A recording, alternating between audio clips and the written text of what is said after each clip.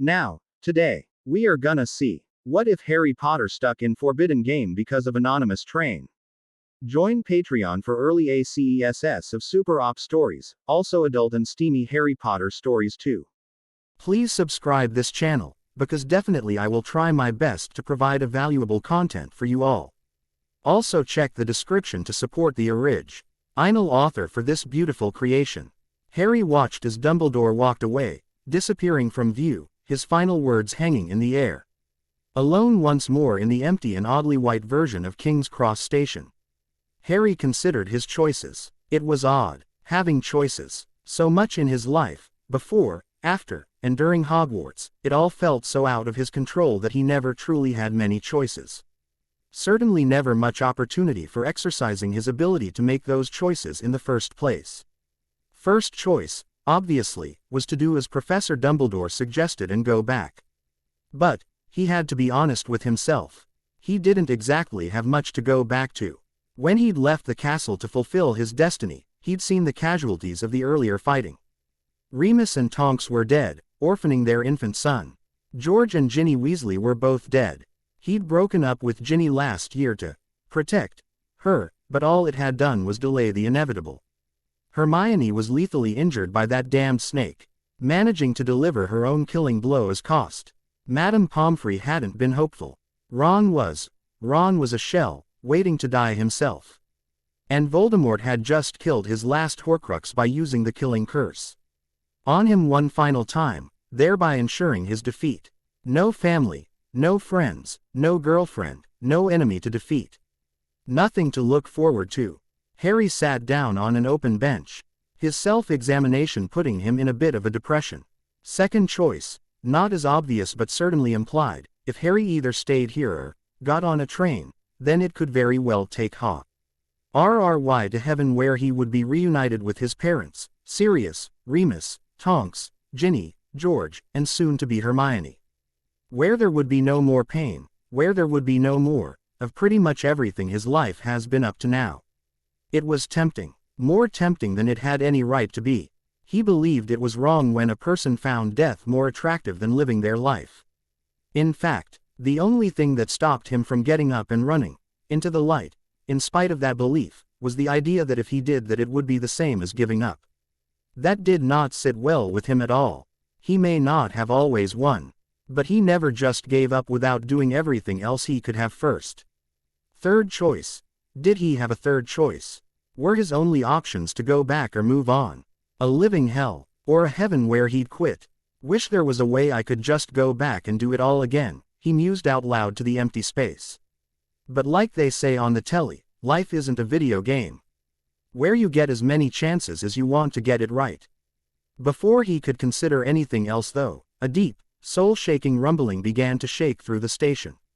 Looking around nervously, he wondered if maybe he'd worn out his welcome in the peaceful place and was about to get cast back into life whether he wanted to or not. Thankfully he was not left to wonder for long. Coming into the station, right in front of him almost, was a pure white gleaming silver steam locomotive, only instead of cars like the classic locomotives or the Hogwarts Express, what trailed behind it were more like what one encountered in the underground subway cars, in other words. As it slowly came to a stop, the doors right in front of him opened with a hiss and then everything was quiet, waiting for him to make his choice. Looking down the way Dumbledore had gone, Harry could see nothing beyond a blinding white glare past a certain distance. Looking in the opposite direction, the distance was eaten up by shadows. Not total darkness, but it was clear if he went that way he was choosing to go back to the life he no longer wanted. Then he looked ahead. 6 steps, that is all it took for him to walk from the bench where he sat to the open doors and to enter the train car. The doors closed with a hiss and then he was in motion. He couldn't be certain, but if he had to guess he would have hot the train was taking him in the direction of the shadows, but again he couldn't be certain. The arcade. Harry was not aware of how long he stayed on that train.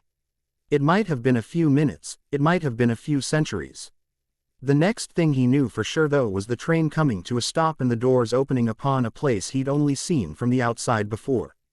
It wasn't a real place, of course, but he recalled the times that the Dursleys had taken Dudley to a popular arcade in London for one of his birthdays. Minus the hundreds of kids and adults, this place was very similar. It was a wide, open space.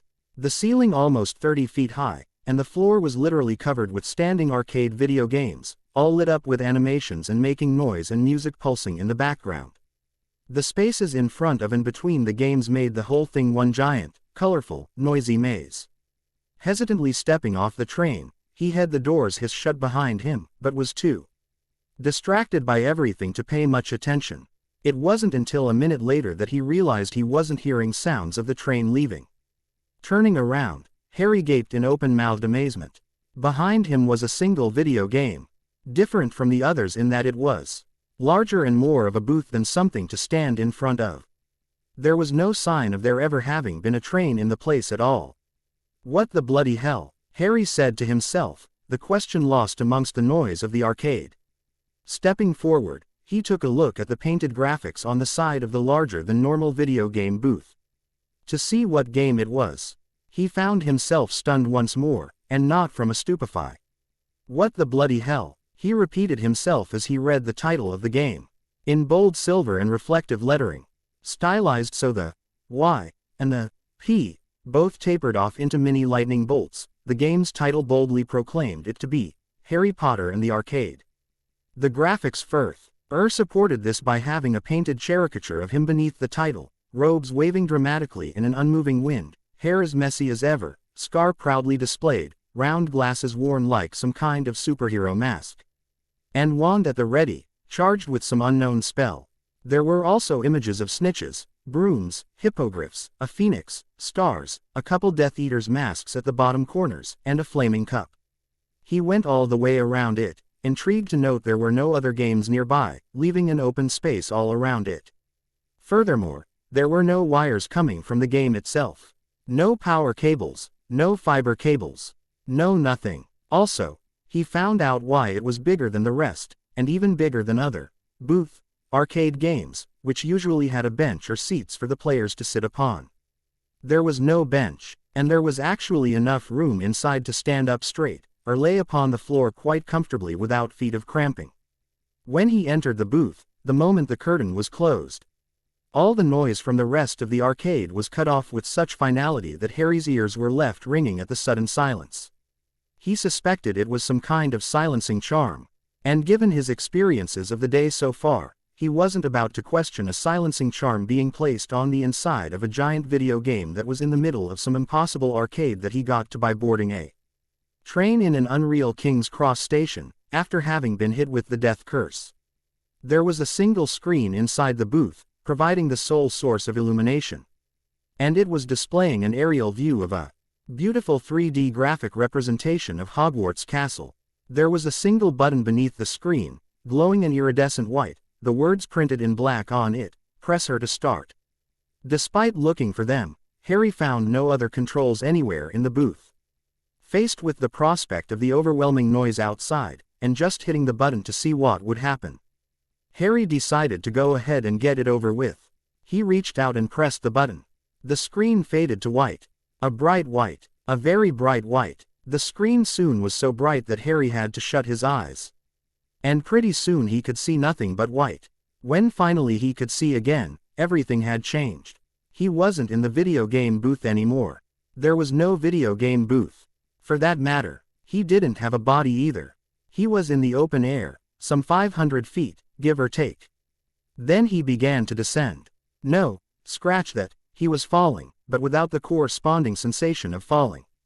Weird. Soon he recognized that all too unfortunate sight of Privet Drive from the air, and pretty soon he was right in front of the door to number 4. Odd music had begun to play. It started off with just a few notes every other second, but now it was playing ominously in the background. There was something familiar about the melody, but he couldn't place it. Harry Potter movies theme music. Just as it reached a crescendo, the same logo he'd seen on the outside of the booth appeared in midair right above the door to number 4. One by one, additional words appeared beneath the logo, seemingly on the door itself from his current point of view, but they were in midair the same as the game title. The words were the same silver metallic color as the title, except for 2 of them, which were still legible but completely black. They read, "New game." Load game. Options. Help. What is this? Harry asked himself, and then stopped as he realized that he'd heard that. Somehow, he didn't have a body, but he could still hear and speak. Having grown up with the Dursleys, Harry hadn't had much opportunity to play any sort of video game, but Dudley was nothing if not careless with things that bored him. So while it often ran the risk of extra chores or punishment, he had once or twice gotten his hands on a game to see what it was like. UNL. Ike Dudley, who always just played it and dove right in, not understanding how to even use the controller to properly play the game. Harry always read through the instructions and read the hints and bits of information in the game's tutorial before playing, so he knew what to do. Having not been given any manual or set of instructions, he decided to go with what he had to work with. Help. He ate out loud and watch as the word was highlighted and seemed to flicker, before a harsh tone sounded as a message in a clear box appeared over the menu. The help function is not available at this time. To unlock the help function, please see your manual. Asterisk. What manual? Harry cried in frustration as the view went back to the original menu. Still, that probably explained why it was in black lettering like that. Just to be sure, he said, load game. You have no saved games at this time. There are no games to load. Please try again later. Asterisk. So, being blacked out like that means I can't choose that one, he said to himself. Well, I'm not about to start whatever this is without knowing more. Options. Immediately the same clear screen appeared, minus the harsh tone. You have 0 achievements. Asterisk. You have 0 medals. Asterisk. You have 0 unlocked features. Asterisk. You have 0 secret areas discovered. Asterisk. You have 1 avatar unlocked. Asterisk. You have 3 unlocked challenges. Asterisk. After a few moments, it reverted back to the main menu. Harry began to get angry. Well, that was helpful. Not. He yelled at the words. Seeing no other path available to him, he growled out, fine. New game. Suddenly he found hymns. LF spinning around and facing the street, and, one by one, the street lamps began to go out until the whole street was dark. After a few moments of absolute darkness, it lifted and suddenly Harry found himself in a very different version of the pure white King's Cross station. For one thing, it was no longer a train station, but an appearingly infinite white void, filled with pedestals, with statues of him on them. At least he had his body back, he discovered momentarily. Going to the nearest pedestal statue, he noticed a small plaque at the base, with a button beneath it. The statue, near as he could tell, was an exact likeness of him at 11 years old. Of course, coming from a world where paintings move, talk, and can even visit other paintings, the exceptional lifelike statue was nothing too impressive. Bending over to read the plaque, it read, Harry James Potter, 11, son of James and Lily Potter, was orphaned at 15 months, and sent by Albus Dumbledore, Minerva McGonagall, and Rubeus H. Agreed to live with his only living relative, Petunia Dursley. Raised like a house elf, Harry is eager to make friends, but shy and reckless as he has no experience in social situations. Magical and physical abilities are well balanced. A good choice for beginners, able to branch out into any specialty or maintain the balanced settings at a cost of making any significant development. Special skills. Natural flying talent, Parselmouth. Bizarre, he muttered. Despite the cavernous atmosphere, the sound dropped dead at his feet, making him feel very alone and uncomfortable. Before moving away, He did notice the button below the plaque was glowing softly and it said, Select, right in the middle. Harry decided against pushing that for the moment. Moving to one of the other statues, he saw an immediate difference. The first was very lifelike, almost like it was him and ready to jump off the pedestal and run off to Hogwarts at the first opportunity. This one he was looking at now, it was a statue.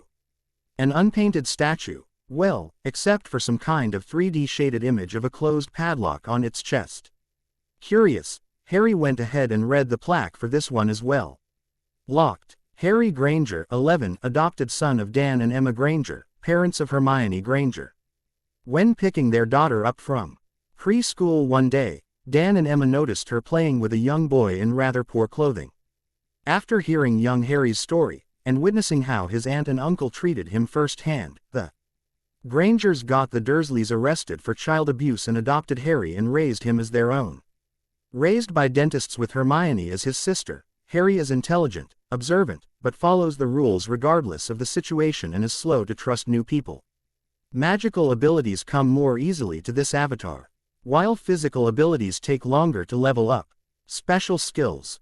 Photographic memory, skill bonus. Spells learning and mastering spells take half the time and effort. Parselmouth. What the hell? He jumped back after having gone through the entire description. He moved to the next one, which was also just a plain statue, and looked at it, noting as he did that it depicted him smiling in a way that oddly reminded him of Dudley and Malfoy together. Locked. Harry Dursley, 11, son of James and Lily Potter, was orphaned at 15 months, and sent by Albus Dumbledore, Minerva McGonagall, and Rubeus Hagrid to live with his only living relative, Petunia Dursley. Raised as the equal brother of Dudley Dursley and beloved son of Petunia and Vernon, Harry is confident, outgoing, but more than a bit reckless, and while he makes friends easily with everyone he meets, sometimes has trouble making the right choices in who those friends should be. Physical abilities far outstrip magical abilities. Has trouble grasping simple concepts of magic, prerequisite of martial artist Harry and Harry Gryffindor. Special skills. Stamina plus 10 per level, skill bonus, sport. Anything having to do with sports of any kind is easily mastered, skill bonus. Fight learning and using fighting skills take half the time and effort to level up. Parselmouth. I'm in hell, he cried, falling back from the statue. Getting up off his ass, he decided he wouldn't stand for not understanding what this was, so he moved on to the next, hoping to get some answers eventually. Moving on to the next and the next after that, pausing only long enough to read the plaques and examine the basic features of each statue. Harry Black, 11, godson of Sirius Black, who did his due time as godfather and took care of baby Harry when his parents were murdered by Voldemort. Raised by his father's best friend, but also the reinstated Lord Black, Harry is confident, mischievous, and educated in all levels of wizard society. Magical abilities are considerably higher than physical abilities, but there is no bonus nor detriment to either. Prerequisite of Minister Harry, Prankster Harry, and Harry Slytherin. Special skills. Charisma plus 10 per level, skill bonus. Social persuasion and social-based skills are learned and mastered more easily. Natural flying talent. Parselmouth. Harry McGonagall, 11, godson of Minerva McGonagall, who was the one to retrieve Harry from his house instead of Hagrid, and never gave him up in the first place. Raised by the Hogwarts professors, niece and her husband and later children, Harry is outgoing and intelligent, excelling at sports and physical activity, but no slouch in his education or magical skills.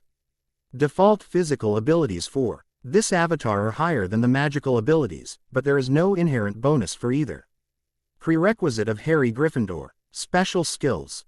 Health plus 10 per level, skill bonus. Sports, skill bonus. Transfiguration. All transfiguration spells are learned and mastered more quickly. Natural flying talent. Parselmouth. Harry Dumbledore, 10, when Albus saw those green eyes looking up at him, everything changed. He gave little Harry Potter to his brother to raise, often visiting every chance he got during the years. Raised by the Dumbledore brothers, Aberforth for everything a mother and father would do.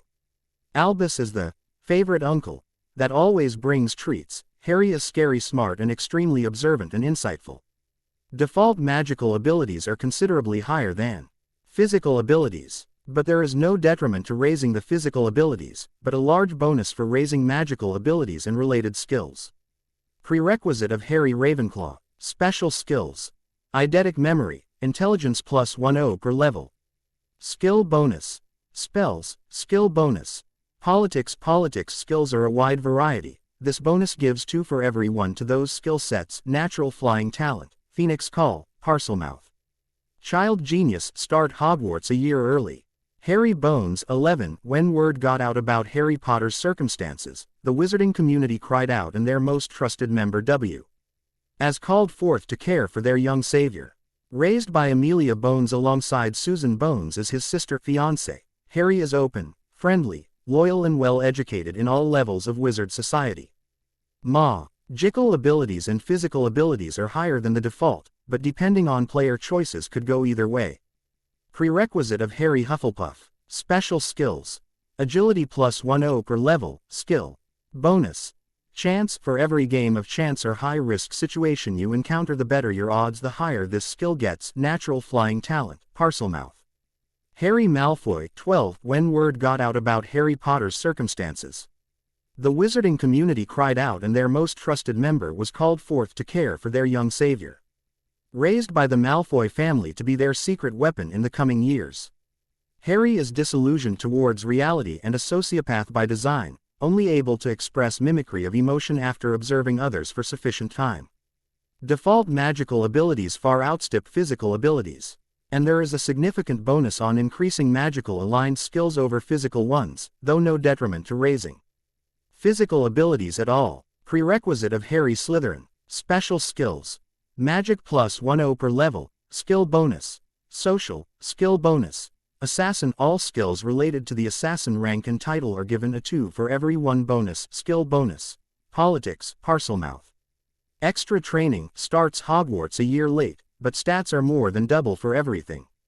Harry Moody, 11. When Albus saw those green eyes looking up at him, everything changed. He gave little Harry to his most trusted ally to prepare for the coming conflicts.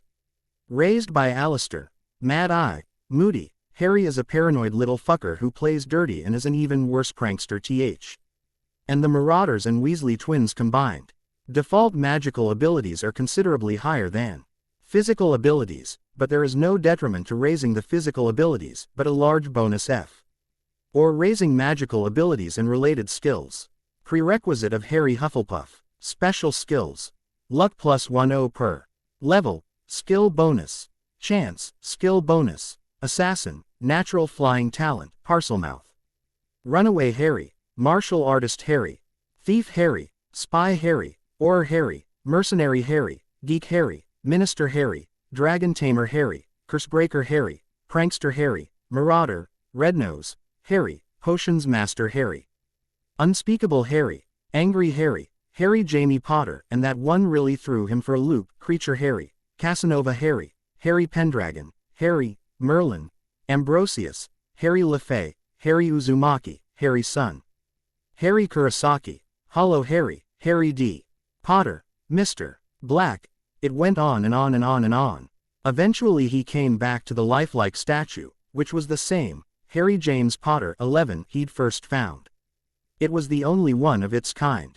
All the others were still and colorless. Just to see what would happen, he'd pressed a few of the buttons on the cooler-looking statues. He got a screen saying something about an error, but he couldn't understand it. Having grown tired of running around with no answers, he impulsively hit the button, but instead of the same error, something different came up. Would you like to select this avatar? Yes, no. Avatar. Harry repeated. Then his face lit up as the proverbial light bulb went off. Video game, he said. This is all a video game. Avatars, different versions of the same character, or just different characters, to play the game with. Sometimes they even have different abilities. Whoa. He looked around he hall of statues of avatars with new eyes. But they're all locked, except this one, which is me. Hey, what does it mean I've got no experience in social situations? Whatever. Yes. He selected the avatar, and suddenly he was back in front of the Dursleys' front door without a body. A new menu screen appeared. Would you like to play the tutorial? Asterisk. Yes, no. Now this is what I'm talking about, he said with some relief. Yes. The screen disappeared and the music stopped as the door opened on its own and suddenly Harry was swallowed by the darkness beyond the threshold. End level 1. Level 2. The tutorial. Level 2. The tutorial. Harry opened his eyes, and was less than pleased with what he saw. Understatement. What the asterisk fuck? I'm in the bloody cupboard under the bloody fucking stairs. Are you fucking shitting me? What the bloody hell is this fucking shit? He screamed, sitting up in the bed there under the stairs. He instantly noticed 3 things with that single motion. Number 1, he did not his head. Given his height, and the last time he'd seen this small piece of shit stain his relatives forced him to grow up in, this should have been impossible. Number 2, his voice just now had been the voice of a child. Still his voice, but his voice when he was 11 years old, not 17. And the real kicker, He didn't curse like this. So why was he now? Before he could consider what to do next, the door was swung open and a big meaty hand reached in and grabbed him, pulling him out into his feet. His uncle Vernon then throttled him, yelling profanities in return for that which Harry had already let slip. He tried to get a word in edgewise, but every attempt made the walrus angrier until finally something snapped. It was rather loud and hard to miss, seeing as it was Harry's own neck that had snapped. Everything went black. Error. Incorrect avatar. Angry Harry. Loading. And then he opened his eyes and was back in the cupboard. He blinked and kept his mouth shut. As quietly as he could, he whispered, "What the bloody hell just happened?" The same clear screen that had been there before appeared, this time with a different message in a slightly different format. Like somebody had typed it out on a computer rather than painted it with a graphics program. Hint number 1. If you die or fail an objective, you will begin from your last save or checkpoint. Hint number 2. Character progress is permanent. This means that even if you die you will keep all experience, items, skills, medals, etc. that you have collected. Note: key items and unique items are not retained. Hint number 3. Character interactions can vary based upon both your responses as well as the avatar you are using at the moment. Different avatars have different responses to situations and familiar NPCs. Hint number 4. Some features are unavailable until you unlock them in gameplay, such as casting spells. Hint number 5. Experience points are awarded for defeating enemies, mastering spells and skills, learning abilities, and overcoming challenges. Hint number 6. Stop. Harry growled, and the screen finally stopped scrolling and disappeared when he said, "Enough." Well, he thought to himself, that explains a little bit. The him that cursed every other word apparently was a demonstration of whatever this avatar thing was. Vernon killing him was to shove it in his face without having to wait till he got to Hogwarts, that if he died, he just started over, exactly like a video game. And just like a new character in said video game, he was more or less at level 1 with zero experience and no powers or abilities at all, which meant no magic, at least not until he got his wand back. Also, the thing seemed to be voice controlled, recalling a feature that had been a part of every video game he'd ever heard of. He decided to try something. Pause, he said out loud.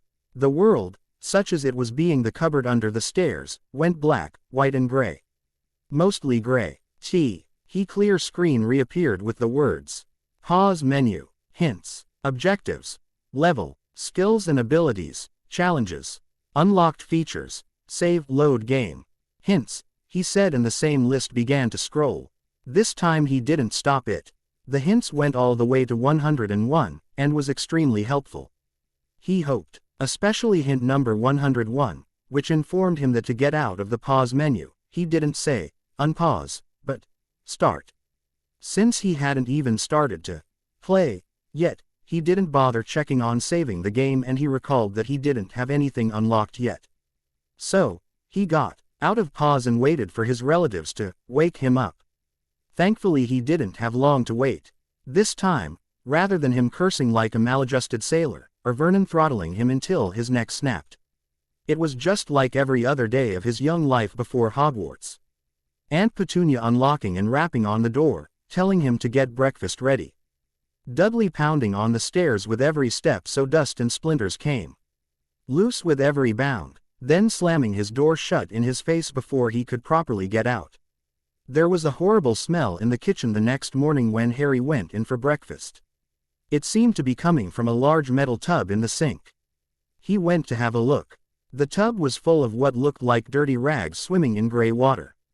"What's this?" he asked Aunt Petunia. Her lips tightened as they always did if he dared to ask a question. "Your new school uniform," she said. Harry took a moment to remember when and what this was exactly. Oh, right. Originally his relatives had planned to ship him off to some criminal school for boy or something like that. Knowing what was really going to happen, and having long forgotten the way the rest of this conversation went, he just shrugged and went, "Oh," and continued to prepare the rest of breakfast. He also recalled that this was the day that his school letter, first school letter arrived. Even as he sat down to his meager helping of breakfast, he was on pins and needles for its arrival. Thankfully, A short while later, they heard the click of the mail slot and flop of letters on the doormat. "Get the mail, Dudley," said Uncle Vernon from behind his paper. "Make Harry get it. Get the mail, Harry." This much, Harry did remember, and he couldn't stop himself from continuing the conversation as he recalled it. "Make Dudley get it. Poke him with your smelting stick, Dudley." Harry was already up and gone, having left his seat even as he'd spoken to the distracted Vernon.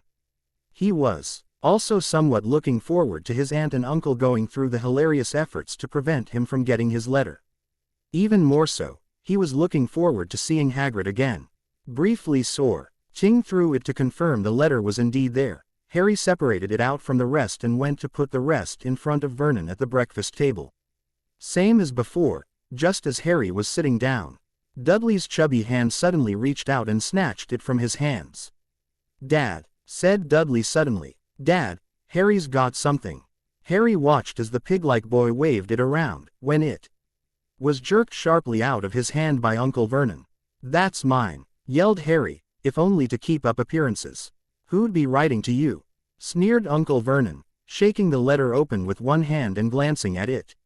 His face went from red to green faster than a set of traffic lights. And it didn't stop there. Within seconds it was the grayish-white of old porridge. "P.P. Petunia," he gasped. Dley tried to grab the letter to read it, but Uncle Vernon held it high out of his reach. Aunt Petunia took it curiously and read the first line. For a moment it looked as though she might faint. She clutched her throat and made a choking noise. "Vernon. Oh my goodness, Vernon." Harry was too distracted from their further antics, however, as a big notice had appeared just behind the Dursleys, the "saw me" kind of error screen that came up when he selected game options that were not yet available. Originally, he'd just keep trying to get his letter until Vernon banished him, and then for the entire rest of the month the Dursleys would be harassed by owls and Hogwarts letters appearing in every nook and cranny of the house. According to the message that had appeared, apparently that was no longer the case. "Game over. You failed to acquire your Hogwarts letter and now will have to go to St. Brutus's secure center for incurably criminal boys and never get to Hogwarts. Restart from last checkpoint. Asterisk. Yes, no. Yes," Harry said out loud, and before the Dursleys could look up from his letter, the world faded to white and then black, and then he was back in the cupboard. "Wait a second here," he said to himself out loud. "I have to actually get my first letter, or I don't go at all." That isn't how it happened. Harry had lost count of how many times he'd gone through breakfast with the Dursleys now. It kept forcing him to start over every time he failed to keep his letter out of their hands.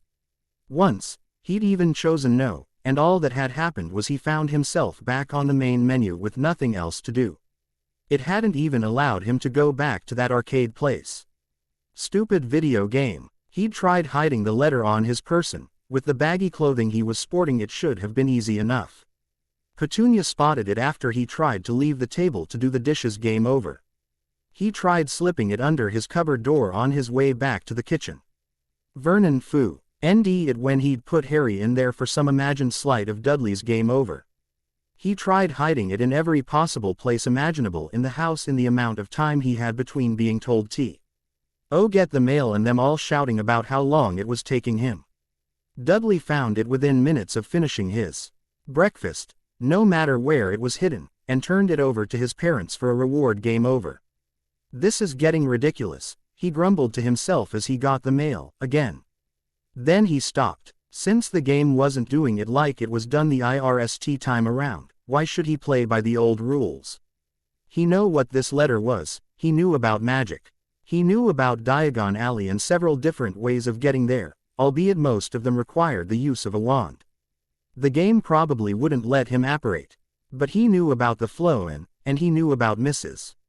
Figg. She was Dumbledore's spy on him at Privet Drive, a member of the Order of the Phoenix. Harry dropped the rest of the mail on the end table next to the door and then unlocked said door and walked right out it. He tore open the seal on the back of the envelope, after taking a moment to once again appreciate the elaborate Hogwarts seal. And then quickly opened the letter and began to read. "Dear Mr. Potter, we are pleased to inform you that you have been accepted at Hogwarts School of Witchcraft and Wizardry. Please find enclosed a list of all necessary books and equipment. Term begins on September 1st. We await your owl by no later than July 31st. Yours sincerely, Minerva McGonagall, Deputy Headmistress.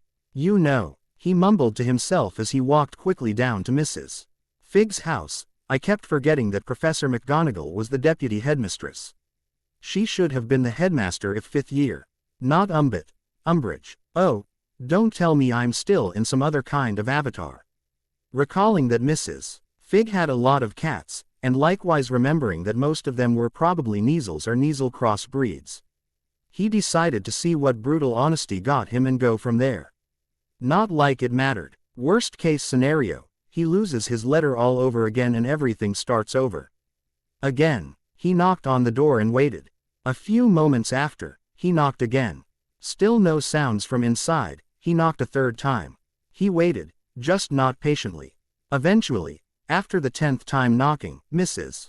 Figgs answered her door, the cats at her feet struggling to get out.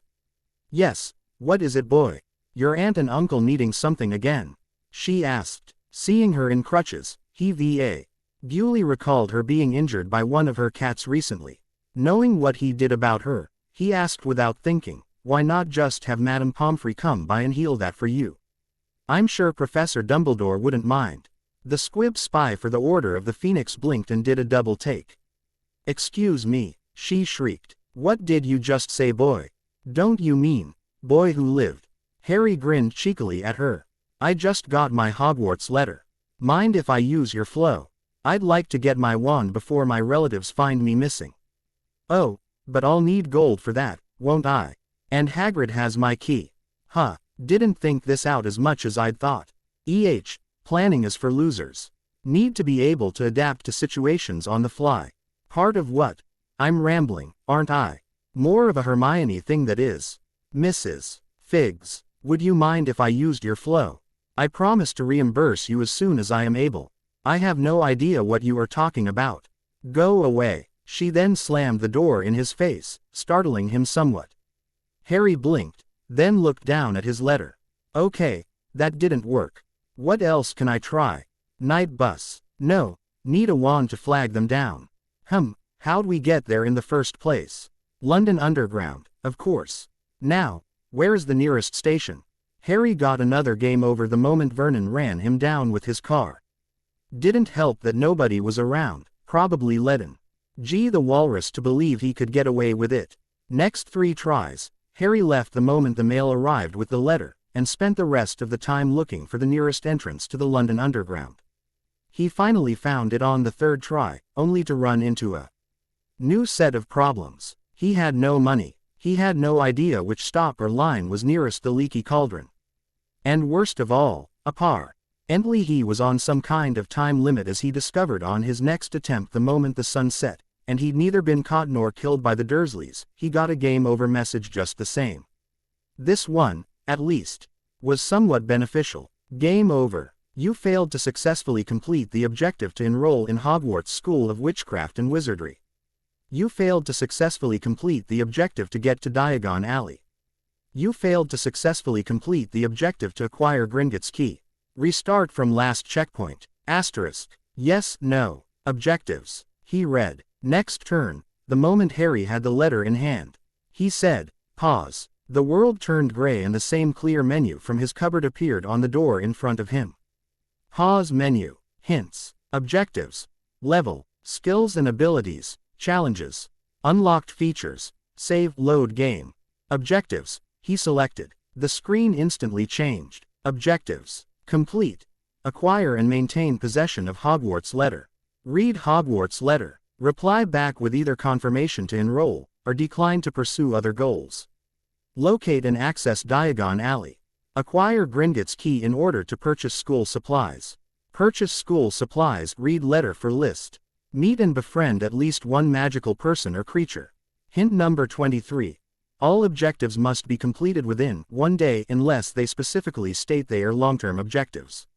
Oh, right, that, he grumbled. Okay, back to Mrs. Figg then. He tried to open the door to leave, but it wouldn't budge, not even the doorknob would turn. He soon realized what that meant. seeing that the menu was still there on the door. "Oh, start," he said, and was finally allowed to leave.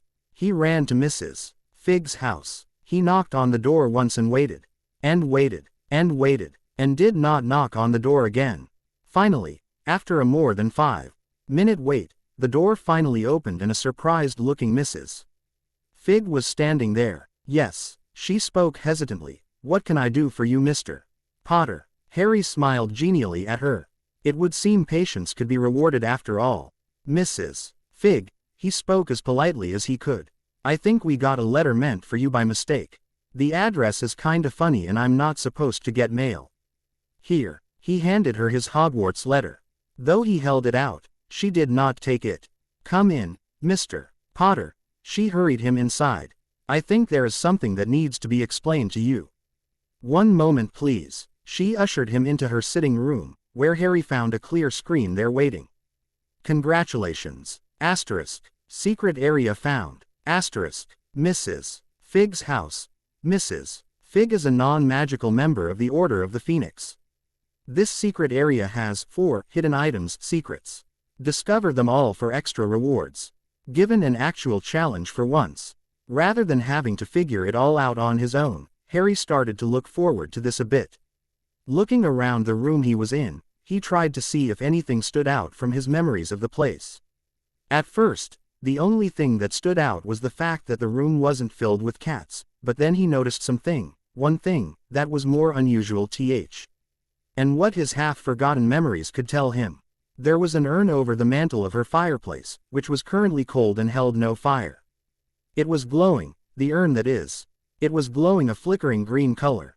Like there was a lit flame inside of it, colored green. Going over to it, he smiled when he opened it up to find flow powder there. It stopped glowing as an alert, something the hints had warned him about, went off. Unlike the screens, the alerts only appeared as ghostly afterimages and more often than not just inside of his peripheral vision, but not in a way that would distract him. You have found one of 4 hidden secrets. Now knowing what to look for, Harry quickly identified the only other glowing object in the room. It was a small box next to a well-worn chair. Going to it, he opened the box and 3 things flashed up in his face. Startled, he jumped back. Getting a good look at them now, he was stumped for a moment. There was a giant chocolate frog card hanging in midair. Gold sparks falling from it, an equally large box of Bertie Bott's every flavor beans, and what could have been a wingless snitch. Regardless of what it actually was, all he could say it was a gold glowing ball hovering there. Seeker instincts taking control, briefly, Harry's hand reached out and snatched the wingless snitch out of the air. He got an alert and a screen at the same time in the next moment. You have found 2 of 4 hidden secrets. Skill point. Hint number 13. Skill points are used to either augment or level up unlocked skills and abilities. So that's what they look like, he said to himself, while recalling what other hints had said about the skill points, such as they can be applied to spells as well in the skills and abilities menu. What's more, once acquired, the skill points stay with him, even if he restarts or dies, until they are either used or reassigned. The hints were unfortunately rather vague about what they meant with the whole reassigning thing. He reached out and grabbed the chocolate frog card. It spun around suddenly, and then shrunk and was suddenly in his hand. It was Merlin. "Blimey," he said as another screen came up. No alert accompanied it this time. Chocolate frog card. Chocolate frog cards give you experience toward leveling up. They can also be used for trading in certain quests. Collected 1 of 100 cards. "I'm not even sure I want to know," he mumbled as he reached for the box of beans. No screen came up, but the entire box vanished and he felt better. Like his health or energy had improved or something. Right at that moment, Mrs. Figg came back in. In her hand was a handheld mirror, similar to the one Sirius had once given him.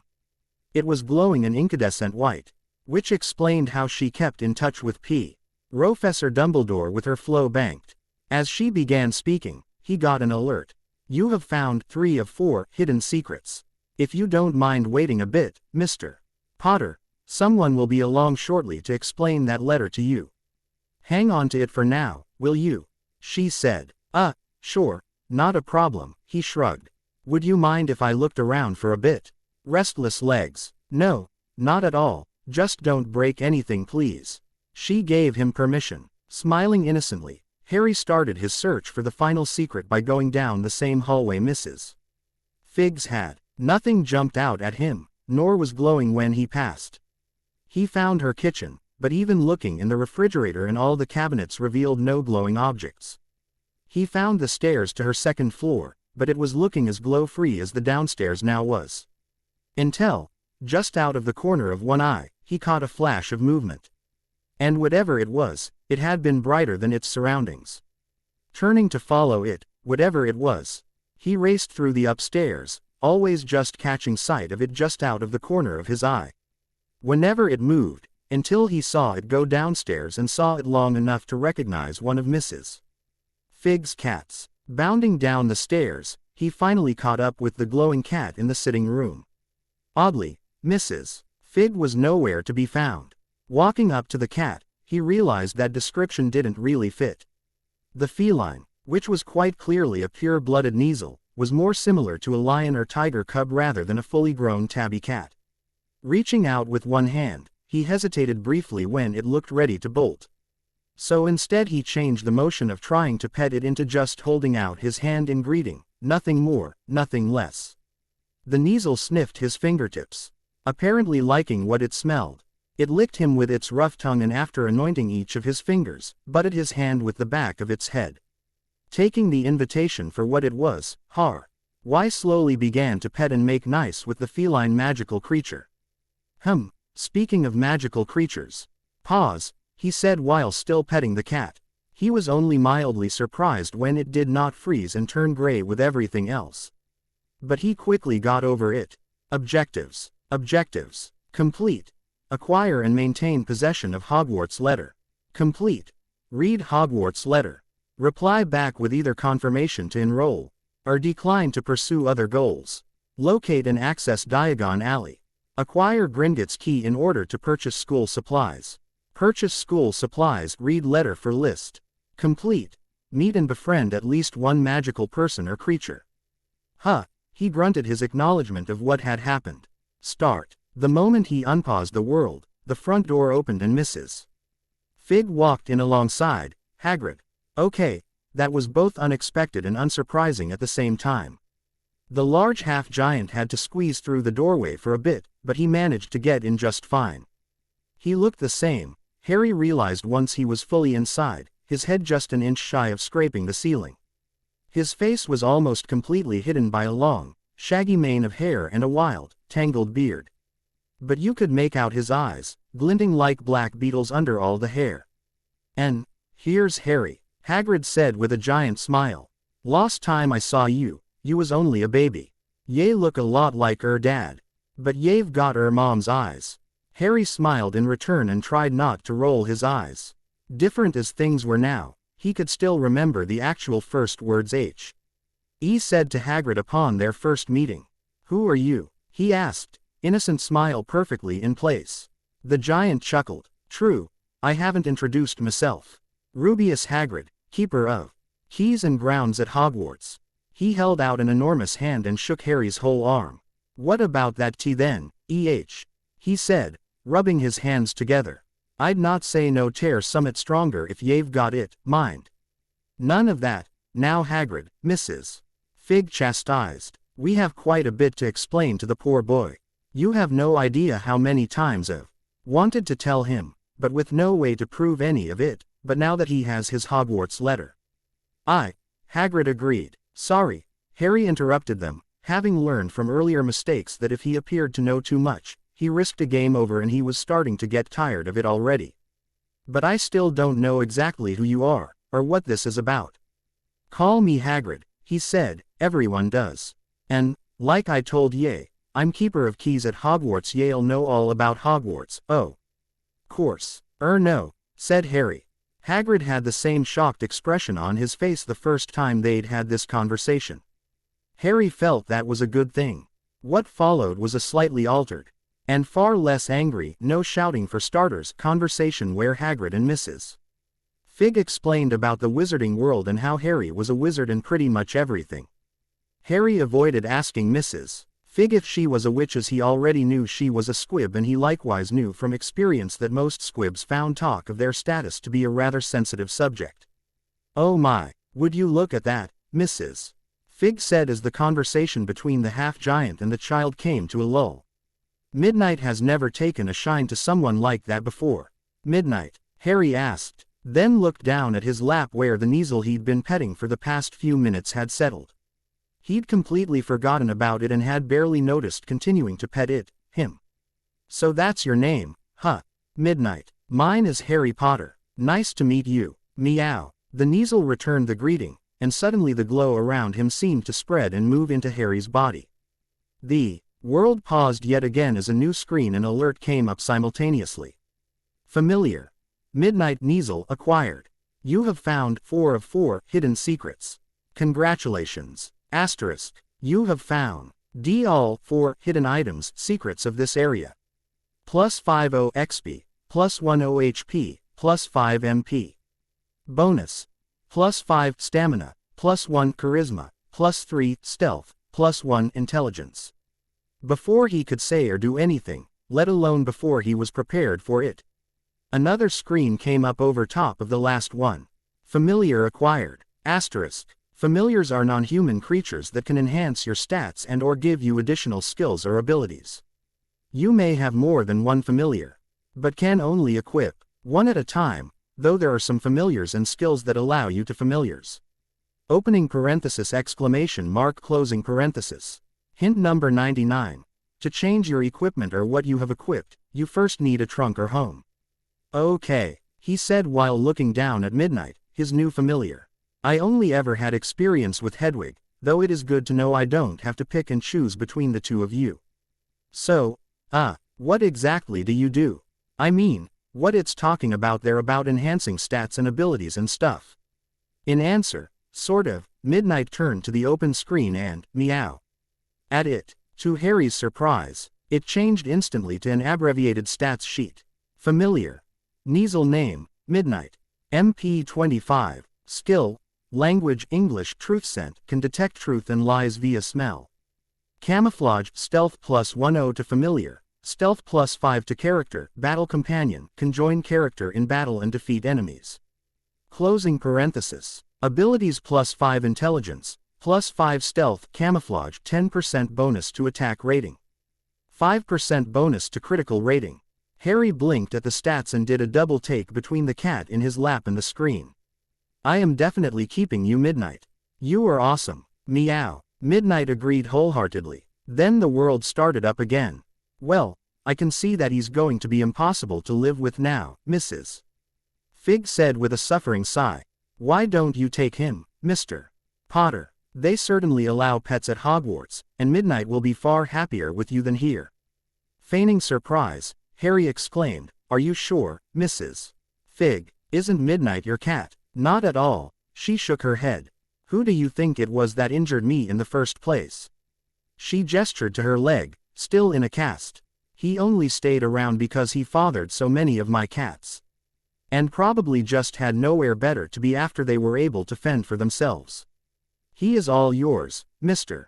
Potter." "Well, all right then." Harry grinned and resumed petting his new familiar. Now he just had to hope that Hedwig, he was really looking forward to seeing her again, wouldn't be too jealous. We'd best be going, Harry," Hagrid said suddenly. "Don't want the stores to close on us." "All right, Hagrid." Harry nodded happily. Midnight. The Kneazle jumped down and dutifully followed Harry as he headed for the door and then out it. They walked outside and after discreetly looking around to make sure the coast was clear, Hagrid raised his pink umbrella and within moments there was a loud bang and before them was a bright purple triple-decker bus. From the steps at the back of it, the young man Harry knew to be Stan Shunpike stepped down and waved at them in his uniform. "Welcome to the night bus, emergency transport for the stranded witch or wizard," he recited, same as the first time Harry had heard it. "Just stick out your wand hand, step on board, and we can take you anywhere you want to go. My name is Stan Shunpike, and I will be your conductor this afternoon." "Oh, hello there, Hagrid. New student then. Diagon Alley it is. Thanks Stan." Hagrid stepped into the night bus, Harry following behind. "Ernie, Good to see you. The moment the half-giant sat down, Harry could finally make out the screen that had appeared between the benches and the driver and read it. Discovered night bus. Asterisk. The night bus is one of the primary methods of getting around the wizarding world, and means of accessing other areas. To access and use the night bus, you must first have a wand and be at least level 10 or higher. Plus 5 XP, as was standard for the night bus when running in the day. The beds had been replaced by park benches and other random bits of furniture, which unfortunately still moved around with every bump of the bus.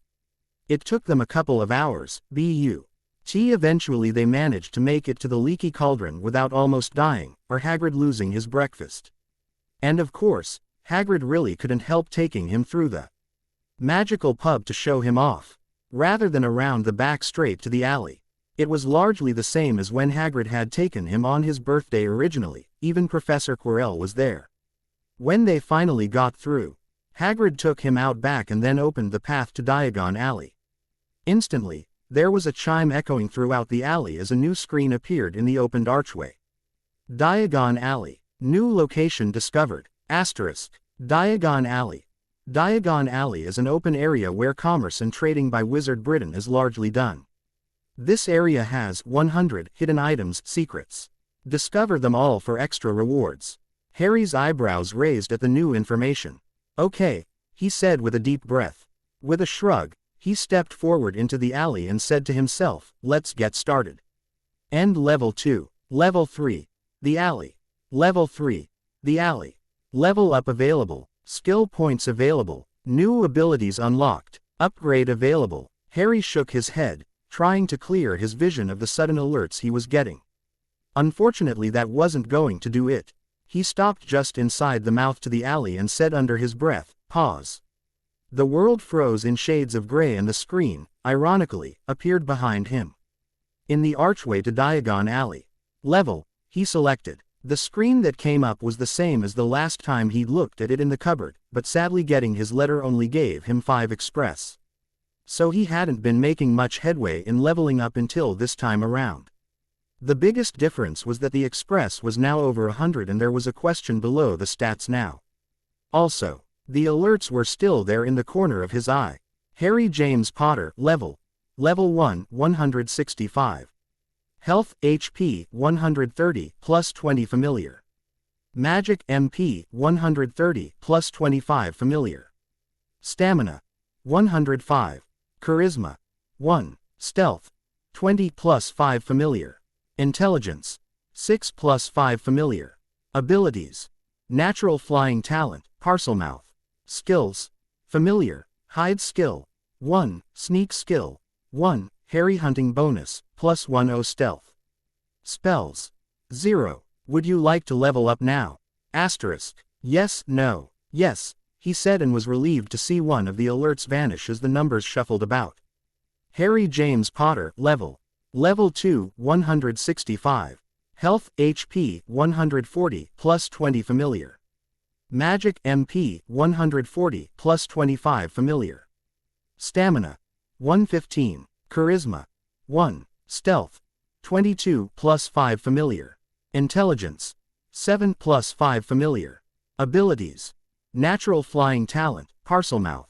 Skills: Familiar, Hide Skill 1, Sneak Skill 1. Harry Hunting Bonus. Spells: 0.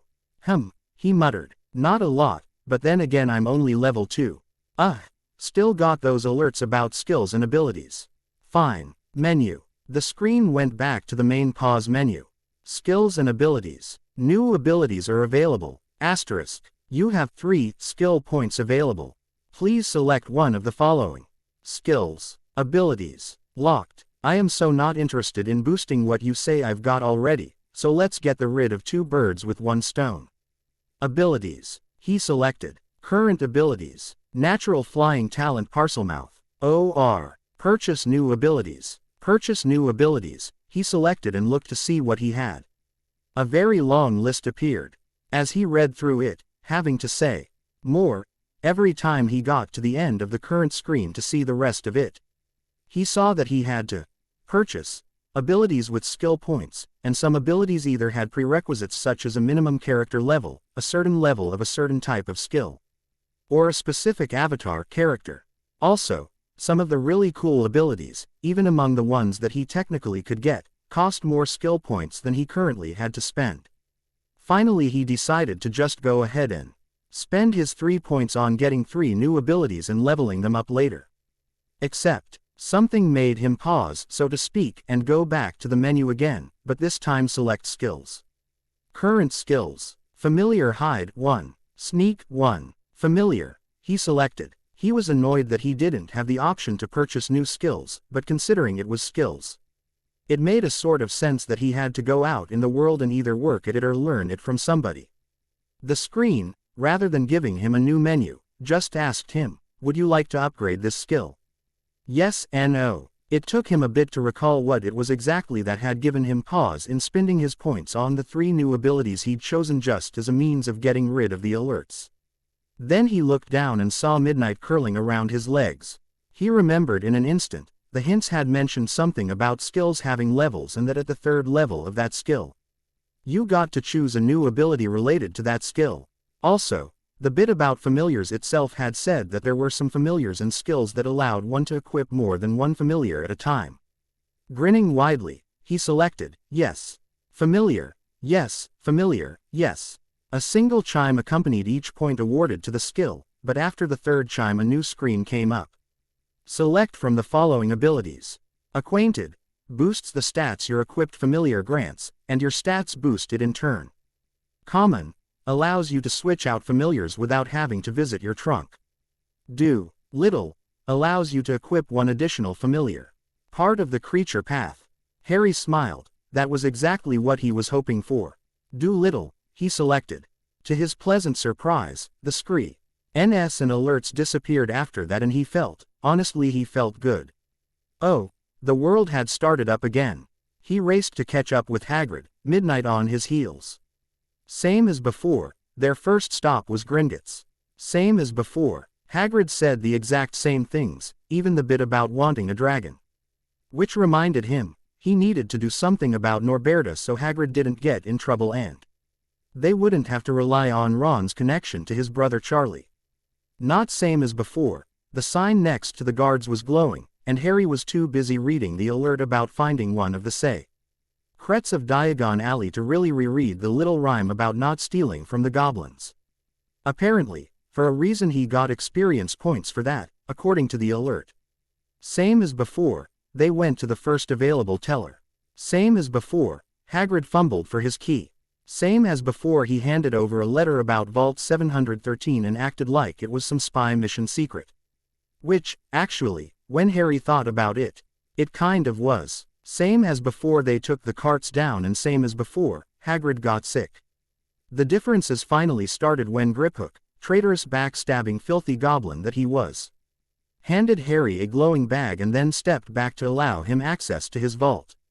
Money bag acquired. Asterisk. You got the money bag. The money bag is a key item and remains available to you at all times, even when you do not have it physically equipped. With the money bag, you can hold up to 99 galleons, 16 sickles, and 28 nuts. Additional funds put into the money bag are automatically transferred to the vault assigned to the money bag.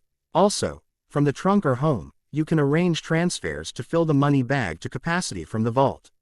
Vault acquired. Asterisk. You now have access to your trust vault 687. You can own more than one vault, but the money bag can only be assigned to one vault at a time. Vaults can store excess currency as well as items.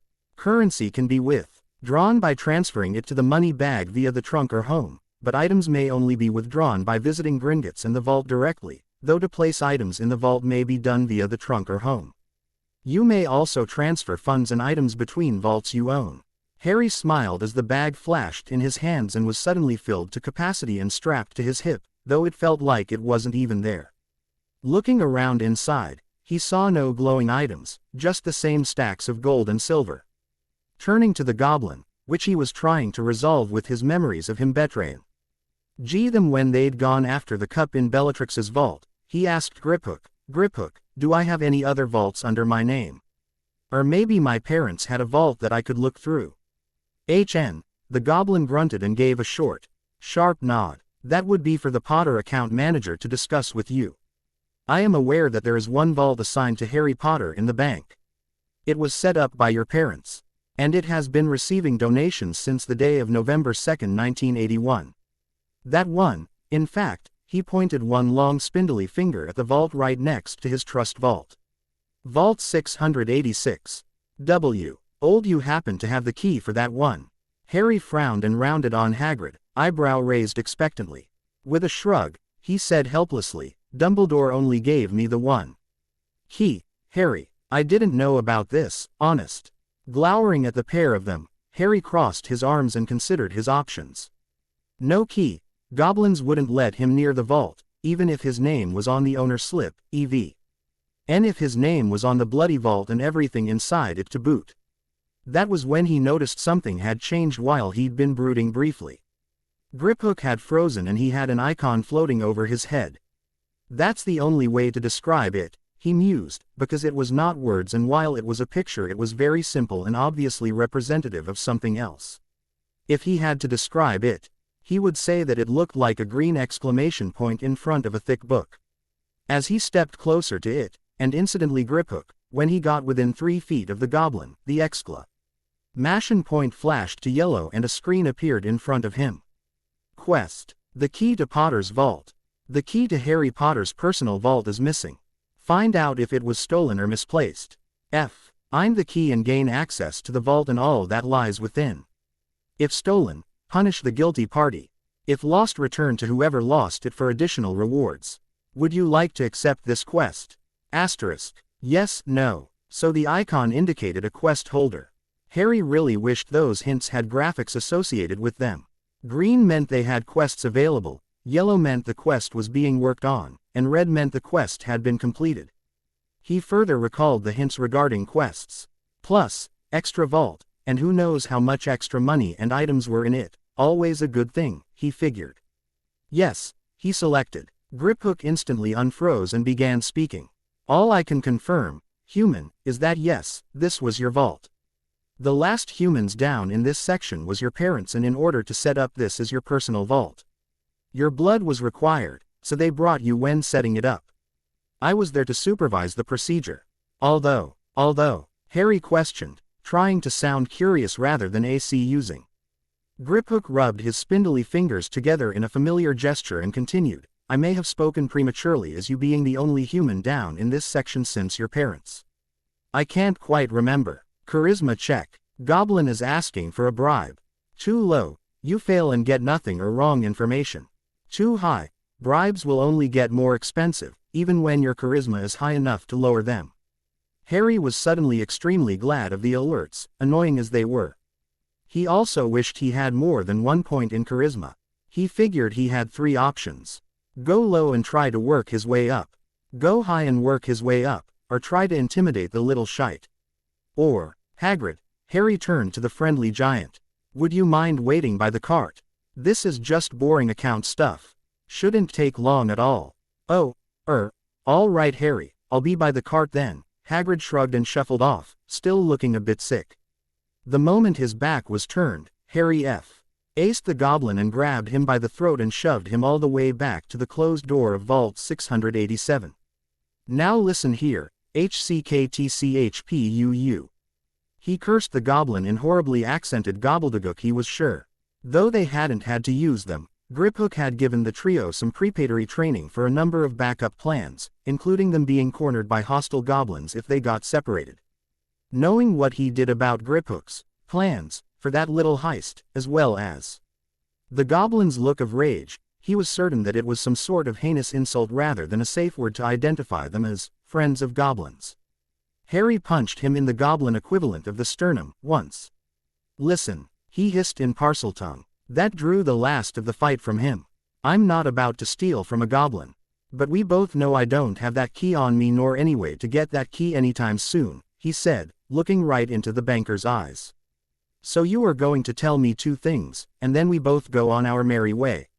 All right with you, HCKTCHPUU. The word sounded like he was trying to sneeze out phlegm from the bottom of his throat. Seeing no further signs of fight from him, he continued. Second thing, you are going to tell me the truth about who all has been to access Vault 686. The goblin's brow raised, apparently intrigued. Second thing, he repeated with a wheezing rasp. First thing, Harry smiled. Showing all his teeth, is what you want for that information. Exactly what you want, nothing more, nothing less. I'm human, I'm not smart enough to read your signs well enough to avoid basic misunderstandings. I figured I'd just save us both some time. Harry shoved himself off the goblin and took a healthy few steps back, and cut to the chase. After all, time is money. How much for the information? The true information. Rubbing his throat, Griphook eyeballed Harry with a calculating stare. Grunting again, he shrugged like he was choked by 10-year-olds every day and it was just part of the job, the boring part. 13 galleons, 5 sickles, and a canute, Griphook grinned savagely. Oddly specific, Harry shrugged and reached into the money bag. The screen came up, asking if he wanted to pay the bribe. He just said, yes, and pulled out the exact amount Griphook had asked for. Even the canute, which was interesting if only because Harry hadn't put any nuts into his money bag. HN. Came the same grunt again. In the past 11 years, only 5 people have ever visited Vault 686. James Potter, Lily Potter, Harry Potter, Albus Dumbledore, and, Griphook's eyes glinted with amusement, me. Do you have the key? Harry asked, holding another 5 sickles. At Griphook's intrigued look, he said, the 13 galleons I figure are actually the standard bribe for a Gringotts goblin. The canute was to trip me up and would have allowed you to lie. I figure the sickles are for your lunch.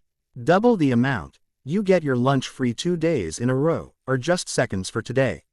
You learn fast. For a human, Griphook admitted. No, I have never possessed the key for Vault 686. And if it were stolen, that would be a simple matter to deduce. How? Harry asked, handing over the 5 sickles. One at a time, a spell we have our employees cast for us on all the keys. If any, but the approved individuals touch it, the thief's hands are colored a vivid red. To identify the specific key, the vault number appears on the back of the red hand in a color only goblins can see unaided.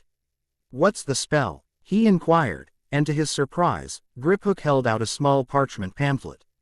Inside the folds were the details of wand movements and incantation of the Thieves' Hand spell. Learning spells on the fly had been something he'd had to do when leading the DA and more so when on the run. So just glancing at this was enough for him to learn it. Learned. Thieves' Hand spell. You must have a wand to cast spells. Thank you for your time, Harry grinned and handed the pamphlet back to the waiting goblin. Time well spent. Griphook grinned back at him and they made their way back to the cart. 15 express gained. +2 charisma. +1 intelligence. There, Harry thought to himself, that's better. More than one way to be charismatic. Vault 713 was the same, and then he and Hagrid were back in the alley. After Gringotts, the afternoon looked to be filled much the same as the original time. And it was as far as Hagrid was concerned. For Harry though, rather than the Nimbus 2000 in the racing broom store, he was distracted more by all the icons he found floating over each of the shops and even more distracting over some of the people just standing there in the street. It was as he passed an old metal lamp post missing one of its arms, the whole thing glowing like sunlight through trees that he recalled there were nearly 100 hidden secrets throughout the area. Apparently there was a lot more for him to do on Diagon Alley than just get his school supplies. Most of that though was going to have to wait, he decided. No matter what this game did to the world, it couldn't change the date. He had a whole month and a half to explore this place before September 1st. He fully expected to be somewhere around level 10 by the time he got on the Hogwarts Express. Thankfully, some of it he still got to explore today with Hagrid. Madame Malkin's robes was the same, except for the gold coin icon with AG etched on it hovering over the entrance, and the same icon staying locked over her head wherever she moved. Hagrid, same as before, offered to go and get some refreshment, while Harry was busy with getting fitted.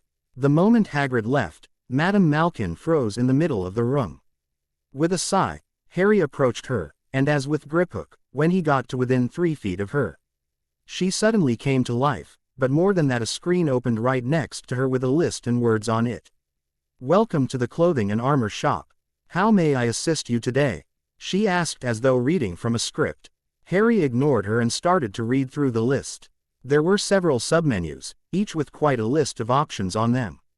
Finally, having made his choices after reading through everything available and affordable, he made his selections. Hogwarts uniform number 1, Hogwarts uniform number 2, chameleon suit, silent shoes, utility belt number 1, and oh let's splurge a bit, the omnilins. Complete. Yes, yes, oh hells yes. He selected each prompt for completing his order, that he did want to pay the amount, that he wanted to equip everything he'd just purchased. And he absolutely wanted to sell his Dursley wear. He suddenly found himself dressed in a plain white jumpsuit, black velvet boots, and a tool belt minus the tools, with a shopping bag in one hand containing his 2 uniforms. The standard and the winter versions. On his face, instead of his broken and worn round glasses, he now sported a stylish set of reflective Ray-Bans. And his vision was perfect, better than perfect even. "Thank you, please come again dearie." The stationary Madame Malkin waved and froze once more. Harry smiled and waved back to the statue, before turning and exiting the clothing shop. Just as he was about to he stopped and noticed a small area just off to the side inside the shop. Turning, he stepped closer to it, and same as with people with icons over their head. When he got within range, it activated. "You have found 3 of 100 hidden secrets. Creation Station * Clothing Station.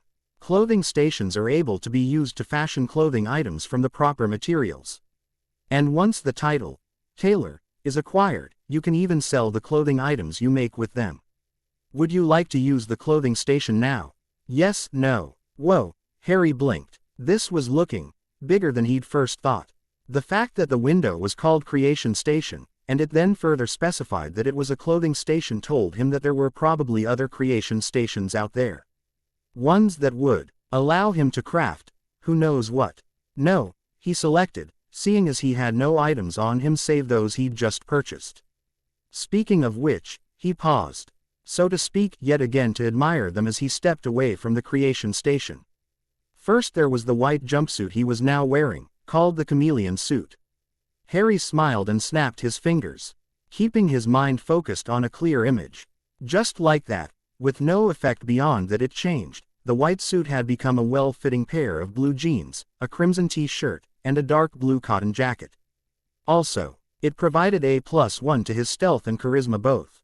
The shoes provided +10 to his stealth, and a 10% bonus to his defense rating, but mostly they just didn't make noise when he walked. What he was really enjoying though were the omnilins. They were glasses, obviously, but as the name implies, they not only looked good, they let him see just about everything. Had cost 50 galleons, which was over £200 in the exchange, and 3 times more than both his uniforms had cost together, but it was well worth it. Especially as there were promised upgrades that were locked out only because he needed to be a certain level to even use them. Right now, besides perfect vision, he had telescopic, microscopic, to about the same level as a high school microscope, and something called scouter mode. He was really looking forward to getting the X-ray upgrade, but that required level 10 at a minimum. Hey, he may have been a tragic hero stuck in a video game, but he was still, or would soon be, a teenage boy. The last thing was the utility belt, which actually was just the cheapest one, not the only one available. Given that the more expensive options were only slightly better and the cheapest one he could get at level 5 had better than level 1 or level 2 offered, he decided to go with the cheapest and upgrade when he reached level 5. Right now, what it did was allow him to hold and store an additional 10 items and give him +1 stamina. The moment he left the shop, Hagrid was there waiting for him. "All right there, Harry," he called upon seeing him. "So where to next, Hagrid?" Harry asked, smiling. First, let me show what I go yay while you were busy in there." Hagrid then pulled 3 things that really should not have fit in there in the first place from his coat. "I got a trunk, so we wouldn't have to hassle with all the different bags and things. Came cheap when I mentioned your name. I also got this. Oh, and I know that Mrs. Figg let you take her cat and all. But I figured I would get you her pet. Think of it as an early birthday present. Harry stared, wide-eyed and smiling brightly. There, in a gilded cage, was his first friend ever. Silently, tears pooling at his eyes, he accepted the snowy white owl from the man. Hedwig, he whispered, filled with relief, joy and an overwhelming sense of peace. He hadn't really had time to mourn the loss of his owl. And to have her back, it filled a void in his heart he had not even recognized. Familiar. Hedwig owl acquired. Familiar. Owl name, Hedwig HP 25. MP 25. Skills, language English. Post owl delivers messages to any level 6 relationship character, battle companion, link able to equip additional familiar that has matching link skill, flight. Abilities +5 intelligence, +5 charisma, +5% attack rating, +5% defense rating. Link, he mumbled as the cage dissolve led around Hagrid's fingers and his owl hopped over to his shoulder. I'll have to keep an eye out for that. Oh, Hedwig, meet Midnight. Midnight, meet, Hedwig, meow. Midnight replied, scrack. Hedwig bobbed her head once to the kneesel. After a moment of staring at each other, Hedwig bobbed her head again and then closed her eyes. Midnight's tail waved to and fro once and then he turned his head towards more interesting sights around the alley. With a sigh, Harry just moved past it and was careful about not bumping Hedwig from her new perch as he straightened up. Flourish and Blots was a bit different as well, partly from Harry having already spent most of the currency in his money bag, but mostly from the fact he and Hagrid didn't have to go around all the shelves like the first time, instead just going up to the register at front, where there was a floating icon. Thankfully, instead of having to buy each book, he just got something called Hogwarts Year 1 book set, and next thing he knew, he had all the textbooks for his classes there in his trunk. No creation station hidden away in here. But one thing that really stood out was the moment he walked in, Hagrid stepped off to the side and somebody he'd never seen before walked right up to him and handed him a large leather-bound tome. It was 3 feet tall and 2 wide on the front cover, and over 7 inches thick. The moment after it was in his hands, and he wasn't struggling under the weight of the thing, a screen popped up. Grimoire acquired. Magus Compendium. A grimoire is a key item, a useful tool that allows you to accept and pursue more than one quest at a time. It also is a way of keeping track of your personal inventory, current assignments, equipment, and skill and abilities library. Not to mention your homework. Magus Compendium. Free grimoire handed out at Flourish and Blots to all Hogwarts students. No bonus. Harry grunted, and then said it again when the thing seemed to fold up in on itself, several times, until it was the size and weight of a slim paperback book. Yet when he opened it, the number of pages seemed to be just this side of infinite, and no matter where he opened it to, the same screen popped up directly over it, like some kind of handheld computer tablet. He also caught a couple hints from the quest section in it about where he could go next to find out who had the key to Vault 686.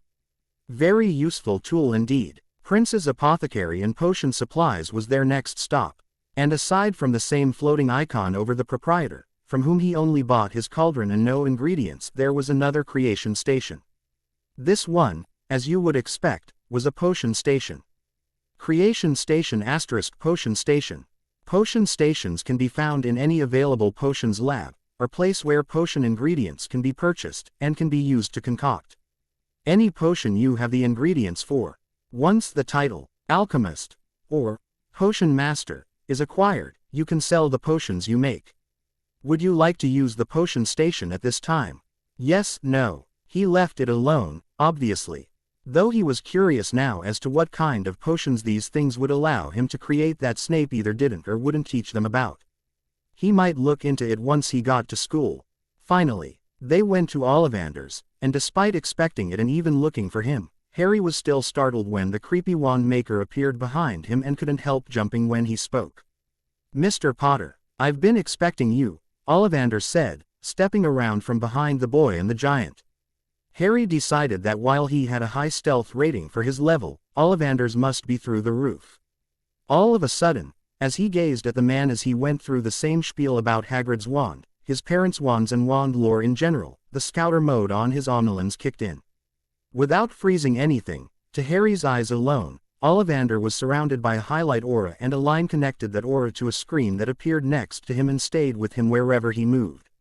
Scouter mode. Name: Garrick Ollivander. Age: 69 years, 10 months. Level: HP 1921. MP 2911. Stamina 510. Charisma 200. Stealth 987. Intelligence 777. Abilities, skills, spells, unknown, feature locked. That's enough, Ollivander was saying, and Harry pulled his attention away from the scouter mode and back to the man as the tape measure finally retracted from him. Here we are, Mr. Potter. Go on, give it a wave, he encouraged. With a sigh, Harry shrugged and waved the wand he'd been handed, only to have it snatched away at the last moment. No, not that one, Ollivander said, handing over another without saying what it was. Harry already knew which wand was his, so he mostly just went through the motions, idly enjoying the show Ollivander was putting on for him, as the wrong wand sometimes went off with rather explosive results before they could be snatched away. Finally, he started to say what Harry was waiting for. I wonder, Ollivander muttered, an unusual combination. Yes, Holly and Phoenix tail feather. Smiling for the first time since entering the shop, Harry grabbed his wand with his right hand and felt the familiar connection instantly. A warm glow surrounded him, and the wand and the sound of a phoenix song could be heard in the air. Moments later, amidst Hagrid's and Ollivander's cheers, a screen popped up. Wand acquired. Holly Phoenix Wand. You are now able to cast spells. Your wand is a key item and will remain with you at all times unless unequipped or intentionally taken during battle. Wicked. Harry grinned and put his wand away in the holster for it on his utility belt. Intriguing, most intriguing, Ollivander began to mutter. Before Harry could ask him about it though, despite already knowing the story, a new screen popped up and the world grayed out. Congratulations! Asterisk. You have completed all objectives for this day. Plus 100 XP, plus 5 HP, plus 5 MP, plus 1 intelligence. Would you like to save? Yes, no. Somewhat surprised, and thrown by it coming out of nowhere like this, Harry decided to go with it. And frankly, he didn't want to have to go through this more than once. Women were the ones that loved shopping, not him. Yes, he selected. Game saving. Level up available. Harry sighed and said as he turned around. Pause. Level. Harry James Potter. Level. Level 2, 295. Health, HP, 170, plus 20 familiar, plus 25 familiar. Magic, MP, 170, plus 25 familiar, plus 25 familiar. Stamina, 116, plus 1 utility belt. Charisma, 9 plus 1 chameleon suit, plus 5 familiar. Stealth, 33 plus 5 familiar, plus 1 chameleon suit, plus 1 silent shoes. Intelligence, 14 plus 5 familiar, plus 5 familiar. Abilities: Natural Flying Talent, Parselmouth, Doolittle, Omniland Skills. Familiar: 3, Hide Skill. 1, Sneak Skill. 1, Harry Hunting. Bonus: Spells. 2. Would you like to level up now? Asterisk. Yes, no, yes. He selected and waited for the numbers to reshuffle. Harry James Potter. Level. Level 3, 295. Health, HP, 180, plus 20 familiar, plus 25 familiar. Magic, MP, 180, plus 25 familiar, plus 25 familiar. Stamina, 126 plus 1 utility belt. Charisma, 10 plus 1 chameleon suit, plus 5 familiar. Stealth, 35 plus 5 familiar, plus 1 chameleon suit, plus 1 silent shoes. Intelligence, 15 plus 5 familiar, plus 5 familiar. Abilities: Natural Flying Talent, Parselmouth, Doolittle, Omniland Skills. Familiar: 3, Hide Skill. 1, Sneak Skill. 1, Harry Hunting. Bonus: Spells. 2. No skill points this time, huh? Guess that only happens on even levels or something, he muttered as he started the world again. Most intriguing, Ollivander was still saying. With a silent sigh, Harry put on his curious face and asked, "Sorry, sir." But what is intriguing? He then sat there and listened as the wand maker basically accused him of being Voldemort's heir without accusing him of anything.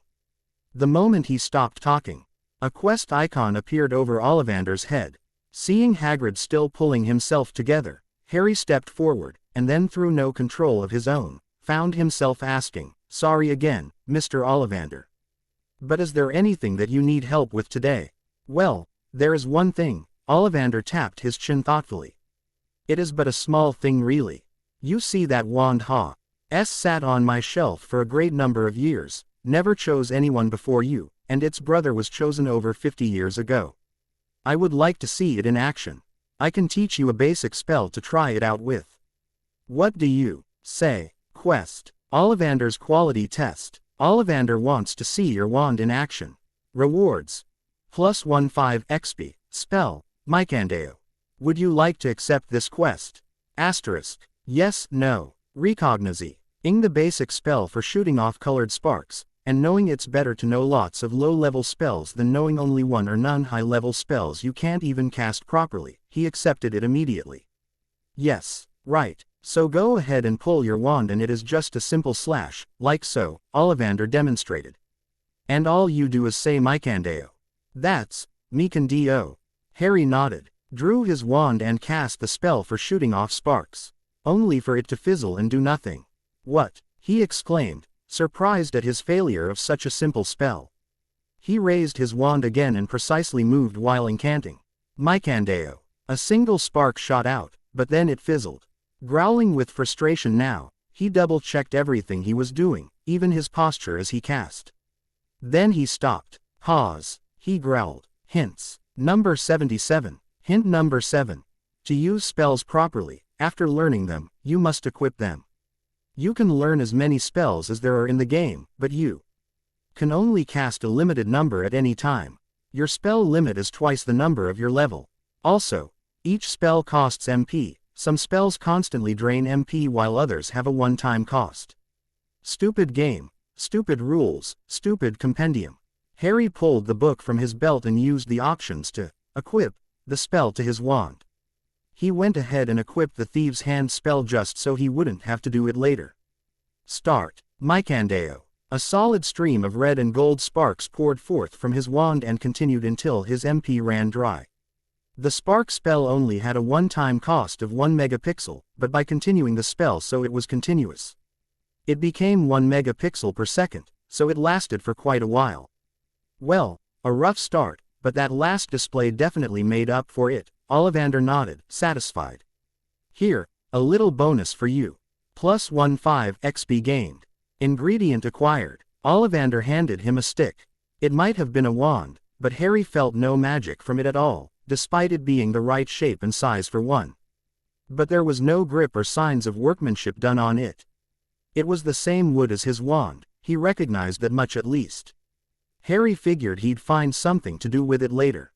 "Thank you, sir," Harry said to him, noting as he did the exclamation point over his head had gone from yellow to red.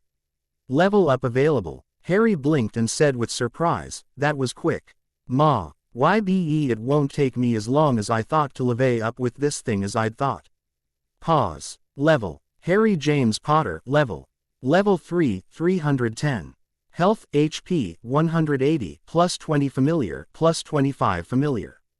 Magic MP 180 +25 familiar +25 familiar. Stamina 126 +1 utility belt. Charisma 10 +1 chameleon suit +5 familiar. Stealth 35 +5 familiar +1 chameleon suit +10 silent shoes. Intelligence 15 +5 familiar +5 familiar. Abilities: Natural Flying Talent, Parselmouth, Doolittle, Omniland's Skills. Familiar 3, Hide Skill 1, Sneak Skill 1, Harry Hunting. Bonus: Spells 2. Would you like to level up now? Asterisk. Yes, no, yes. He selected and waited for the numbers to reshuffle. Harry James Potter. Level. Level 4, 310. Health HP 190 +20 familiar +25 familiar. Magic MP 190 +25 familiar +25 familiar. Stamina 136 +1 utility belt. Charisma 10 +1 chameleon suit +5 familiar. Stealth, 37 plus 5 familiar plus 1 chameleon suit plus 1 silent shoes. Intelligence, 16 plus 5 familiar plus 5 familiar. Abilities, natural flying talent, Parselmouth, do little, Omniland skills, familiar, 3, hide skill, 1, sneak skill, 1, Harry hunting. Bonus, spells, 2, guess the skill points only get found and not applied every level then, huh. That sucks, he muttered as he started the world again. He and Hagrid left Ollivanders and Hagrid picked up everything that Harry didn't have equipped. Turning to the boy, he said, well, I'm gonna head to the pub to get a cuppa. When you're ready, Harry, I'll take you back to her home. I'm sure her relatives must be worried sick by now. Either way, we need to get you home before closing. Have fun. Try not to get into too much trouble. With that said, the friendly giant walked off, presumably to the leaky cauldron as he'd said he would. Surprised by this, Ry just stood there outside of Ollivanders with his familiars until Hagrid was out of sight. Looking around, he tried to figure out what exactly was going on. Pause, he said, deciding it would be better not to be blindsided while he was thinking things through. This hadn't happened before. In fact, as far as Harry could remember, it had never happened before. He'd never been left on his own, except for that time he'd run away and spent the last bit of summer here on Diagon Alley before his 3rd year. But even then, he was watched, he was monitored, he hadn't truly been on his own.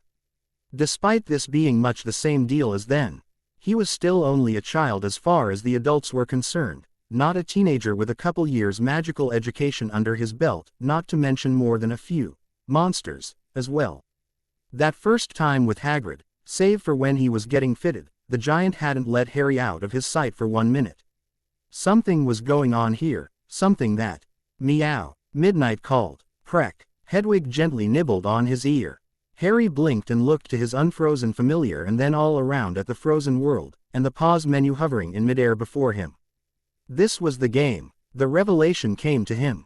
Hagrid was giving him time to further explore the alley, to accomplish quests, find the hidden secrets, gain more experience.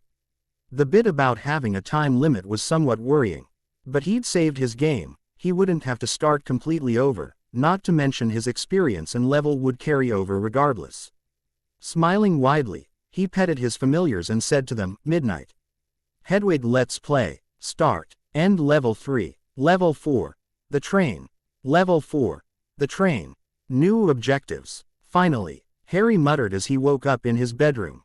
Formerly Dudley's second bedroom, broken toy room. It's been taking me forever to level up as it is. It had been an interesting summer for Harry since he'd finally gotten out of the loop of letting his letter be taken from him. Unfortunately, almost by default, he'd entered into a new loop of sorts. He was grateful he'd saved when he did, because he very quickly ran into a whole new slew of challenges from the game. For starters, the part of the pause menu called challenges. He'd found out what they were the hard way. That was skipping ahead a bit though, because the last time he had an easy level up was on that first day Hagrid took him to Diagon Alley. Apparently the most experience he could gain from the game was by completing that day's objectives, a guaranteed 100 express. ND considering that each level up only cost 100 express, that right there was an instant level up right there. He expected it to raise a bit more between each higher level, but it never did. Then he came across something that explained it and he didn't feel like changing it up right then. In short, he was playing the game in easy mode right now. Hard mode would have made it by like a 1000 EXP between levels. And then there was something called real mode. He didn't want to have to deal with that anytime soon. Not until he had this figured out a bit better. Anyway, the loop he'd been stuck in, apparently each and every single day had an objective that needed to be completed, and if it wasn't, well, it was the same as dying. After that first day, he'd woken up and just done whatever, played with Hedwig and Midnight a bit. And then got called a game over and found himself back in Diagon Alley, leaving Ollivander's shop. At first he'd had no clue as to what had happened and just gone with it, expecting to have to go through the same quests as he'd already completed. And while those quests were still there, They granted him no express because he'd already completed them. He got the same, and sometimes different items and whatnot, but no extra express. What a jip. The next day started the same, but knowing he was missing something, he paid close attention for any quests or other things that he might have missed that day. Well, apparently he had missed some, as he discovered there were hidden secrets at the Dursleys, same as with Mrs. Figg's and Diagon Alley. He still got a game over that end. Iden had to start back in Diagon Alley. By that point, he'd gotten very familiar with each of the quests and finished them in record time, and even discovered a larger number of the hidden secrets. There in the alley, even now on September 1st, he'd only uncovered just under 50 of them. He went to bed, and woke up the next morning. Knowing for certain that he'd missed something obvious, he finally checked the objectives for the day, and found complete at least one challenge. Their challenges, he very quickly discovered after that, were obscure mechanics that were similar to achy vehemence he remembered seeing for some of the games Dudley played on the Xbox he'd gotten for the summer between his 5th and 6th years. A prime example, that first challenge he'd chosen to compete in, complete 5 jobs in one day. Jobs, as it turns out, are mini quests that pay money and items, but EXP in the single digits. The most he'd ever gotten for completing a job was 5 express, and it was the hardest of them all. At least around Privet Drive, which was the only area he could access at the moment. Even though he had a wand, he was clearly underage and the night bus stopped showing up. He tried to summon them more than once a day. As far as actual progress went, well, he did manage to get to level 10 by September 1st, but that seemed to be by design, rather than hard work. As in, he'd only just gotten to level 10 the day before by completing that day's objective, which only gave 5 express, and finally finding the last of the secret areas around Privet Drive and all the hidden secrets in all of them. While Diagon Alley held over 20 different quests for a number of different quest holders, completing all of them left him at level 7, and as previously stated, they did not award express after the first time. Although he did have a lot of stuff and discovered some new creation stations, besides clothing and potion, there were also forges and alchemy stations, and rumors of an enchanting station, but nobody knew where.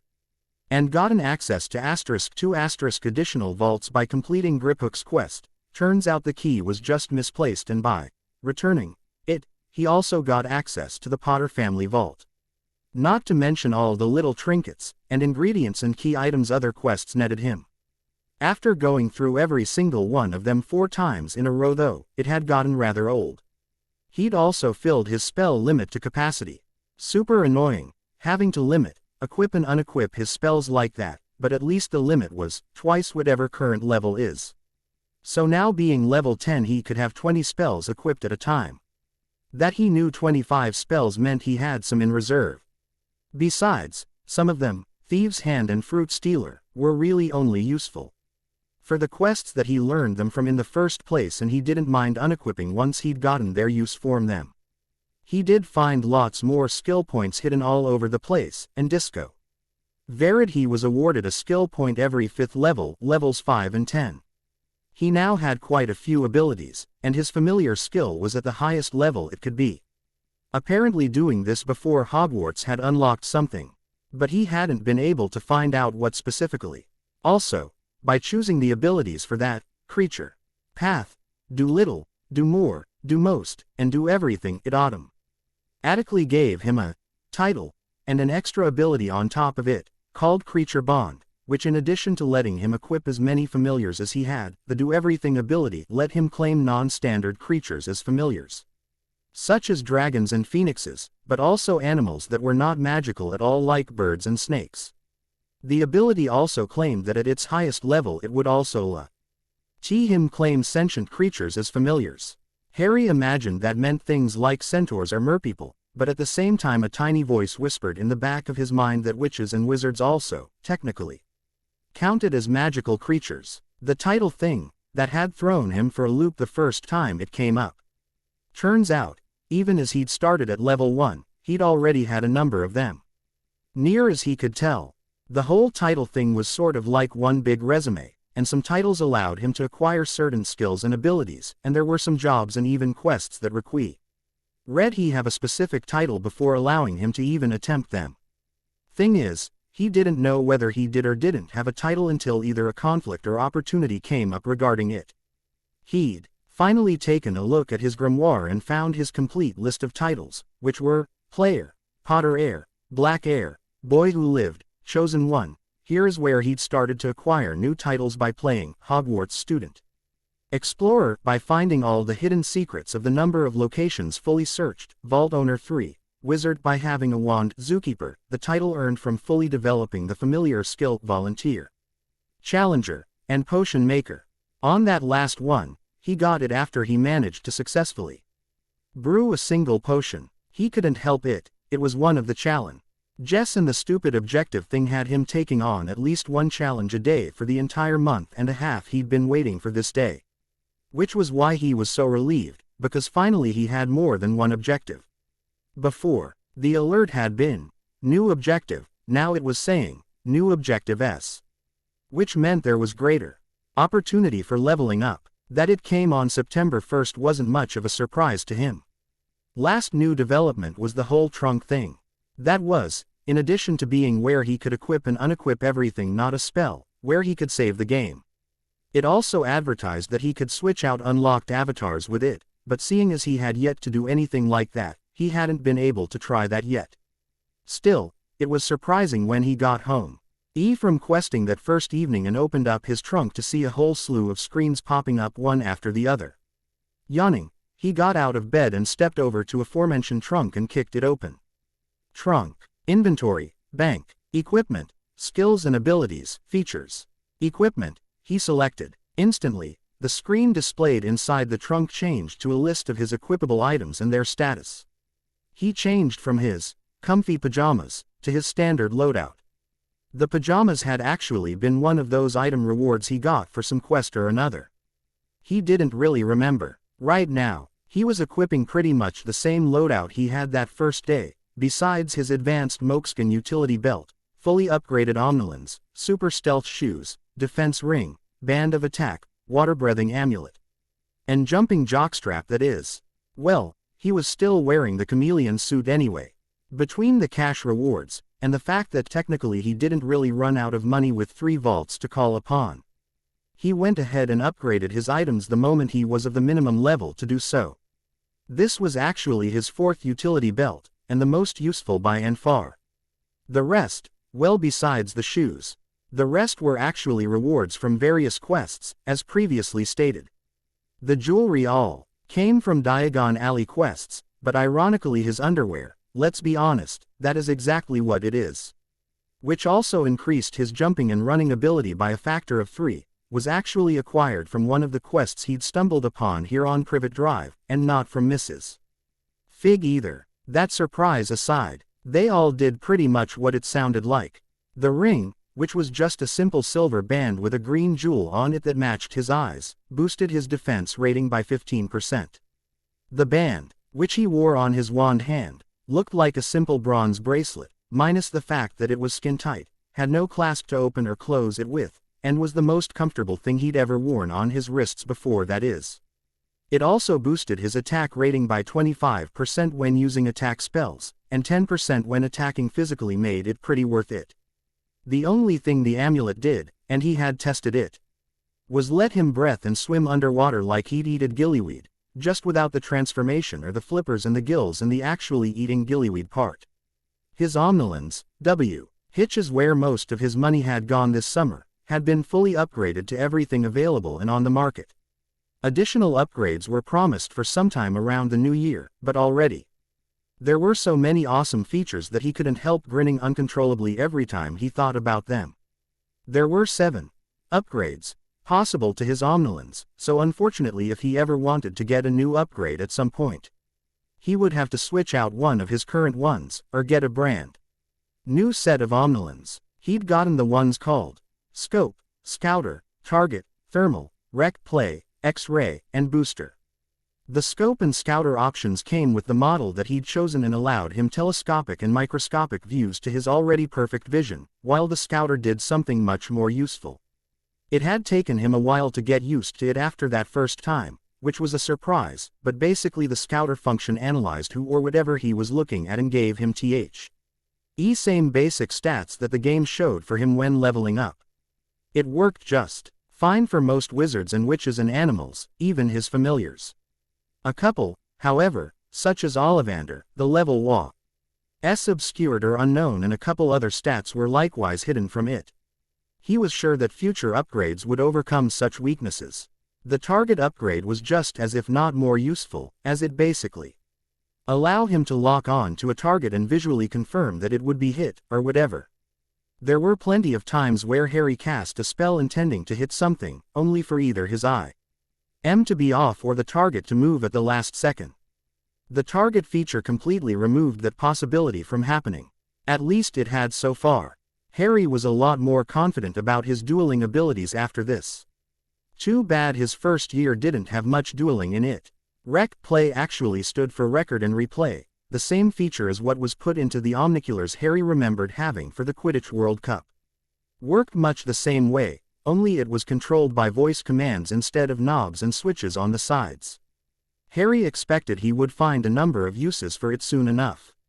Thermal and X-ray were the really expensive upgrades that he'd had to save up for by completing quests and lots of jobs before getting. Thermal was level restricted to level 7, and as previously noted, X-ray was restricted to level 10 or above, so while he'd only had it for a day, he'd started using it immediately, of course. Thermal was exactly that. It let him see sources of heat as different colors than the surrounding air. And living creatures were more distinct than most. He could only really imagine using it when Dementors were in the area, as determining what areas not to go near. Already he'd used the feature on a few jobs and at least one quest where it was all but invaluable. X-ray was not what he'd thought it was. Instead of seeing through clothes, he just plain saw through everything. So it wasn't people going around naked, but a bunch of walking blue skeletons and see-through walls. It would help him with the whole stealth thing he was going on, staying hidden while seeing exactly who and what was nearby so he could better avoid them. For now though, he used it sparingly, no real use at the moment. The final upgrade was called Booster. Harry had only activated that feature once, just to see what it did. He was not disappointed, and glad he'd spent the money on it, despite it being the most expensive thing he'd bought in the game so far. Even more than the Omnilans themselves cost. All it did, basically, was by draining his MP, every single other feature and upgrade of his Omnilans were increased to unbelievable levels. Scope went from cheap store-bought telescope and microscope ranges to ultra-classified top-secret military-grade space telescopes and electron microscopes. Scouter, well, Ollivander was level 212, and 5,913 express points from the next level up. Target at the regular level only let him light up one target at a time. Boosted, it let him select multiple targets, choose the order, the spell, the intensity, and the speed at which they were taken down. Thermal let him see the surface temperature of everything he could see with scope down to the 0.100th degree of whatever scale he wanted to use. He'd currently set it to use Kelvin. A bit more accurate than the others, he decided. X-ray still didn't let him see the flesh on those blue bones, but he had previously noted that there were one or two places that he couldn't see through. Which was how he'd discovered the last few secrets around Privet Drive and Diagon Alley, as boosting let him see through everything. He hadn't tried anything with the rec play with Booster yet, not much point. After squaring away his equipment, he checked the skills and abilities and switched out a couple other spells and read through his abilities list one final time. Natural Flying Talent, Parselmouth, Creature Bond, Omnilans plus Water Breathing, Run Jump plus Disguise, Hidden in Plain Sight, Green Thumb, Felix's Cousin, Monster Finder, Rune Reader, and Hero Mode. Thankfully there as no upper limit on abilities or skills, like there were with spells. Albeit, the skills were pretty basic, and most of those abilities he was looking at that didn't come from his equipment, were either passive in nature, or so specific to a purpose that they were useless in absolutely every other situation. The only ones that actually let him do extra stuff was the Omnilans, Run, Jump, Hidden in Plain Sight, and Hero Mode. Parselmouth, Water Breathing, Green Thumb, and Rune Reader were the ones that were specific but otherwise useless, Talking to snakes pretty useless with no snakes around, only mattered when underwater. Only mattered when dealing with plants, but he'd gotten it so he would have less to worry about from herbology this time around, and the last one let him read and understand runes. And not everything is written in runes. The rest were all passive in nature, giving him a boost to his stats or having some effect going full time that he had absolutely no control over. Creature bond. Awesome as it was to be able to have as many familiars as he wanted plus some, only mattered when it came to his familiars. So, useful, but passive and always active and not really letting him do much. Disguise boosted his stealth by 10 points, and for every level he gave it, that boosted it another 10 points on top of it. He'd been hoping that it would have allowed him to find ways of hiding his scar or disguising who he was when he got it, but no, all it did was boost his stealth. Felix's cousin did the same thing with his luck, but then he'd known that going in for that ability. Heaven knows he needs all the luck he can get, and hey, once he levels up that ability, it promises an opportunity to upgrade to a new ability called Felix's Brother, boosting his luck even more. Last of the passives was Monster Finder, and besides the cool name, all it did was make monster encounters more frequent by 10%, which he figured meant more fighting, which he wanted if only for the express gaining opportunities. Closing it down, he shut the trunk and then gestured to Hedwig and Midnight. Still his only two familiars, but not for lack of looking. He picked up his trunk, grateful for the featherlight charms placed on it, and made his way downstairs. He would have been worried about needing animal carriers for his familiars, but earlier explorations had demonstrated that while he could level up and gain new abilities and skills, now so too could his familiars, and one quest around Privet Drive had enabled the both of them to acquire an ability that let them stay with him no matter where he went, and nobody and nothing could stop them. Leaving for school now, probably be back next June, Harry called to his relatives as he left through the front door. He heard no response, beyond a disinterested grunt from Vernon in his recliner. He stepped to the street and raised his wand. Night bus summoned *. What is your destination? Privet Drive, home, Diagon Alley. King's Cross Station, Hogwarts Express. King's Cross Station, Harry selected even as he stepped on board the purple triple-decker bus, which had appeared at the same moment as the screen for it had. Hogwarts Express. Skip. That was the most awesome part of this, Harry decided as his final word had interrupted Stan as he began his usual spiel. While time still, technically, passed, to him it was only moments of walking onto the bus and sitting down before the ride was over and he was stepping off in front of London's most well-known train station. All right then, here we go, he said to his familiars and proceeded to the platform. King's Cross Station. New location discovered. King's Cross Station. King's Cross is an open area where it is possible to access and get travel to any other major area in the British Isles country area. There are also nearly hundreds of other non-magical open areas that can be accessed from here, in addition to the two magical open areas, Platform 9 3/4 and Hogwarts. There are 500 hidden items, secrets. Discover them all for extra rewards. Harry gaped. 500 wait, non-magical open areas. Sanuva. Harry was cursing himself out for missing the obvio, as now that it was staring him in the face. He ignored Hedwig and Midnight's amusement at his impotent anger. Then he realized that he'd forgotten something important. Stopping when he got to the pill AR between platforms 9 and 10 where the portal was, he sat his trunk down and said, pause. Objectives. Objectives. Complete one new challenge. Complete. Locate King's Cross Station. Locate Platform 9 3/4. Board Hogwarts Express. Complete quest. Are you really? Complete quest. Leaping Longbottoms. Locate Hogwarts. Complete quest. The wrong sort. Complete tutorial. Ah hell, he grumbled. Done. Challenges. You have a new challenge. Asterisk. New challenge. Helpful heathen. Help at least one fellow witch or wizard onto the platform. Would you like to accept the challenge? Yes, no. Well, at least it's not a bunch of jobs within a time limit, he grunted. Yes. A clock appeared at the top of his vision and remained there no matter where or what he looked at. Me and my big mouth. Hedwig, find Hermione. Let me know the moment you've found her. Midnight, track. Find any Muggleborn wizards in the station and then tell me where. Go. Hedwig bobbed her head once and then faded from view, becoming a ghost of an owl. At least to Harry's eyes, while he knew she was completely invisible to everyone else. Midnight, on the other hand, just sort of melded in with the background and Cerrone. Dings before disappearing into a sea of unmoving legs. Harry loved his familiars. He looked forward to adding to their ranks. Giving his familiars time to complete their own tasks, Harry left the whirl. Dion paused and went back to the objectives screen. The quests being objectives concerned him somewhat, simply because they had never been a part of them before. The objectives had been and were only, as far as he knew, for progressing the game along a similar path his life had taken originally, while allowing him to avoid some of those things he'd regretted most, such as being unable to keep his first Hogwarts letter. And wasting time between his birthday and September 1st when he could have been studying and preparing and such things like that. The simple and obvious answer was that those Ted quests were somehow vital to progressing the game, but he couldn't see how at this point.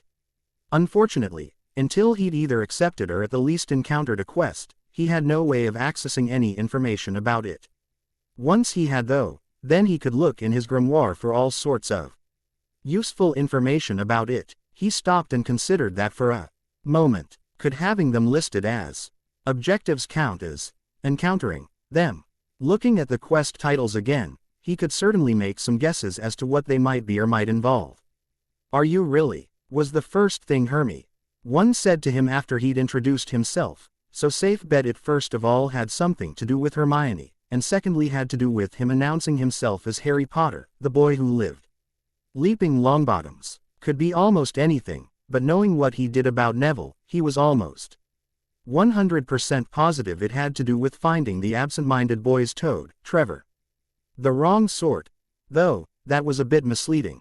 For one thing, that was something Malfoy had said to him the first time they'd met, but at the same time it might be referring to the Sorting Hat. Then there was the fact he had it came offer the objective for locating Hogwarts. No way to be certain on that. Midnight returned and indicated he'd found something useful. Harry, noting the clock hadn't yet started since he was still on pause, kept things paused and followed the Kneazle through the frozen crowd of people. He picked up some skill points they came across along the way, and even had to go through a secret area, which held a treasure chest, a bag of gold, and another 3 skill points. Eventually they came to a girl his age and her parents, lugging along her trunk and other things on a trolley. Midnight stopped and meowed at him. "Good job, Midnight." He knelt and rubbed the Kneazle's head, pulling a treat +1 intelligence and feeding it to his familiar. "Go back and guard the trunk, would you? If Hedwig is there, tell her to wait and I'll be there soon. Go." The Kneazle went. Taking a closer look at the young witch, Harry quickly realized that he did not recognize her. She was 11 years old, a couple inches shorter than him. Shoulder-length straight red hair and pale white skin with leaf green eyes. Stepping behind them, so he wouldn't just appear out of nowhere, he started the world back up. And then raced to catch up to them as the 3 of them were moving at a rather quick pace. They were already on platform 10 by the time he caught up with them. "It makes no logical sense," the mother was saying to the father. "There should be signs at the least, or an attendant to assist newcomers. I'm starting to have second thoughts about this as it is. And what part of a Scottish woman in a antiquated attire appearing out of nowhere and defying multiple laws of physics indicate that these people are logical in any way?" The father replied, "That would be Professor McGonagall, correct?" "Ha!" RRY interrupted them when he saw the girl getting a panicked look on her face, wringing her hands. "Yes, I'm sorry, who are you?" The mother snapped, her tone harsh but clearly that was from her curiosity than any sort of anger. Harry was familiar with Hermione's own curiosity getting the better of her empathy, so he didn't take it personally. He did feel some sympathy for the girl though, having to grow up with it. "Harry Potter, first-year student to Hogwarts School of Witchcraft and Wizardry. Need help getting onto the platform?" he offered. "If you are also a first-year student, how do you know how to get onto this mysterious platform? And where are your parents?" she snapped. Harry blinked and re-examined his opinion of the woman, while feeling a greater amount of sympathy for the mystery girl. "The whole statute of secrecy was explained to you, right?" he confirmed, worried. "The woman sniffed and rolled her eyes. Rolling his own eyes at his wife's actions, the father stepped forward and smiled neutrally as he said, "Yes, it was.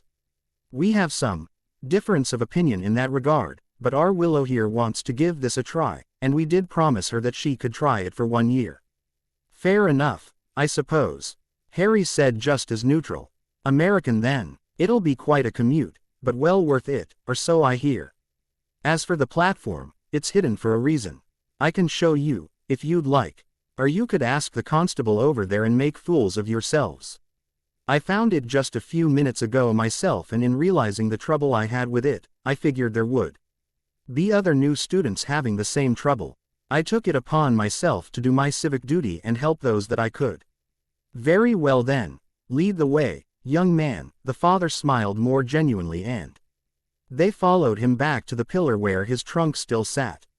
"Oh wow, you got a trunk too, and look, there's a kitty on it. He's a big kitty. I don't recognize the breed. Is he a magic cat? How did you find the way onto the platform? How are we getting to Hogwarts? Do you know much magic? My name is Willow, by the way, Willow Rosenberg," the redhead said all in one breath. "Midnight is a Kneazle, a magical creature. Not necessarily your standard cat," he said more slowly, and quiet enough that they would not be easily overheard. "And hello, Willow. My name is Harry, Harry Potter. Please call me Harry. Now, the trick is, you have to go through this side of the pillar here. Might help if you build up a bit of a run and closed your eyes. And apparently if your parents want to get on the platform with you, they have to be holding onto you directly when you go through, otherwise the portal won't let them in." "That is absurd. This is some kind of prank to humiliate my daughter," the mother screamed at him. Thankfully it was mostly covered up by the raw noise of the two platforms they stood between. The father knelt down and said to Willow, "Dear, what kitty are you talking about? There's no kitty, and even if there was, animals are not allowed outside of their carriers." Harry sighed and tried very hard not to roll his eyes. He failed. Turning to his familiar, he nodded and said, "Midnight. Meow." The Kneazle gave its version of a shrug and became visible to the two Muggle parents. "What? But there wasn't how?" the father stuttered, staring in awe as the cat seemingly appeared out of thin air to his eyes. "Illusion," the mother stubbornly refused to believe. "Of course students are allowed onto the platform on their own, nothing stopping them certainly." Harry winked at the redhead. She smiled and giggled. "Who?" Harry looked up and held out his arm. Hedwig landed and made herself visible once more, startling Willow, but not her parents. "Gotta love magical animals. Gee." Adding an impression of direction from his owl, he nodded his thanks and smiled back at Willow and her family, while simultaneously giving Midnight permission to go unnoticed once more. "I'll be right back. Wait here for just one moment please," he asked, and then turned and walked away. He followed the sense of directional impression Hedwig had left him with and soon found himself meeting his friend for the first time.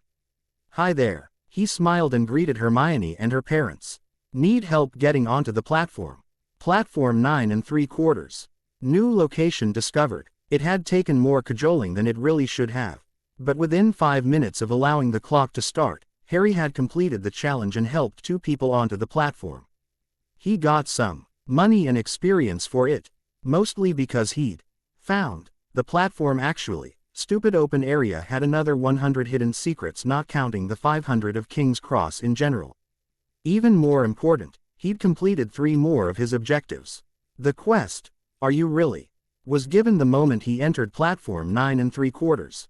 And all it was that he had to introduce himself as Harry Potter to 3 or more people and accept whatever quests they offered. Apparently the girl's parents counted as people in this case, and the only quests the 2 offered in return was that they sit in the same compartment, which he did. Only thing left to do was to board the Hogwarts Express and find Neville to complete the quest, Leaping Longbottoms. After that, the rest had to be done at Hogwarts itself. So, in the remaining time he had, Harry decided to do some exploring on the platform, maybe squeeze in another few quests and get as much express and rewards as he could. Turns out he could actually leave the platform back to King's Cross. And the best part was that he could pause and still go between areas and it would still be paused, meaning that instead of wasting his time walking around looking for things to do, he could pause, find those things, do them and get the rewards, then pause again in order to find something else to do. What's more, turns out that either there were supposed to be a lot more students in his year, or the game had changed things way more than he could have expected. Harry found another dozen Muggleborn first years wandering the station, looking for platform 9 3/4. The first time Midnight had found the next Muggleborn, Harry double-checked the listed challenges, and sure enough there was an untimed challenge for getting 10 or more Muggleborn students onto the platform. It gave him a lot, or stat bonuses, and each of them that he helped gave him a cool and useful item. Besides Willow, there was another American, a boy calling himself Xander, that was looking for her rather than the platform itself. About half of the rest of them were also American, and the rest at least European. There were the weird sisters who claimed to be from the Blackrose Coven, named Taro and Raven respectively. There was a blonde by the name Sabrina Spellman, very perky, and her familiar, named Salem, which could speak English. Then there was the girl whose father was extremely strict and dressed in a tuxedo and top hat. Her name was Zatanna Zatara. She gave him a bow tie. The rest, in order, were Rose Tyler, Amelia Pond, Rory Williams, Victor Von Doom, Wednesday Adams, and Nanoa Takamachi. Wednesday might have actually been American, but her accent was so plain and monotone, nobody could say for sure. In addition to playing recruiter, his new title for completing the challenge about getting at least 10 people onto the platform. There were 7 individual quests, small things really, on the platform, and a solid 20 quest holders in King's Cross, each with at least 1 extra quest. Between all that and completing half his objectives, he managed to level up before so much as setting foot on the train. More than once too. Harry James Potter, level 12, 1125. Health, HP, 315, plus 30 familiar, plus 3 familiar. Magic, MP, 333, plus 40 familiar, plus 50 familiar. Stamina, 308, plus 3 utility belt. Charisma, 25 plus 1 chameleon suit plus 6 familiar. Stealth, 61 plus 7 familiar plus 1 chameleon suit plus 25 super stealth shoes. Intelligence, 39 plus 6 familiar plus 6 familiar plus 5 bookworm plus 1 Hogwarts, a history. Abilities, natural flying talent, Parselmouth, creature bond, omnilins plus water breathing plus run, jump plus disguise. Hidden in plain sight. 2. Green thumb, Felix's cousin. 3. Monster finder, rune reader, hero mode. Skills, familiar grand master, hide skill. 2. Sneak skill. 4. Harry hunting bonus, bookworm bonus, potions. 1. Charms. 2. Transfiguration. 2. Gardening. 1. Cooking, cleaning, yard work, tracker. 1. Conversation, see more. Spells, 29. Phew. Harry wiped his brow as the numbers finished their shuffling. So, you two ready? His familiars nodded, and Harry then chose to level them up, as they'd gained express alongside him for the quests he had them participate in, though obviously they had different stats than him and different ways of leveling up in the first place. Familiar. Kneasel name, Midnight, HP 32. MP 45. Skill, language English, truth scent, asterisk camouflage, asterisk battle companion. 2. Soul bond, nothing can separate that which is eternal. Familiars can go unnoticed, track familiar can track a specific target, asterisk. Abilities plus 7 intelligence, plus 10 stealth, camouflage. 10% bonus to attack rating, 5% bonus to critical rating. Familiar. Owl name, Hedwig. HP 35, MP 60. Skills, language English, post owl, battle companion. 2. Link, flight, asterisk s. Owl bond, nothing can separate that which is eternal. Familiars can go unnoticed. Disillusionment, familiar becomes invisible, mostly. Asterisk. Abilities plus 6 intelligence, plus 7 charisma, plus 5% attack rating, plus 5% defense rating. He maxed out their more useful skills. The soul bond didn't have levels simply because it either was or it wasn't, and gave the battle companion skill 1 extra level to its. Imply because he either had to use them or lose them, and he knew that by level 15 he could give them new skills to start leveling up after that. Not to mention, raising their stats further raised his after the fact. But he didn't care to see how much. As it was, once he'd completed the last of the available quests, he saw that it was only a few minutes to 11, so he went ahead and returned to the platform. Only to be held up as a very familiar voice called out through the crowd, filled with muggles. Harry blinked and did a double take. Sure enough, marching along with rack after rack of trunks, were the Weasleys.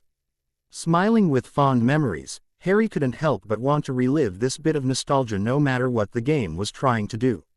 Sneaking up behind them, just as Percy was about to go through, Harry tugged on Mrs.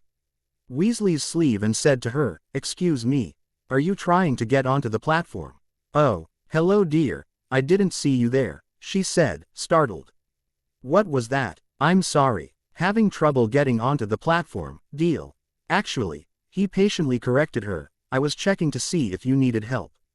I heard you mention to your extremely cute daughter. Hear that you'd forgotten what platform the Hogwarts Express is leaving from, so I thought I might offer my services. I've helped a number of people already today and I would enjoy continuing to offer them to you and your handsome and cute family." Okay, so maybe he was hamming it up a bit, and things weren't going exactly as he remembered, but he couldn't help himself. The Weasleys, much more than the Dursleys that is for certain, were his family, and to see them all alive and well warmed his heart more than seeing Hedwig and Hagrid had. Not to mention seeing Ginny again, though she was younger and cuter. He still felt what he felt for her. Whether that was love, deep affection, or just plain old-fashioned lust, he couldn't say for sure, but he was optimistic in hoping it was love. "Oh, aren't you a sweetheart, Mrs. Weasley laughed, her smile warm and genuine. "Percy, you go ahead, I'll see the rest of them through, and come with young Mr." She trailed off, expectantly. He smiled warmly up at her, glad his omnilens managed to disguise his eyes just enough that nobody looked twice at him, and he'd long since learned to style his hair to hide his scar without making it look suspicious. "You can call me Harry, madam. I'm curious," he lowered his voice as Percy went through, "you are clearly a family of experienced alumni of Hogwarts. Why the trouble in finding the platform? Was it closed or something last year?" Quote, "Oh no, nothing like that, dear," she flushed, rushing the twins through without calling their names like last time. I don't get to go to Hogwarts this year." Ginny interrupted her mother, a severe pout on her fact. Harry squashed the instinct to kiss it away, though it was difficult. "Mum was trying to make me feel better." "Don't look shocked, Mom. We play the game often enough." She giggled at the exasperated look she'd caused on her mother's expression. "I take back what I said before about you being cute," Harry said to the younger girl. Then he smiled mischievously and said, "You are adorable. Can I marry you?" "You have proposed marriage, charisma check." Harry blinked, but kept the smile on his face. They were 11 and 10 respectively. No way would the game actually try and. "Yeah, okay, you seem like a decent enough guy, even if you're not Harry Potter," Ginny giggled again. "What does Harry Potter have to do with anything?" he asked, curious. "Oh, it's nothing, I. She blushed crimson and ducked her head, hiding her face. Perhaps being a bit too bold, Harry reached forward and tilted her head back up so he could look her in the eye. He lowered his omnilens, and though she was a bit blurry around the edges they were close enough he could still see her face. He said, "Tell me. Please. I've always dreamed of marrying Harry Potter. He's the boy who lived, the hero of our world, and he's my age. Well, almost. He's a living legend and I grew up hearing all about what happened to him and what he did in A&D. Whenever I dreamed of growing up and marrying someone, I always dreamed it would be him, Harry Potter, the boy who lived. But it's just a dream, never going to happen. I'll probably never even meet him, not for real." "Well," Harry shrugged, putting his omnilens back on, "I may not be the Harry Potter you grew up wanting to marry, but I still think you are adorable, so how about it?" She smiled and nodded, laughing. "Sure, I'll marry you. Want to shake on it?" "Why not?" He held out his hand, to be surprised as nothing else when she pulled her own palm back, spit-eyed, and held it out afresh. After a moment to get over his surprise, he smiled more genuinely and did the same. The moment their hands touched, both of them were surrounded by a golden glow and a phoenix song could be heard, while everything around them froze. "Your relationship status has changed. New relationship. Ginny Weasley, RL 10. Relationship level has evolved. Ginny Weasley is now your fiancé. Automatic evolution to relationship level 10 faithful. To further evolve your relationship, you must take and pass the ship quiz. Harry blinked and finally had to be reminded to let go of apparently his fiancée's hand and go through the portal to the platform. Just as the whistle sounded to board, Harry snapped out of his fugue state and turned to Ginny and whispered into her ear rather quickly, "By the way, my aim just so happens to be Harry James Potter. I wasn't lying to you, I'm not the fantasy you grew up with. But I look forward to finding out about you, Ginevra Molly Weasley. I'll owl you later." Then, he stole a kiss on her cheek and hurried on board and to his reserved cabin, which was quite full of people now. Love those expanding compartments. Looking back, he saw a stunned fiancée staring after him, stars in her eyes. But also a look of realization slowly dawning on her. He waved goodbye and saw her wave in return, and then he was lost in the crowd in the halls of the Hogwarts Express. Only to run smack dab into a screen just inside the door to the main compartment hallway. Rubbing his nose and with a single word of "ow," he backed up and read it. Hogwarts Express. Do you wish to depart for Hogwarts now?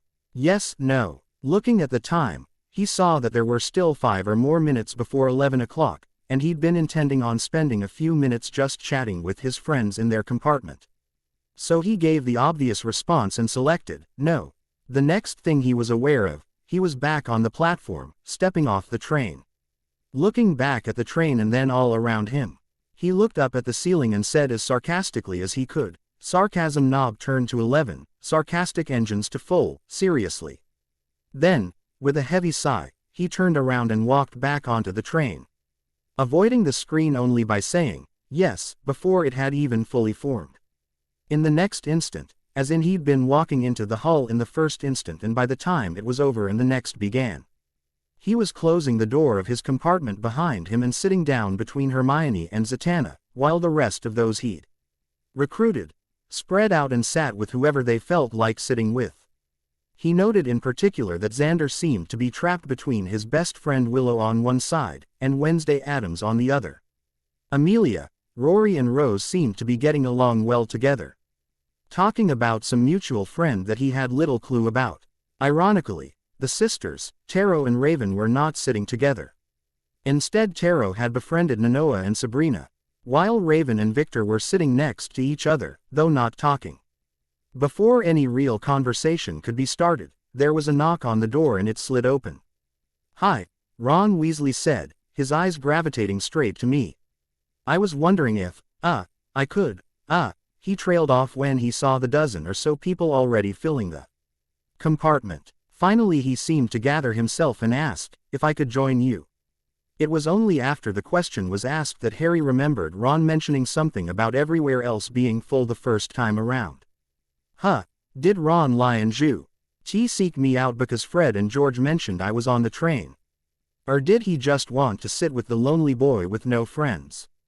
Guess I'll never know, and the game screws everything up anyway. Single quote. Ari glanced around and saw no hostile looks, so he shrugged and said, "Sure. Let me help you with your trunk there. There's room next to Victor and Raven there." Once Ron was squared away, Harry Cayley resumed his spot between Zatanna and Hermione. "So, introductions are in order, I guess." He tried to break the ice. "Well, you did bring us all together, Harry," Hermione logically observed. "Fair enough," he smiled at her, surprised when she blushed at him and looked away. "I'll go first then. My name is Harry Potter."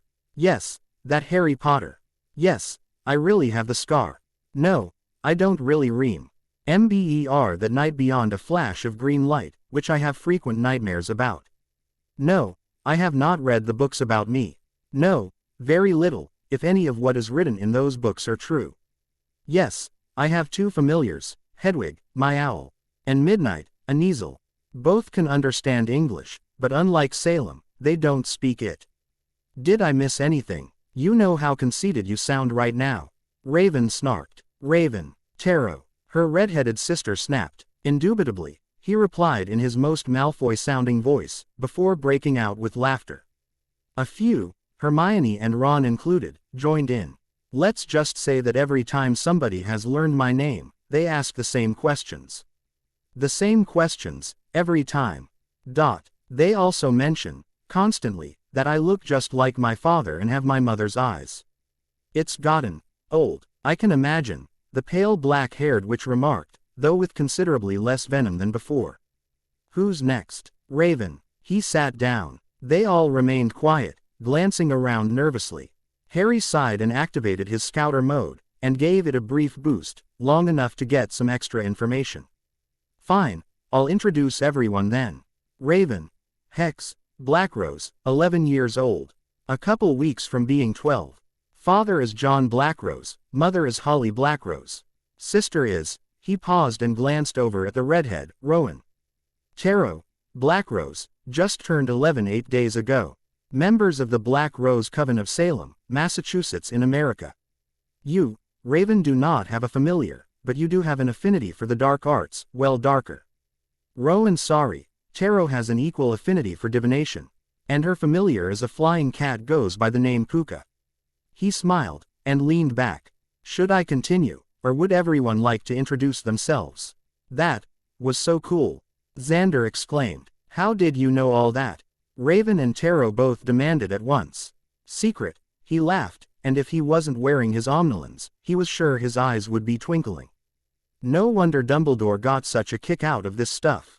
Okay, fine. Enough with the death glares. He sighed and took off his omnilins. When I went shopping for my school supplies, I splurged a bit and got these. They're called omnilins. I already wore glasses, these just made it overall better. And I may have gotten some extras thrown in. Like what? Xander asked, a glint in his eyes. Blimey, Ron exclaimed. I've heard of those. The base model is supposed to be real expensive though.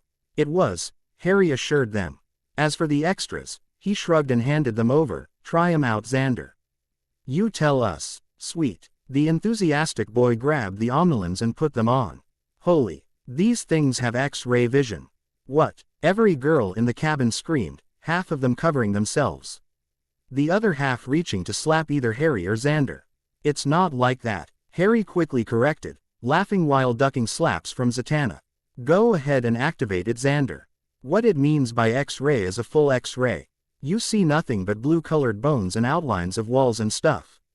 Nothing else. I swear. Oh man, this is so cool. Xander exclaimed. How do you not do this all the time? WHAAA. He screamed and pulled the omnilins off his face and threw them away, where Harry thankfully caught them before they were broken.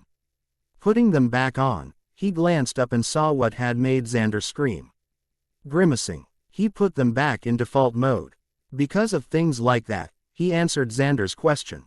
At the curious looks he and the now thumb-sucking Xander received, he clarified. There's a giant spider on the roof of the train right now, and apparently it is not alone. As for how I knew what I did about you two, there's also something called Scouter mode, and whatever I'm looking at. I just get a list of general stats. Like name, age, relations, etc. And before anybody complains, I really do need them to see, I'm practically blind without them. Your relationship status has changed. The alert was the only thing to appear thankfully. For just a moment he was worried that he'd inadvertently proposed to somebody, but no screens popped up to further elaborate. It had been a while.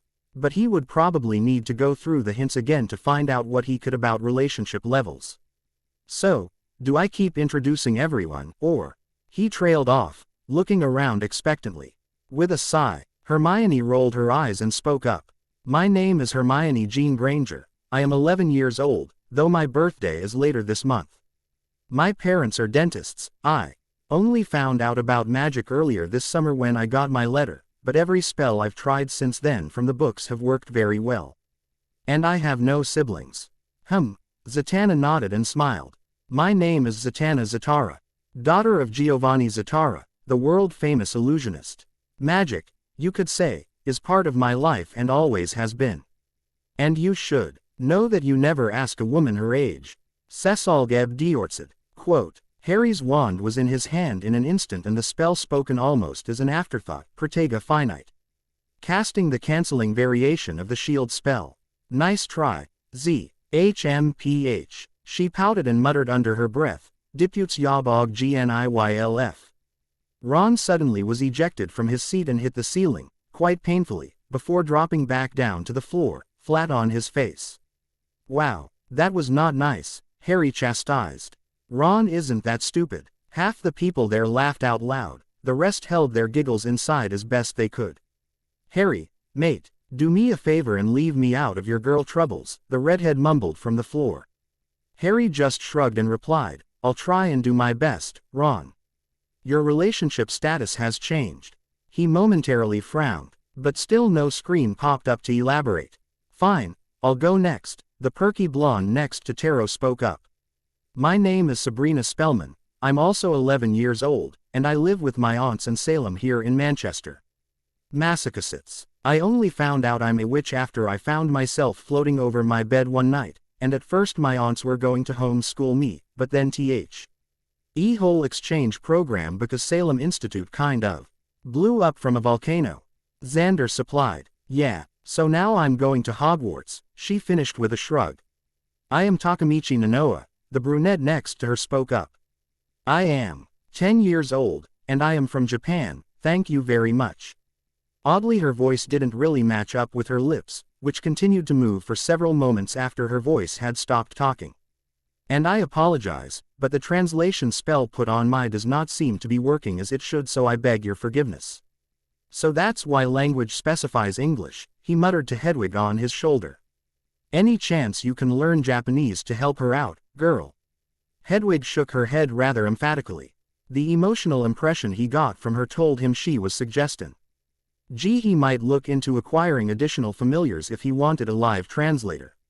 "I'm Xander Harris," the other boy in the compartment spoke up. "From good old sunny hell, California, on the West Coast.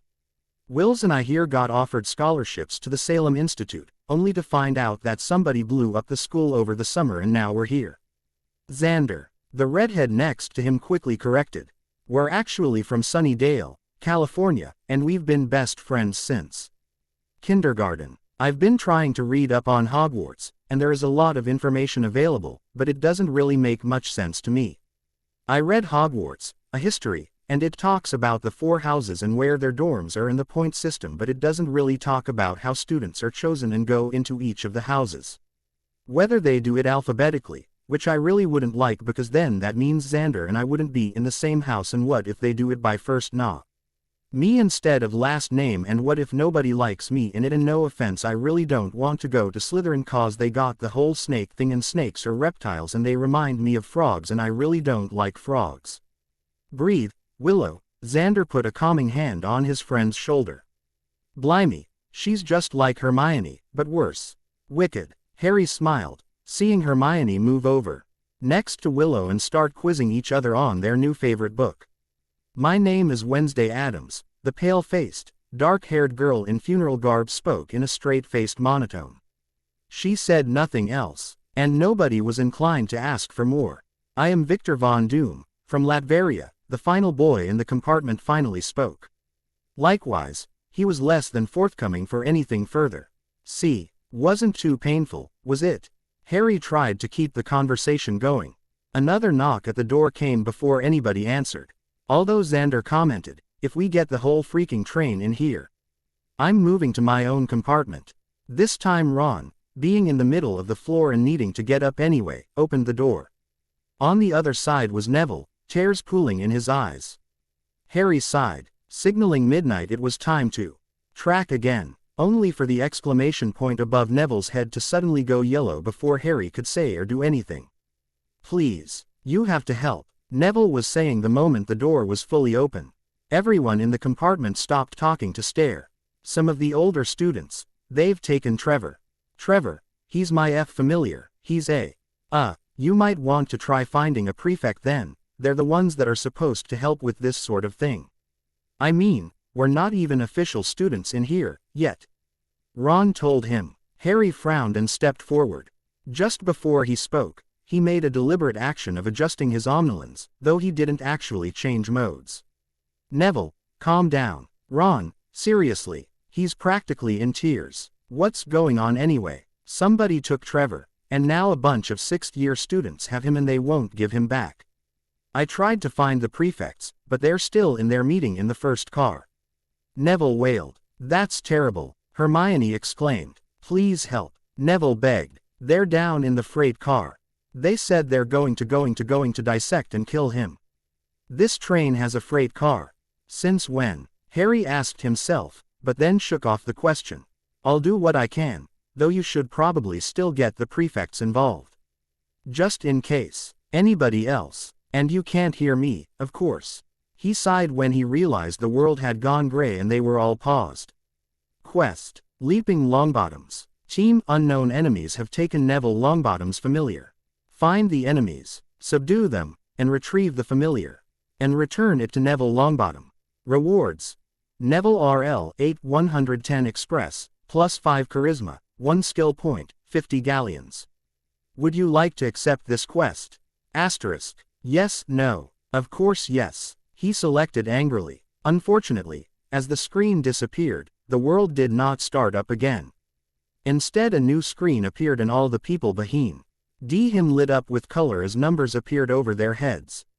Team. You are about to embark on a team quest. A team consists of the player and a minimum of 2, maximum of 6 NPC non-player characters. Teams can only be formed with RL 7 unless the characters share a title for a very specific type of team quest. Hint number 41. Members of your team will always have your level and experience, but different abilities and skills and spells. Choose wisely when composing new teams. Please choose from the following who joins your team. Wednesday Addams, RL 6. The Addams clan is creepy, kooky, mysterious, spooky, and altogether ooky. Wednesday is the older of 2 children, and utterly ruthless, meticulous, homicidal, overall angry. Good for battle and puzzle solving, not so much for everything else. Status. Acquaintance Raven Blackrose, RL 7. The Black Rose Coven is practically royalty amongst American witches and wizards.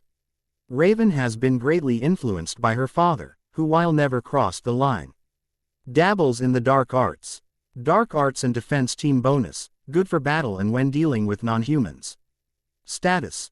Companion Tarot Blackrose, RL 7. The Black Rose Coven is ally royalty amongst American witches and wizards. Tarot has been greatly influenced by her mother, who strives to maintain balance above all. Divination and attack team bonus, good for battle and when dealing with non-humans. Status. Companion Victor Von Doom, RL 5. Heir to the Latverian royal family. Secretive, intelligent, ruthless. Not to be trusted. Status. Neutral Hermione Granger, RL 8. First generation witch, soon to be dubbed the smartest witch of her generation, braver than she looks, and smarter than her own good. She believes in following the rules, but will bend them for her friends. Intelligence team bonus, good for battle, puzzles, social quests, and class jobs. Status. Friend Xander Harris, RL 8. Best friend of Willow Rosenberg. Only son of disgraced squibs of 2 pureblood lines. Xander's future is uncertain at this point. Loyal to his friends, and braver than he is smart, but willing to do anything to protect what is precious to him. Balanced team bonus, good for battle, social quests, and dealing with undead. Status. Friend Amelia Pond, RL 6. Best friend of Rory Williams. Met a strange man when she was a young girl, lives alone for now in her house that street. Ill has a crack in the wall of her bedroom. Good for puzzles and social quests. Status. Acquaintance. Willow Rosenberg, RL 8. Best friend of Xander Harris. First generation witch, more powerful than anyone suspects. And a future rival for Hermione's title of smartest witch. Intelligence and MP team bonus, good for battle, puzzles, class jobs, and dealing with undead. Status. Friend. Sabrina Spellman, RL 7. Youngest of the Spellman clan. If the Blackrose are royalty, the Spellmans are upper nobility. Can use wandless variations of equipped spells, in fact she doesn't even have a wand. MP team bonus, good for puzzles, social quests, class jobs, and dealing with non-humans. Status. Companion Nanoa Takamichi, RL 5 inches. Status. Neutral. Harry had to stop his perusing there to double check. Yep, They were all in Japanese characters. Oh well, her RL status was only a 5, so he couldn't have picked her anyway. But damn it, now he was curious. Rose Tyler, RL 6. First generation witch, destined to meet the same man Amelia once encountered. Spunky, rash, streetwise from growing up without a father. Good for puzzles and social quests. Status: acquaintance Ron Weasley, RL 8. Youngest son of the Weasley clan. Sixth of 7 children, desperate to prove himself, but lazy and lacks focus. Balanced team bonus, good for battle and social quests. Status: friend, Rory Williams, RL 6. Best friend of Amelia Pond. Has a crush on Amy and will do anything for her, even die if he has to. Balanced team bonus, good for battle, puzzles and social quests. Status: acquaintance Zatanna Zatara, RL 8. Only daughter of Giovanni Zatara, the world's greatest illusionist, who deals with demons, dark creatures, evil sorcerers, and aliens on a regular basis. She has the same power of casting spells by stating words of intent backwards, practically on par with wandless casting. Attack and MP team bonus, good for battle, social quests, and dealing with non-humans. Status: friend, you have 6 positions available. So, he couldn't just take everybody with him, and it was clear that some of them wouldn't work well with him in the first place, while others just wouldn't work well with each other. Also, all those alerts finally made sense. Apparently just by having friendly conversations and introducing themselves was enough to get some people evolved to friend status. That only 5 were at that status made it easy. But who to pick for the 6th spot? His first instinct was to choose either Raven or Taro, but whichever he chose, the other might resent him or her sister over it. So that kind of meant he couldn't choose either. It also cemented his decision as there was only one other at RL 7 for him to choose. Hermione, Xander, Willow, Sabrina, Ron and Zatanna, he selected. The screen instantly changed once he'd filled the 6 slots. You have selected Hermione Granger Xander Harris, Willow Rosenberg Sabrina Spellman Ron Weasley Zatanna Zatara. Are you sure this is the team you want? Asterisk. Yes, no, yes, he confirmed, intrigued as to what was about to happen. Team Mage, 5% attack bonus Zatanna. Plus 10 intelligence Hermione and Willow. Plus 25 megapixels Willow, Sabrina and Zatanna. Plus 5 HP, plus 5 MP, plus 5 stamina. Plus 10 charisma, plus 10 stealth, plus 10 intelligence, spell. Sacrifice: one team member loses all HP to defeat all enemies or heal all other team member, Xander and Ron. Whoa, that is cool, Harry had to admit.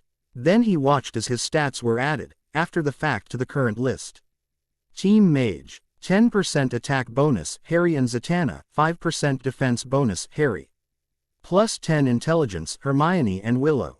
Plus 50 megapixels Harry. Willow, Sabrina and Zatanna. Plus 10 HP, plus 10 MP, plus 10 stamina, plus 25 charisma, plus 25 stealth, plus 25 intelligence, spell, sacrifice, spell, command. Team leader can order any team member to take a single action Harry, Xander and Ron. Bloody hell, I rock.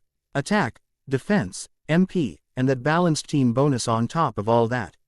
Sweet. Suddenly everything started up again and he briefly lost control as he found himself turning around and snapping out, Hermione, Xander, Willow, Ron, Zatanna, Sabrina, come on, let's go. Then, whatever it was released him as he snapped out of it and shook his head.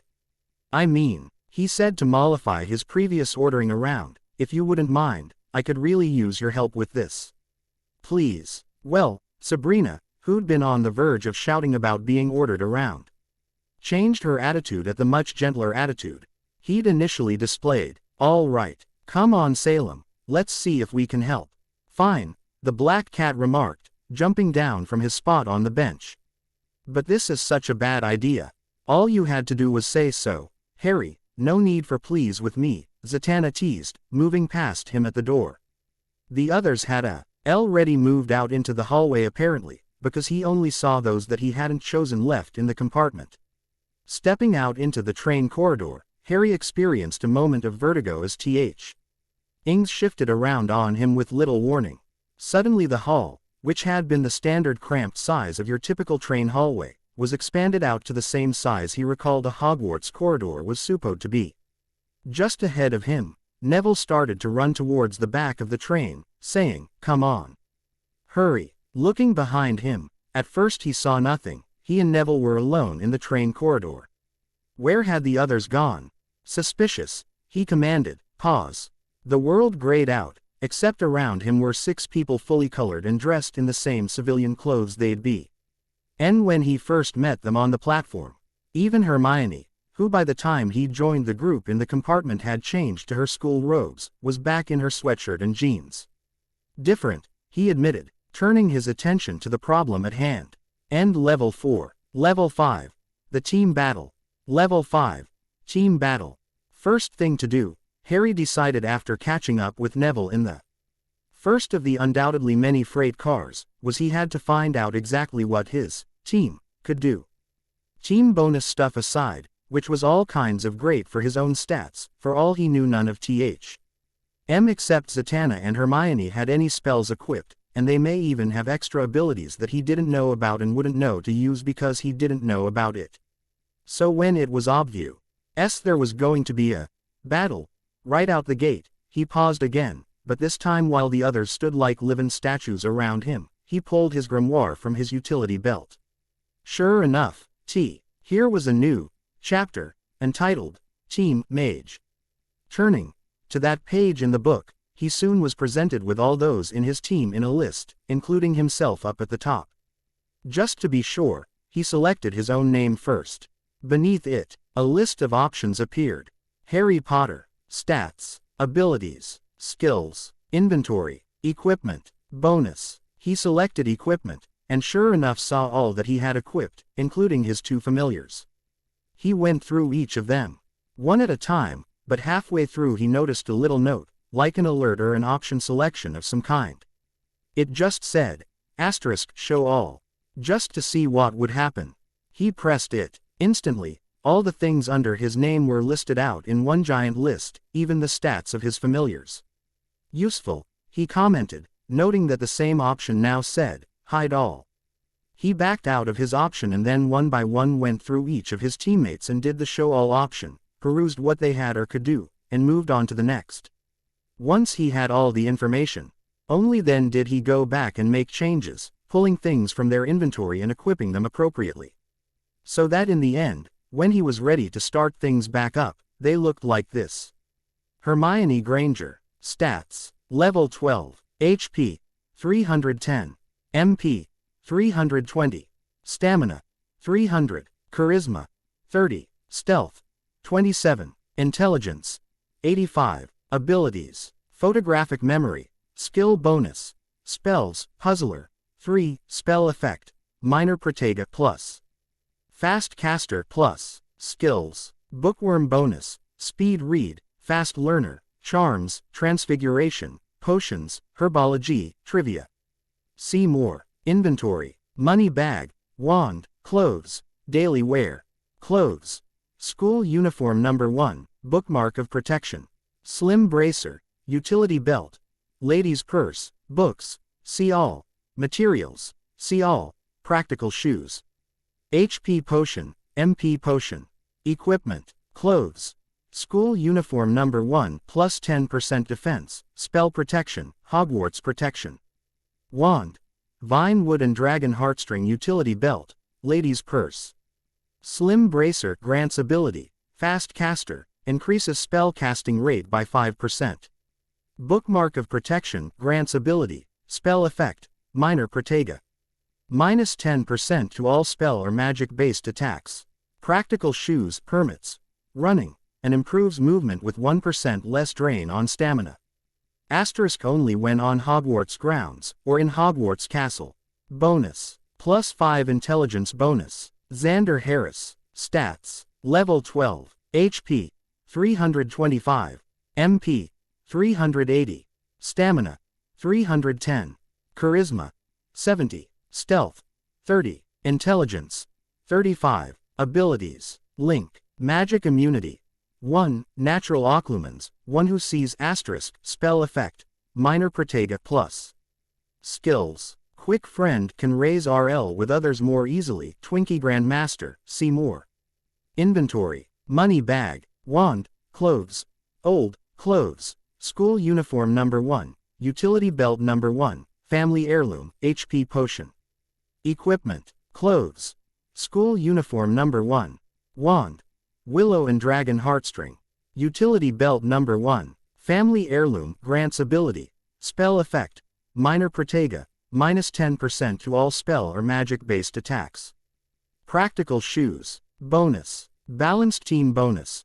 Plus 1 HP, plus 1 MP, plus 1 stamina, plus 5 charisma, plus 5 stealth, plus 5 intelligence.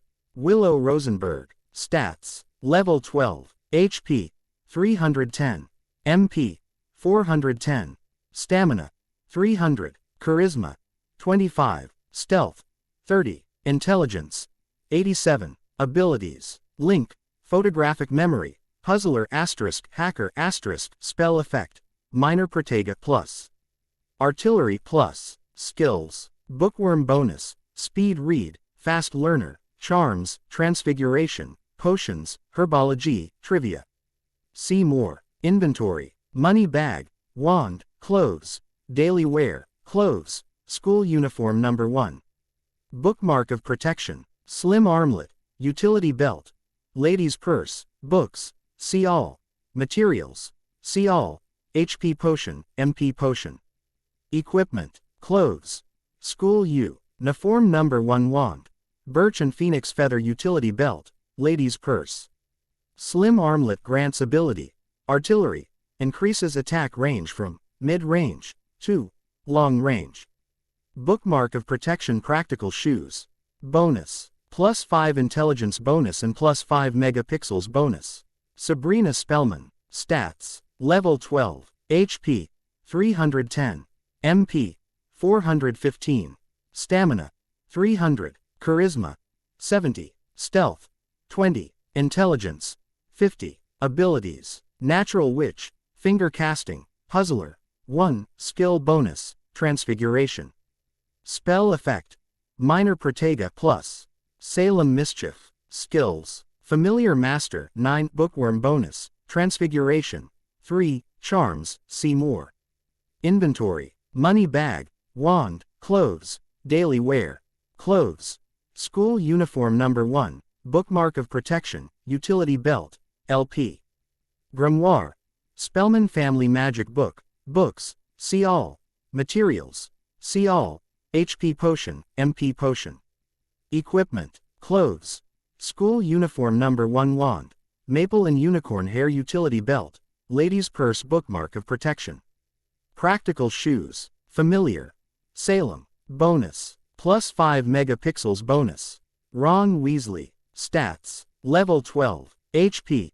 345. MP. 340. Stamina. 310. Charisma. 60. Stealth. 30. Intelligence. 35. Abilities. Pureblood bonus plus 5 HP, plus 1% attack, plus 1 charisma, spell effect. Minor Protega plus. Skills. Chess Grandmaster. Fast Feaster asterisk. Regenerate 5 points of HP for any food consumed. Quick Friend. Inventory. Wand. Clothes. Used. Clothes. School uniform number 1. Utility belt number 1. Ring of protection. Packed lunch. MP potion. Equipment. Cloth. S. School uniform number 1 wand. Ashen unicorn hair utility belt number 1.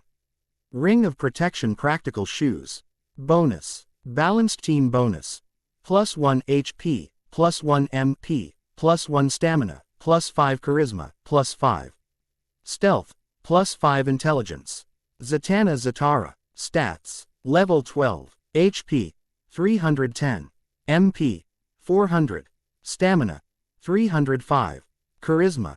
45. Stealth. 47. Intelligence. 50. Abilities. Zatara trait. Reverse casting. Extra sense. Magic able to detect and track magical effects. Magic immunity. Magic affinity. 1. Spell effect. Minor Protega plus spell effect.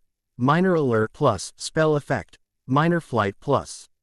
Skills. Bookworm bonus. Showmanship. 2. Speed read. Charms, transfiguration, potions, herbology, trivia. See more. Inventory. Money bag. Wand. Clothes. Daily wear. Clothes. School uniform number 1. Clothes. Costume number 1. Utility belt. LP. Costume pieces. Top hat, jacket, vest, bow tie, fishnet stockings. Slim heels. Protection flower. Plastic can only be worn with clothes. Costume. Equipment. Clothes. Costume number 1 grants plus 10 MP, plus 15% defense, spell effect minor allure, spell effect, minor flight. Wand. Cheek and dragon heartstring utility belt, lady's purse. Protection flower. Plastic grants spell effect, minor protega. Bonus. Plus 5% attack bonus and plus 5 megapixels bonus. Once that was all squared away, Harry started the game back up, after witnessing his team's change in attire that is, Zatanna, just wow. It was a very good thing that he'd equipped them all when he did. Becca. Used their stats beforehand had been, well, not good. Not to mention he was right in that only Zatanna and Hermione had any spells equipped, and none of them had been what you might call battle spells. The moment they were past the first crate, some gnomes had appeared from the nooks and crannies of the crates. Packed there. Pulling his wand, he prepared to banish them with the Flipendo spell, but a screen popped up before he could. You are about to enter battle. Asterisk. There are 3 different battle modes available for the game. Please choose from the following. Free for all. Based on fastest reaction time and who does the most damage soonest, just like in life. Turn-based. Based on the character stats to determine order and damage, everybody takes a turn. Strategy-based. Based on the saint, ATS and character positions on the field, more like chess. Harry was stunned. He actually had no idea what it was asking him about here. He'd only ever been involved in real fights, nothing about this turn and strategy thing. And he knew from playing against Ron that he was horrible at chess. He quickly chose free for all, since it said that bit about it being just like in life. Moments later, the screen disappeared and the gnomes started to swarm. Quickly getting over being surprised by something like that, Harry used his Omniland's ability to target and reverted to his original intention of using the Flipendo spell. Flipendo. He cast, and moved to cast again, but to his surprise, from the end of his wand came 7 streams of gold and red sparks of the Flipendo spell, hitting each of the gnomes he'd targeted. The rest of his team, which remained behind him and nearly invisible, took care of the rest, each firing their own Flipendo spell. Whoa, Neville cried, standing in front of him rather than behind.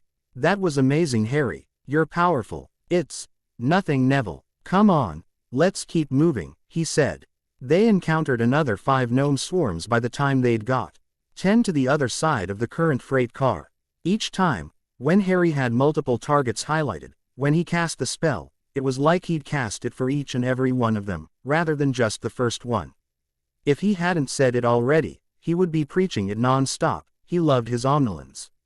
At the door to the next car, they came across their first true obstacle.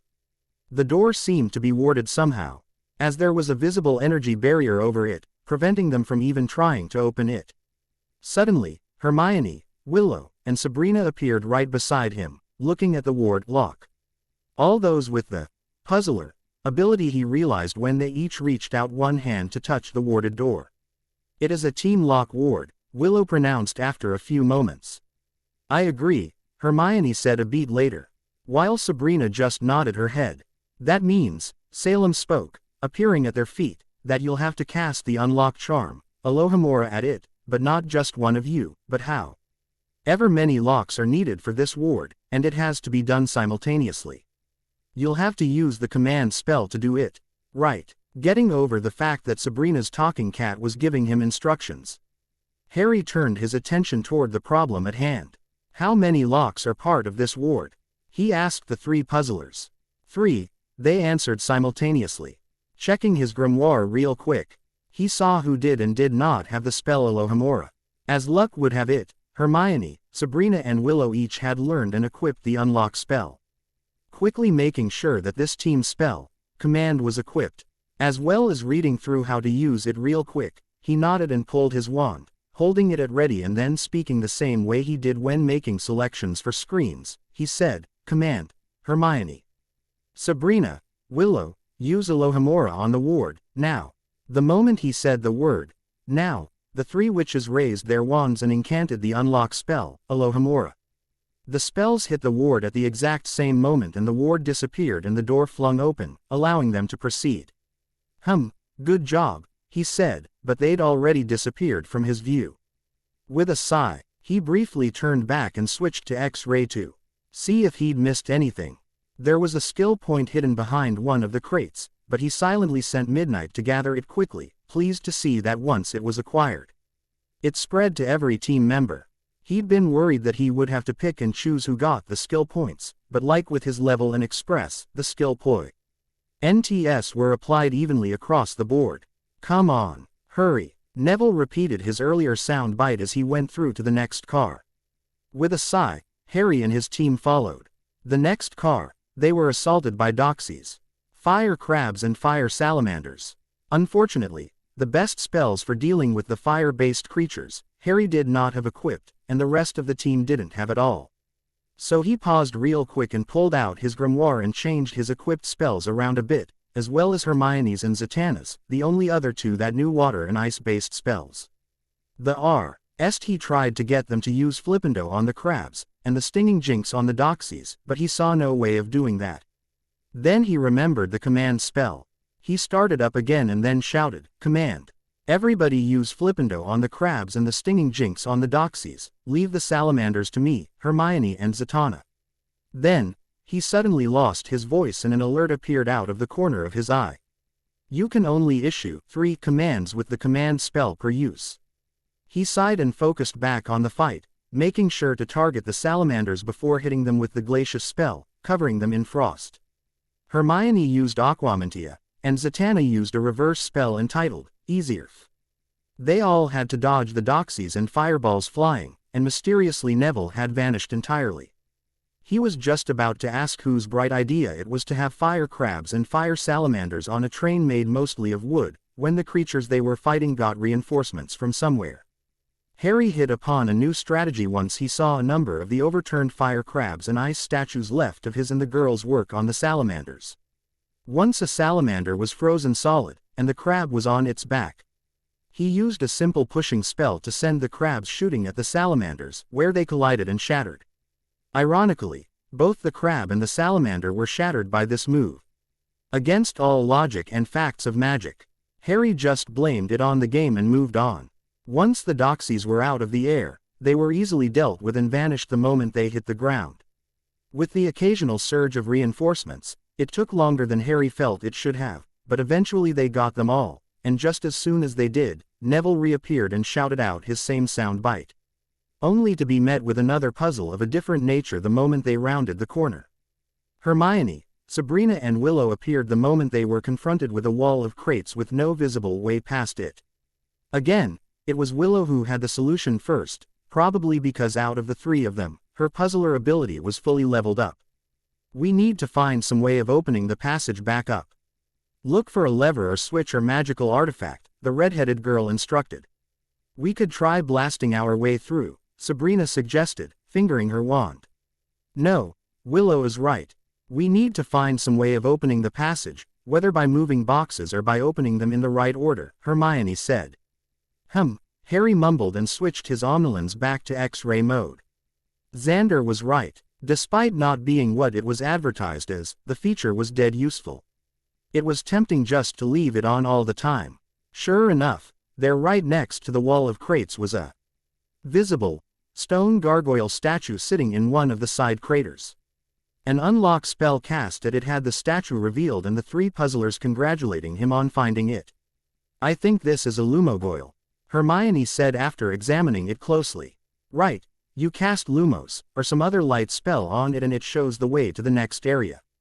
Willow exclaimed. "Lumos." Harry cast at the statue. Sure enough, it lit up with some inner golden light and then shined that light onto the wall of crates, which somehow became translucent, showing Neville on the other side already. Stupid game. Harry sighed and led the way through to the next compartment. There were more doxies waiting, alongside what could have been acromantula, but they were too small to be full-grown. Regardless, their air cat and chihuahua-sized spiders were on the floors and walls and hanging from the ceilings. Harry had them all use the stinging jinx and flipendo mostly, as his first choice of stupefier and sendio. Were not among any of their spell options. It took them twice as long as the last set of creatures, but that was because there were just so damn many of them, no need for further reinforcements. After the fighting was finally over, Harry checked everybody's stats, and distributed healing where necessary, thankfully not having to use up any of their collection of game potions, as Harry and Zatanna both knew and could use healing spells. In the third and final section of the second car, they faced the toughest creature challenge yet. Doxies, pixies, haunted books that fired razor-sharp pages at them that could probably cut steel. Harry kept everybody dodging and used the strongest offensive spell he had available, while everybody else used either stinging jinxes or rictusempra at them. Also, if it could be said as such, Harry was abusing the hell out of his moody target ability, and he felt no guilt about it whatsoever. He kind of wished he could share or even give his omnilins to everybody in the team all at once. But without actually purchasing one each and giving it to them individually, that wasn't going to happen. He took out the haunted books first, as those flying pages of THEIRS counted as enemies on their own and did lots of damage if they hit. Once the last of those were finally out of the picture, it was easy for him to help the rest in cleaning up the other flying menaces. He sent Midnight and Hedwig both to look for any hidden treasures once the fighting was actually complete, and got a couple chocolate frog cards, and some other candies that made it so nobody needed healing spells this time around. Okay, they should be through here. Neville indicated the door leading to the next freight car. Are you sure you're ready for this? The way Neville asked the question actually made Harry pause and double-check everybody's stats. He was glad he did so because apparently in the middle of the fight he'd gotten the alert about being able to level up, but had said it because he'd been too busy at the time. He quickly leveled himself up and applied skill points, and when prompted about it, he allowed everybody else to auto-level up, basically letting them choose for themselves where they wanted their skill points to go and everything. He also enabled Hedwig and Midnight's battle companion abilities. He had a feeling that their addition was going to be needed in the upcoming fight. He wasn't surprised to see that Salem had no battle companion ability, instead something called Salem Mischief. When he checked to see what it was about, apparently in real world terms it meant that he always got into some kind of trouble and had to be bailed out by Sabrina in one way or another. In game terms, however, it meant that he would show up randomly and either offer bits of advice. Whether it was helpful or not wouldn't be known until after the fact, or in a fight he would drop some random item or run by and cause a chain of events in the environment that would cause significant damage to whoever was hit by it. So if Harry was observant, he could probably push the enemy into being caught up in it rather than his team. Yeah, let's go get Trevor back for you, Neville, Harry said once he'd started things again. Okay, I'll wait out here. Good luck, Neville said, stepping to the side of the door, which opened on its own. Boss battle. You are about to enter a boss battle. Are you prepared? Yes, no. Taking a deep breath, he selected, yes. Just like that they walked into the blackened door and when Harry could see again, he and his teammates. Hedwig, hovering above him with wings spread, Midnight crouched before him, all stood in front of 3 third years. 3 very familiar third years. Fred, George, Lee, Harry called. What are you doing taking Neville's toad? Toad? What toad? Lee demanded. I just wanted to trade that ickle for Stee, my giant spider, for his chimera. Oh, look Fred, George spoke up, a dark and mischievous smirk on his face. More ickle firsties. And 1-1 is with them too. Has 1-1 gone and made some friends?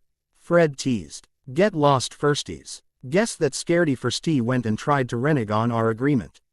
Well, too bad. Lee's keeping the chimera. Here, you can give him Lee's spider. All 3 third years laughed derisively and moments later an actual full-grown acromantula crawled out from behind the third years.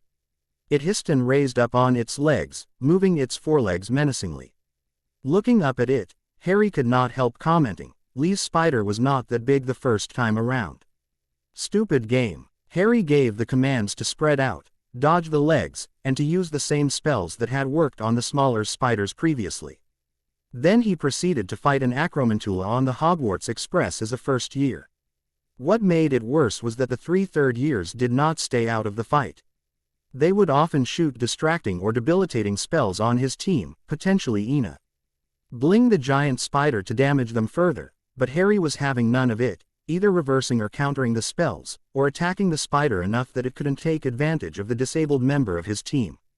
The only thing that gave them a respite from this was Salem occasionally going for a stroll across the luggage rack right above the third years, and they would be too busy digging themselves out and putting the luggage back up in the rack to continue harassing them, allowing the first years to do serious damage on the giant spider with no interference.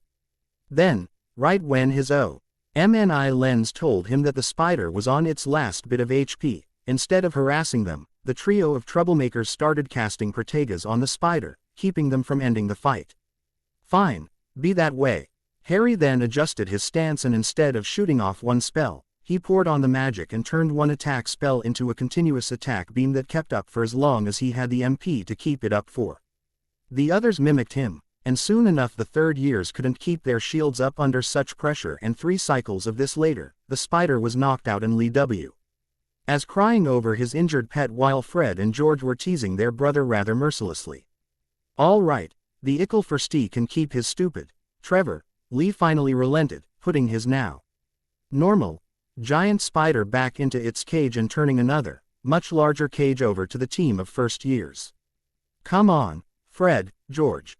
Let the ickle firsties have their win. Well, they did play fair, Fred said. And they did let Ronnikins play with them, George agreed. Very well then, they said together. Enjoy your reward. The two of them then handed over a treasure chest that soon was pouring out skill points, cards, candies, and other game assorted items. They got another level up out of it, and what's more, Harry found himself with a strange opportunity when they were left with just the caged box containing Trevor. The moment Harry approached it, a screen came up in front of him. Familiar. Chimera * name, Trevor. Chimera are a mix of different creatures in one. You have an open slot for a familiar. Would you like to acquire this familiar? Yes, no. Harry was about to jump at the chance, but a niggling little voice at the back of his mind stopped him.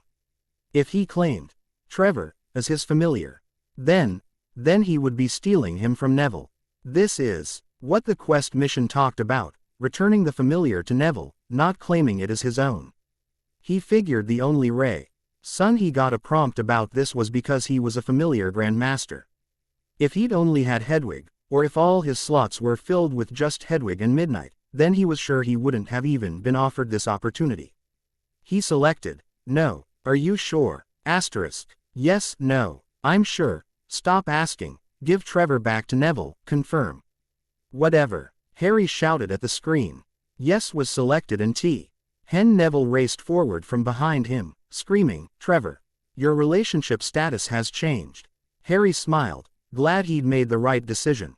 Quest complete * leaping Longbottoms. Rewards. Neville RL 8 110 Express, plus 5 Charisma. 1 skill point, 50 galleons. Then came another chime, indicating another level up. Harry sighed and almost regretted keeping the game on easy, but he was still new at this, and the chance for easy leveling was worth having to deal with it so regularly. Something else to get used to. The moment the quest was done and the rewards handed out and the leveling up completed, Harry blinked, just blinked, and found himself back in the same compartment, with everyone exactly where they'd been when Neville had first knocked on the door. Except, now Neville was inside and seated next to Ron. Stupid game. Hogwarts School of Witchcraft and Wizardry. Hogsmeade Station. The moment they arrived, Harry found himself standing on the platform alongside the other first years, shuffling towards Hagrid, who was calling for them, standing a fully body length above them. The moment after they arrived, Harry walked smack dab into a new quest screen. Quest. The wrong sort. This is the final quest for the tutorial. After this, the real game begins. Choose your house alignment, attend the sorting feast, and feel free to explore to your heart's content. Rewards. House title, 1100 Express. Reset to level 1 on Normal level, where each level takes 1000 EXP times the number of the level on top of what has been added already. Keep current spells, abilities, skills, and items. Congratulations on completing the tutorial. Asterisk. Wait, what? Harry screamed out loud as the screen disappeared and he was left on the platform with the other first years and Hagrid. There was no answer. Harry walked into the Great Hall in single file with all the rest of the first years. It was a long line, there were over 100 of them, and yet the size of the hall still made it seem like they were but a small number of what should or could have been there. Nevertheless, they were marched past all the other older students, who were already sitting and watching, their pale faces highlighted in the candlelight. After the first years were all lined up at the front of the room, the head table behind them, the 4 house tables before them, Professor McGonagall stepped forward with the sorting hat and the 3-legged stool in either hand.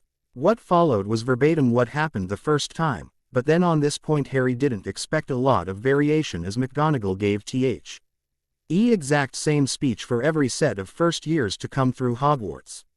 The hat's song was different, but he didn't pay any attention, since there was music accompaniment coming from the ceiling, making it sound more like an actual music intro to the game, rather than the odd nature of the hat to come up with rhymes for every set of first years. Once the impromptu rock concert was complete, the professor then proceeded with reading off the list of names before her, in the same alphabetical order. Harry tried to stifle the yawn threatening to come out, but was not entirely successful. He tried to learn who all the new students were and where they went, but all too soon they began to blur together, there were just too many. Finally they got to the P's and their group cut down by a little over half. With a relieved sigh, Harry walked up to the stool and allowed Professor McGonagall to put the hat on his head.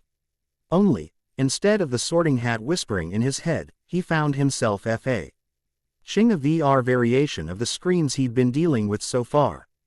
Choose your house. Asterisk Gryffindor. The House of Courage uses the lion totem and its colors are scarlet and gold, while its common room is housed in one of the many towers of Hogwarts.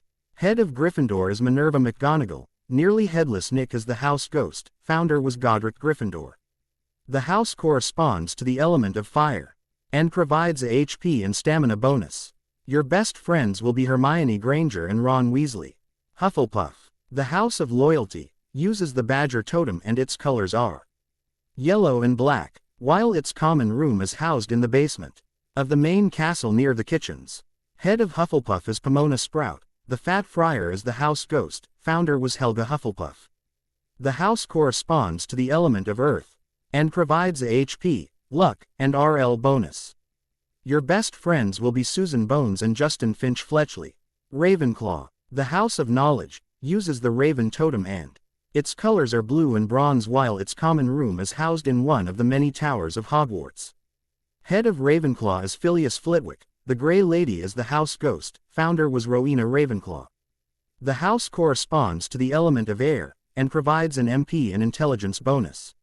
Your best friends will be Hermione Granger and Willow Rosenberg.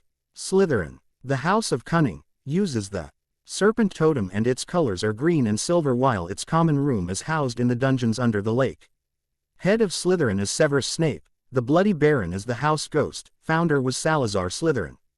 The house corresponds to the element of water and provides an MP, charisma, and RL bonus. Your best friends will be Xander Harris and Tracy Davis. Please select one. Harry sighed. Not that he had anything against the other houses, but honestly, he'd been a Gryffindor for 7 years already. And while he was annoyed, he was by no means bored enough with this to try for any of the other houses. And that was the only way he could ever imagine choosing one of them, if he got bored of knowing what was to come, since he'd already done it all. Besides, this game promised to keep things interesting in the House of Lions. He selected Gryffindor. Are you sure? Asterisk. Yes, no. Yes, I'm sure. Gryffindor, he confirmed. Would you like to change avatars? Asterisk. Yes, no. Avatars. What? Oh, those statue things. But I thought I only had one avatar available. He asked. Avatars. List of available avatars: Harry James Potter. Default: Harry Jamie Potter. Harry Zatara Watcher. Harry Spellman. Where did? Wait. Zatara. Spellman. Is this because? How did I unlock these? He asked. Harry Jamie Potter. Unlock requirements. Complete tutorial. Harry Zatara. Unlock requirements. Attain RL. 8 inches friend. Status with Zatanna. Watcher Harry. Unlock requirements. Attain RL. 8 inches friend. Status with either Xander Harris or Willow Rosenberg. Harry Spellman. Unlock requirements.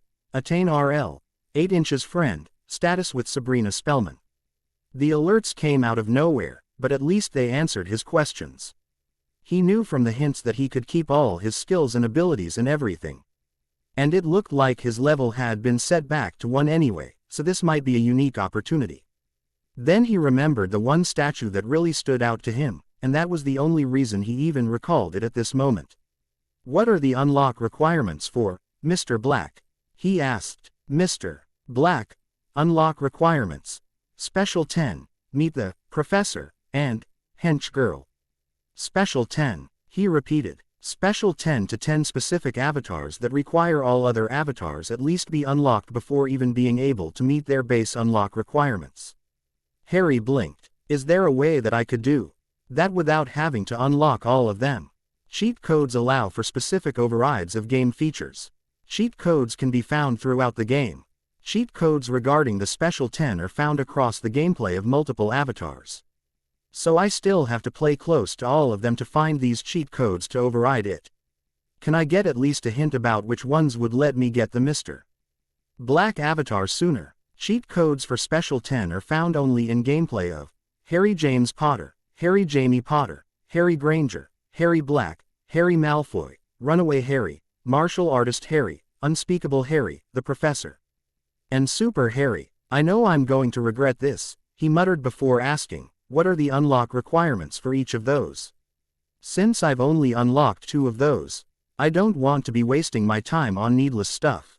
Harry Granger. Unlock requirements. Attain RL. 10 inches faithful. Status with Hermione and RL. 9 inches trustworthy. Status with both her parents before graduating Hogwarts. Harry Black. Unlock requirements. Free Sirius from Azkaban. Clear his name, and learn Animagus ability from him before 3rd year. Harry Malfoy.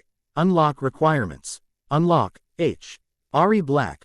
And play through 1st year with Draco Malfoy as best friend or at least RL. 9 inches trustworthy. Status for 90% of that time. Runaway Harry. Unlock requirements. Run away from Dursleys during tutorial. Decline going to Hogwarts. And live homeless without being captured or sent back to Dursleys for at least 1 year. Martial Artist Harry. Unlock requirements. Unlock Harry Dursley. Unlock Harry Gryffindor. Unlock Runaway Harry. Play Runaway Harry for 3 years and join a dojo and attain title of Black Belt. Unspeakable Harry. Unlock requirements. Spy Harry, Or Harry, Mercenary Harry, Dragon Tamer Harry, Cursebreaker Harry, Prankster Harry, and Potions Master Harry to be unlocked. Must get O+ in all courses for all years and must take all courses from 3rd year on in any avatar. Must complete quest. Unspeakable Hazing. Allows permanent access to Department of Mysteries for all avatars. The Professor. Unlock requirements. Become the Professor, and have a suitable NPC be your Hench Girl. By locating the Professor and Hench Girl and attaining the titles of apprentice to them. Super Harry. Unlock requirements. Kill Voldemort solo, by yourself, with no team, no friends, no help. Okay, this is going to take a while. Then in that case, let's stick with what I know, then I can find the first cheat code. Harry James Potter. Yes, he selected and confirmed. Next thing he knew, the hat was lifted off his head and Gryffindor was shouting and hollering and carrying on. Time break. Harry proceeded to live through his 1st year at Hogwarts for a 2nd time. A few major differences from before, of course. Number 1, and obvious, his life was now a video game. Not a cool, action-packed, reflex-testing video game, not a level-by-level scripted video game. Not even one of those popular video games based off of books, TV shows, movies and comic books. No, his was the magical equivalent of one of those MMORPG video games, only instead of millions of people playing on computers. It was just him and only him, and every other person in the world was an NPC. A non-player character. Some things stayed the same as before. A lot didn't. Number 2, of WH. It was going to be a list that went into the thousands, he was sure. The classes at Hogwarts now consisted of going in and listening to the professor lecture, and then fighting the professor in what EQ. You aided to a duel of their respective subject. In Charms, Professor Flitwick told him, and just him, the spell, and suddenly Harry would have it available to him, and after he'd equip it, the diminutive professor would walk him though using the spell on various objects, sometimes people, around the room, and then grade him on his performance.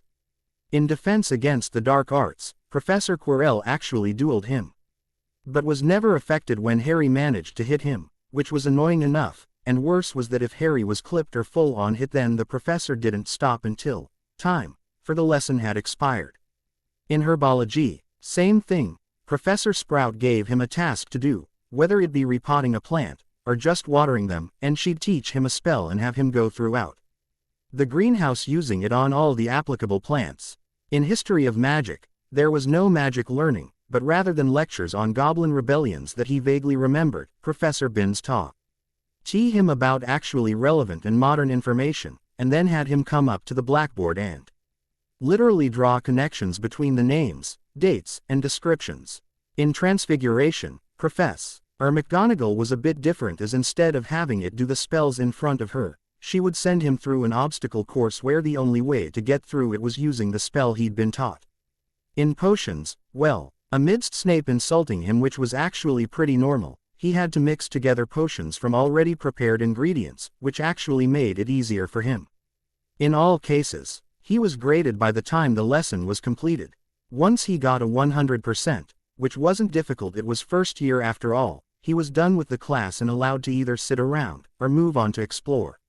That was the third major difference. He had more freedom and free time than he'd ever had as an actual Hogwarts student.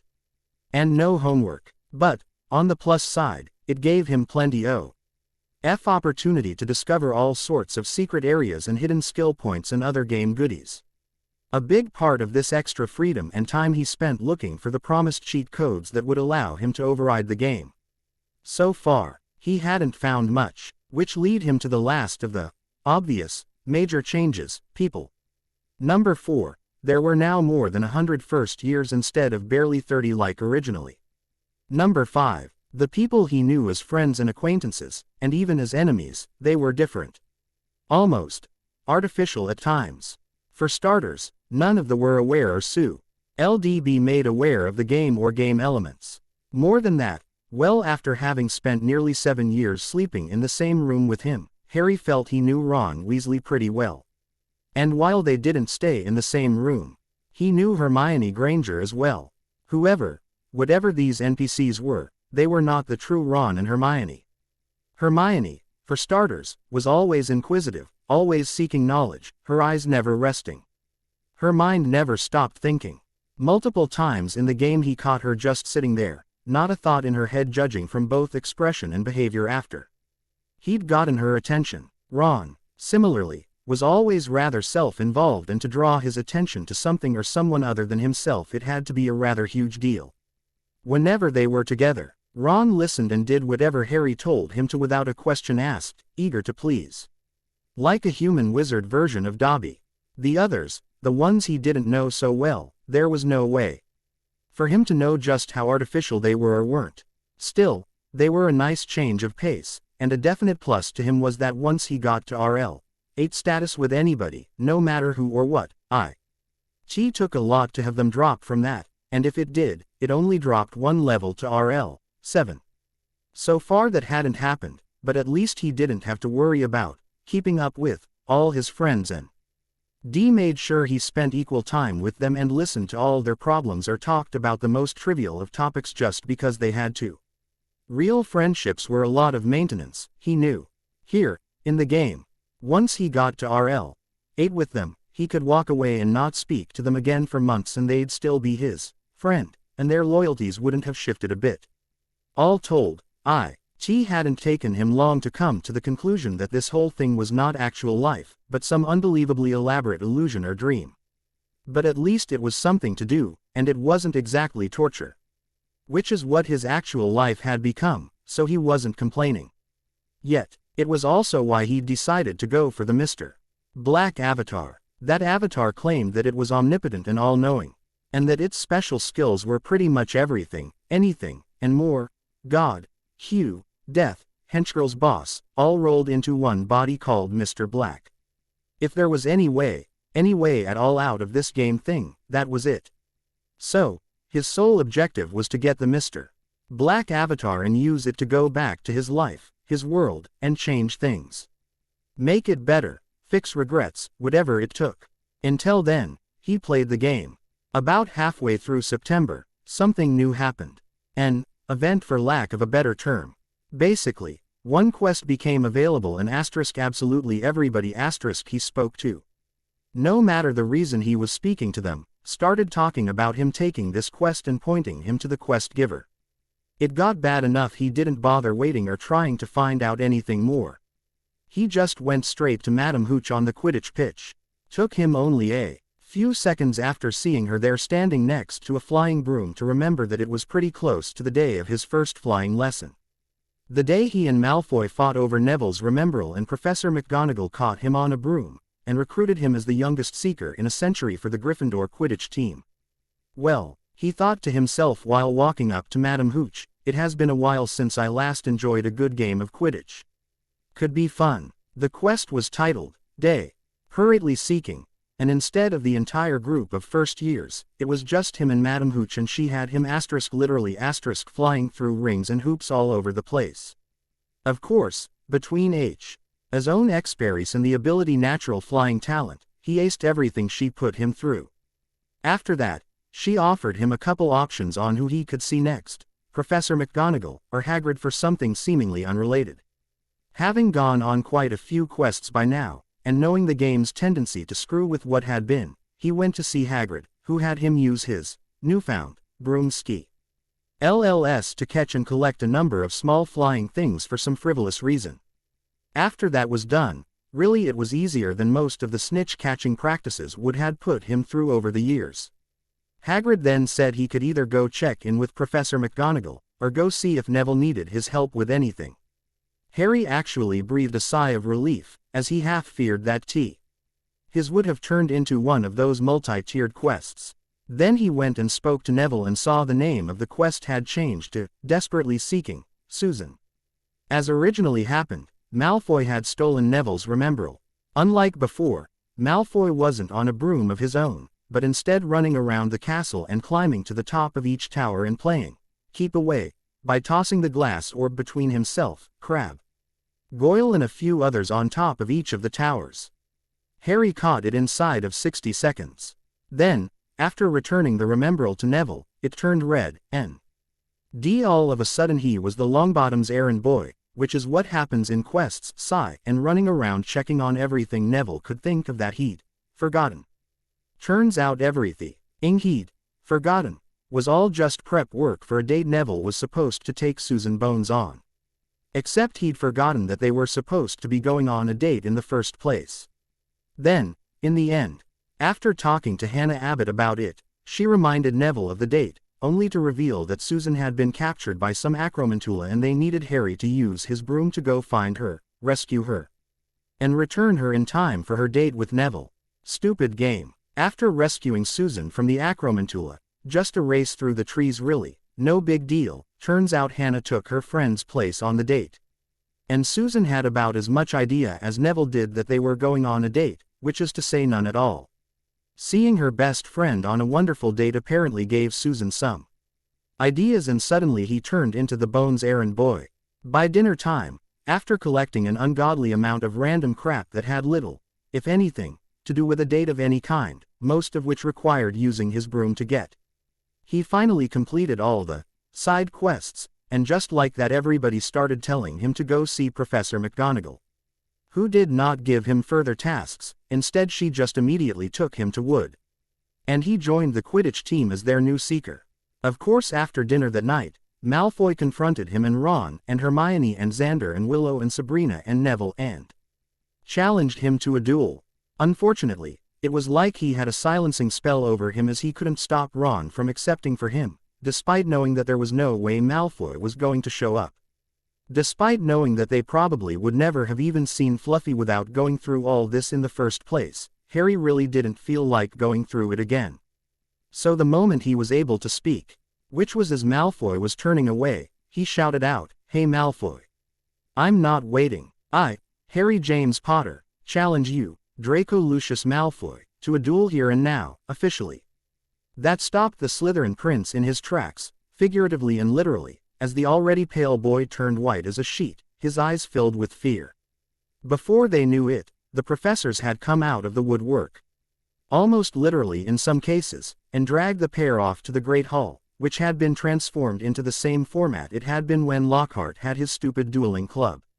Apparently Harry had somehow unlocked a new feature of the game, and so long as both parties agreed to it, which is to say neither of them say no to it, he can challenge anyone to a duel and they can challenge him. He opted to have no second for this official duel, while Draco kept Crabbe as his. The dueling system was the same as what the boss fight was like, except Draco was the same level he was instead of 10 levels above him like most of the boss monsters had been so far. At least he didn't need a full team to take him out.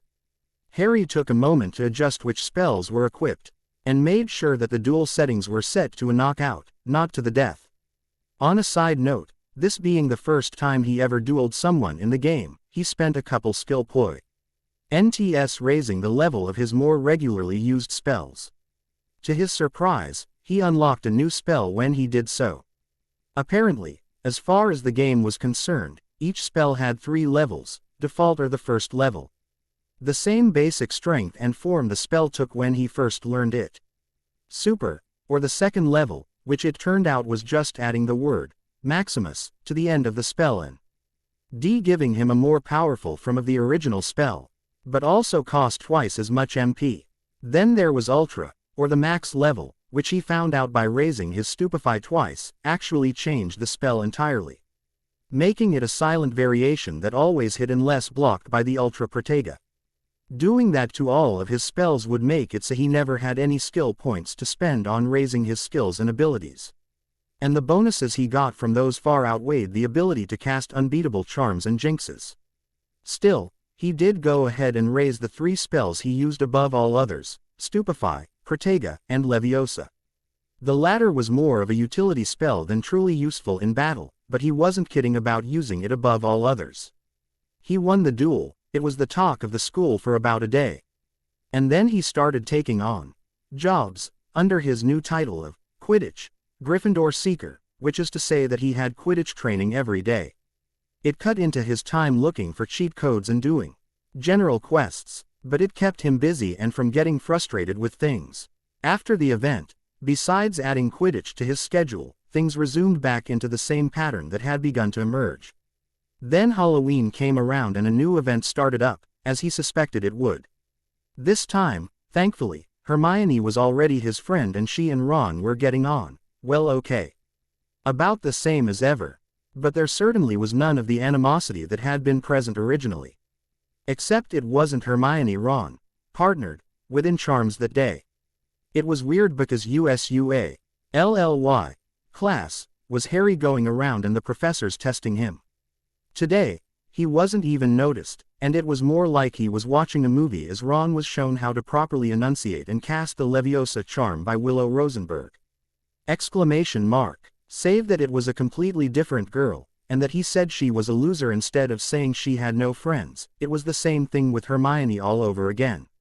Having no knowledge of the unknown NPC, save her name, her stats, and that she was best friends with Xander Harris, Harry was at a loss.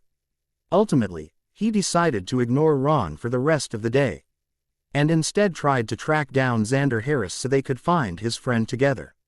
Xander Harris, as it turned out, was in Slytherin. Harry didn't let that stop him. When Harry finally caught UP to him and explained why he was looking for him, he received a warning that he was in some kind of charisma check and the consequences of failing would be Xander going from RL 8 inches friend to RL 1 inch enemy.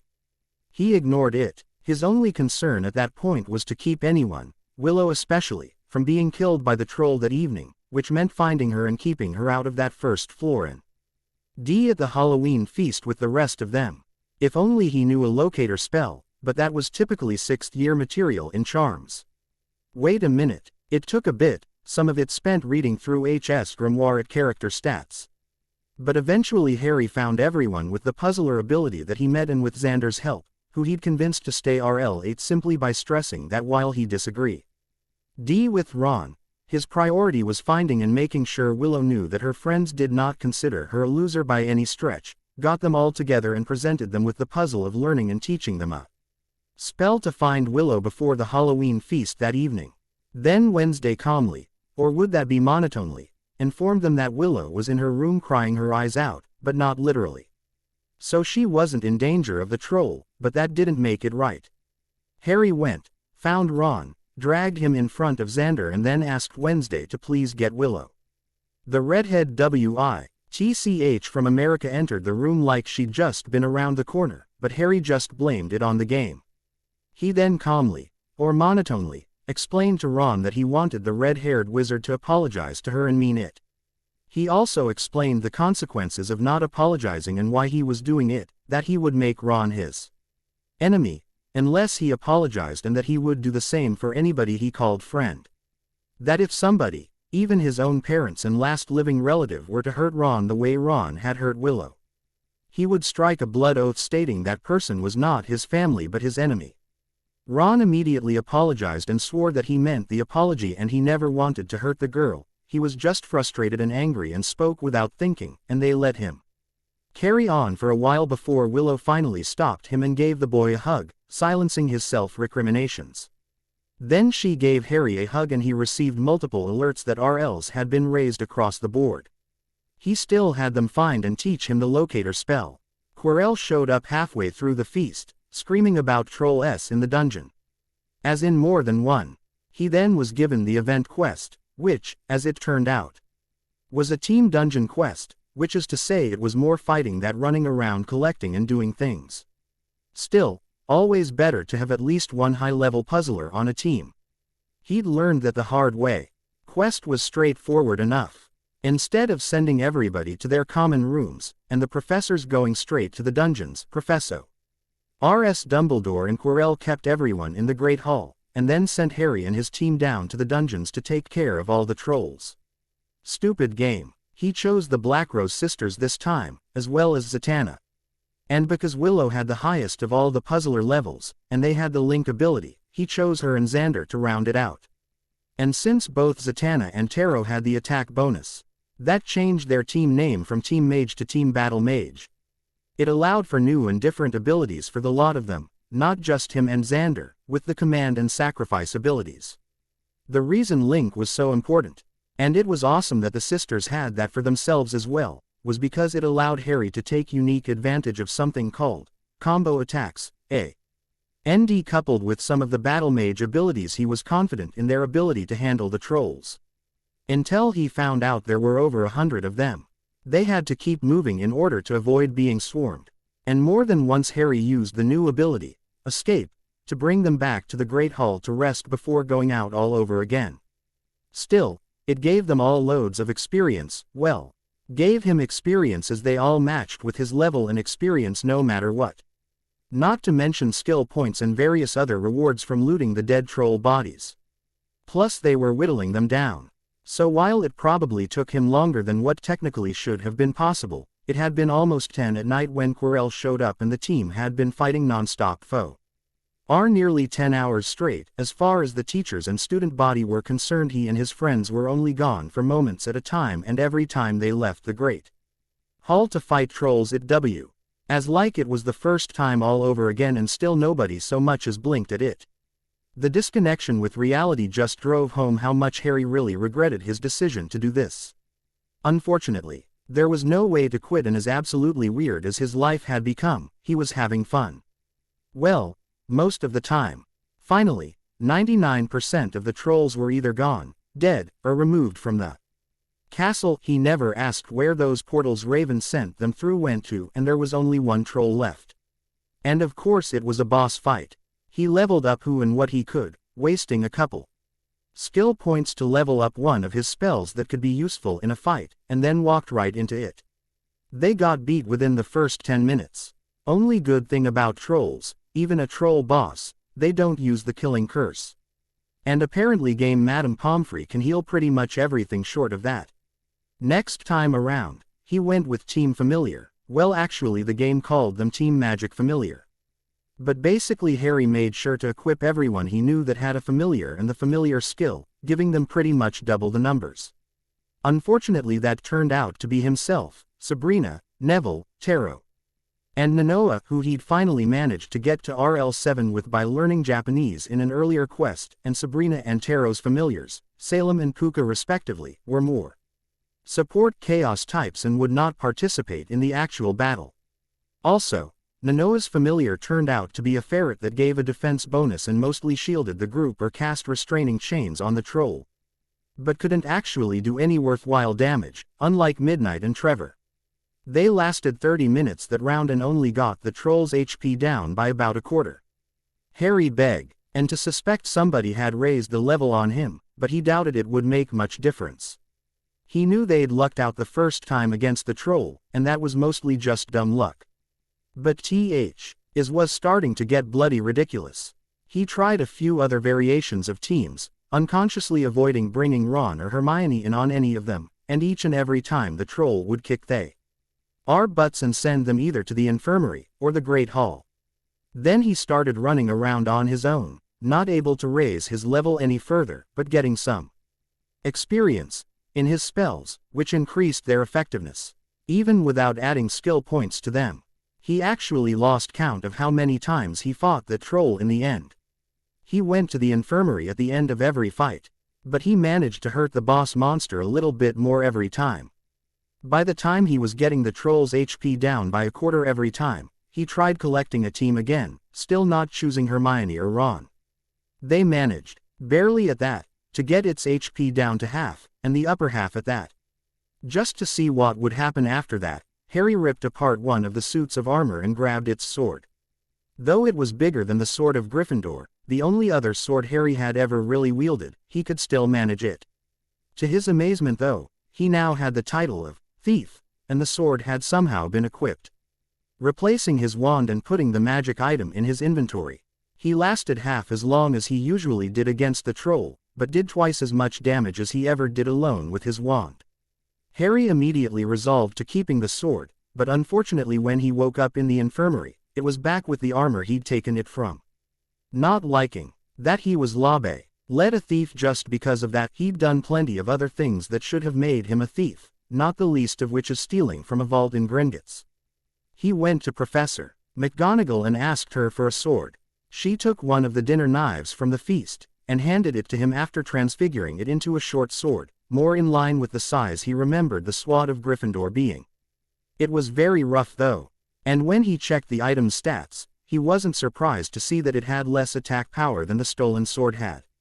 He went around and had some NPCs with smithing skills sharpen and overall improve the quickly made blade where they could, and even had Professor Flitwick do what he could with it. While it still wasn't as powerful as the other sword in the end, he could swing it faster and move easier with it than he could with the long sword. The troll still beat him in the end, but he had very nearly killed it in return. If it were real life, it cool. DB said that he did, as there would have been no way for it to survive the injuries he'd inflicted on it. By the same token, he'd been beaten by the troll so many times now it was just ridiculous. He hadn't been permanently killed by it. After 3 more attempts, Harry realized that despite the game's weird changing of reality, he hadn't really slept in days, it seemed like. So, rather than go back to the Great Hall or grab his sword, the transfigured one stayed in his inventory. He just pulled the covers over him and went to sleep there in the infirmary.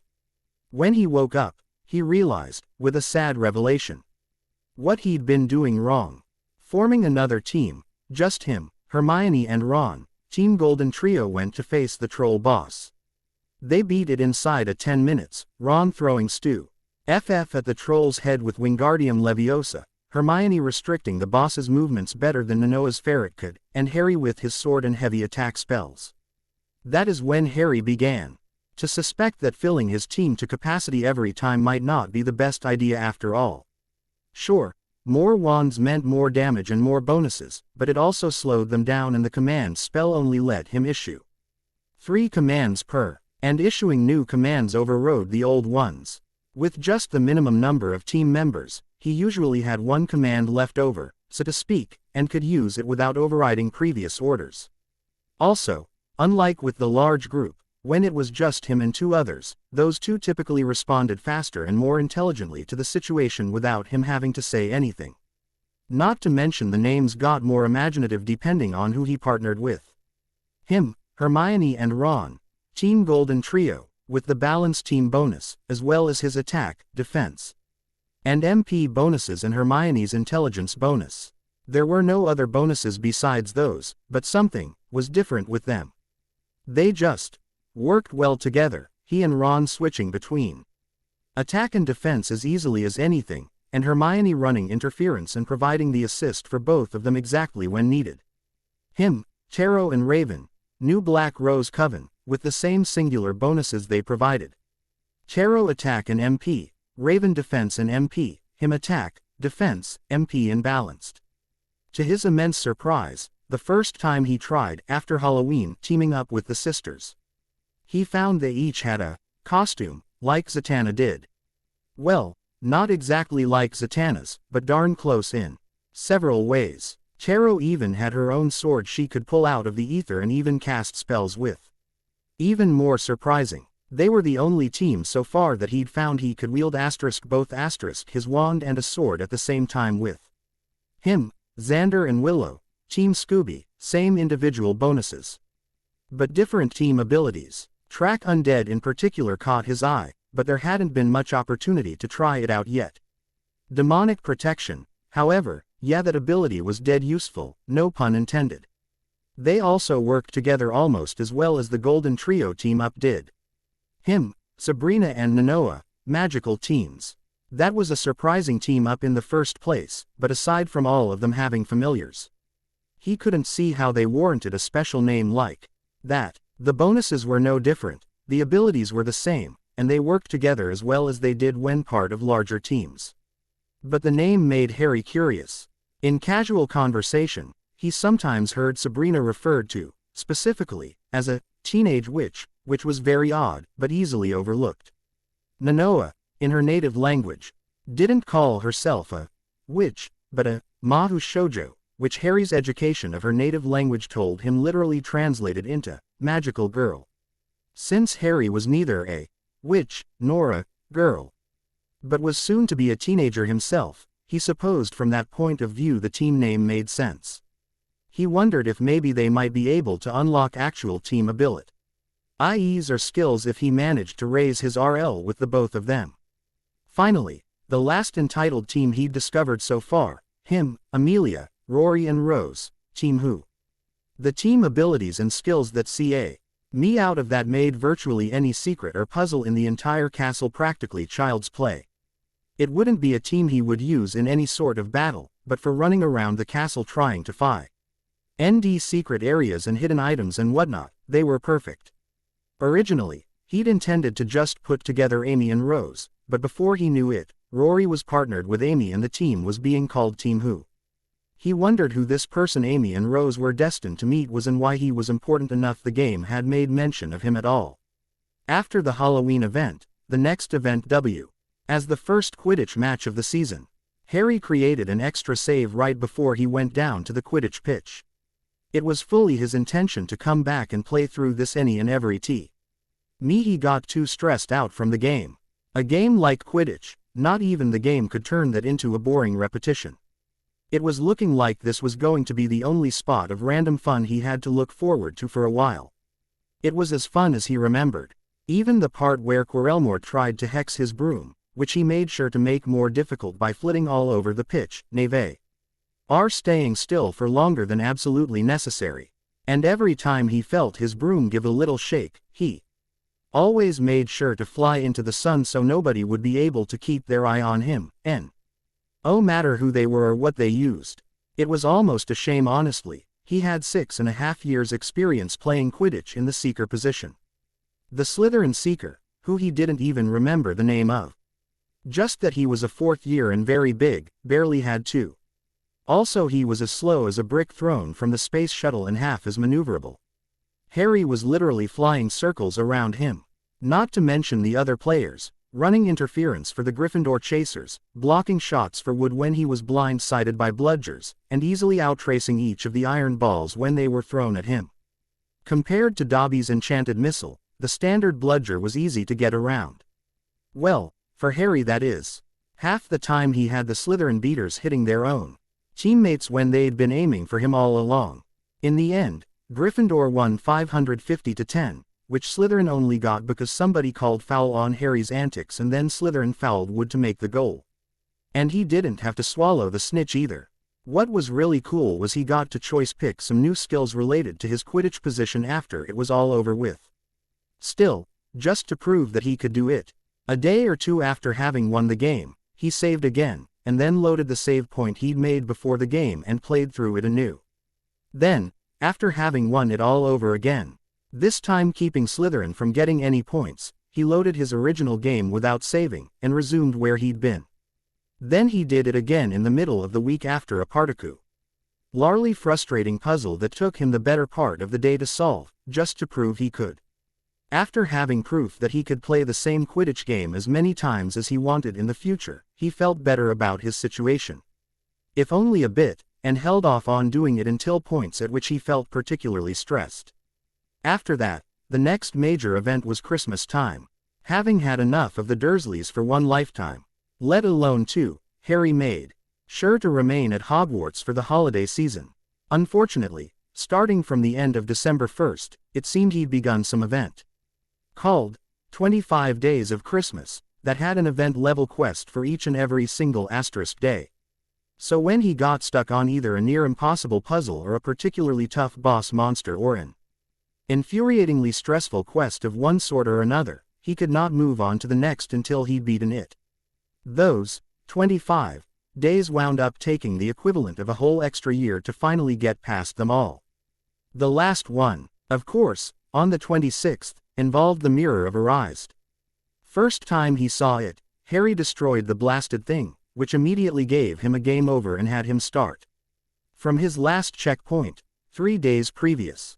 Harry made sure from that point on to save after finishing each quest. Even the small ones. Ultimately, it culminated in Harry finally getting his Ice Ability Cloak back and gaining an assortment of new titles, jobs, skills, and a very small handful, 3 inches of new abilities.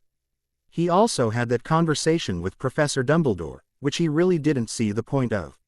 Although, those mirror monsters he had to face while obtaining his last ability of Untrained Amateur Occlumency Defense LVL 1 foot, were different, so it broke up the deja vu-ness of the whole thing. After the end of the epic quest, as he privately dubbed the 25 Days of Christmas thing, he had about 3.5 days of almost peaceful monotony.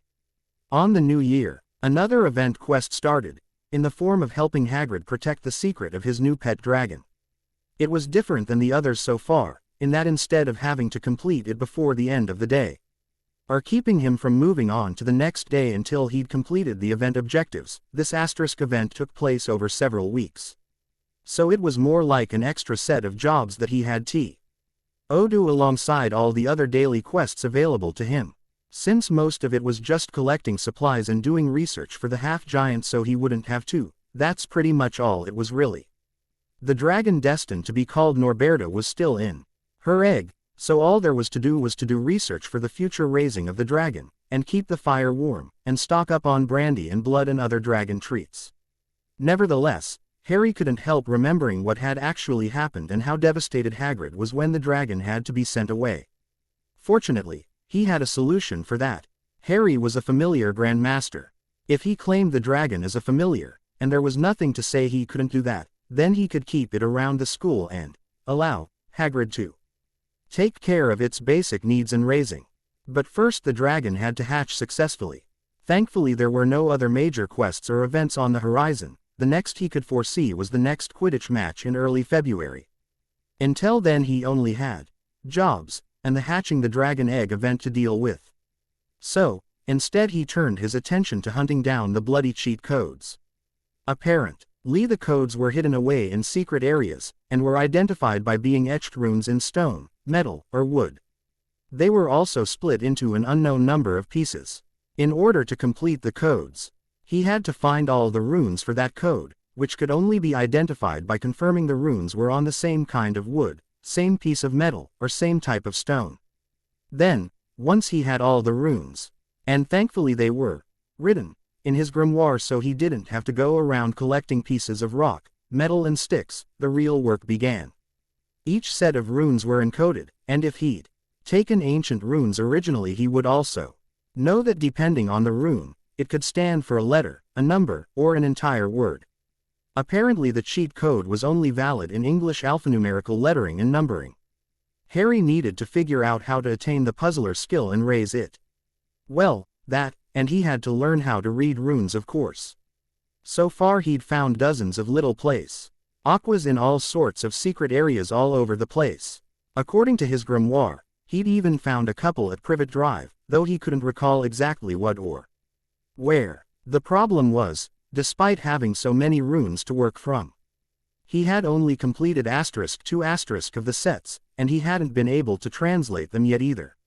And because it was a cheat code, those with the puzzler ability he relied on for most everything wouldn't or couldn't touch them. Whenever he showed them the rune sets, whether in person or by writing them down independent from his grimoire, it was like they couldn't even see it, and when he forced them to touch the runes, they just kind of shut down.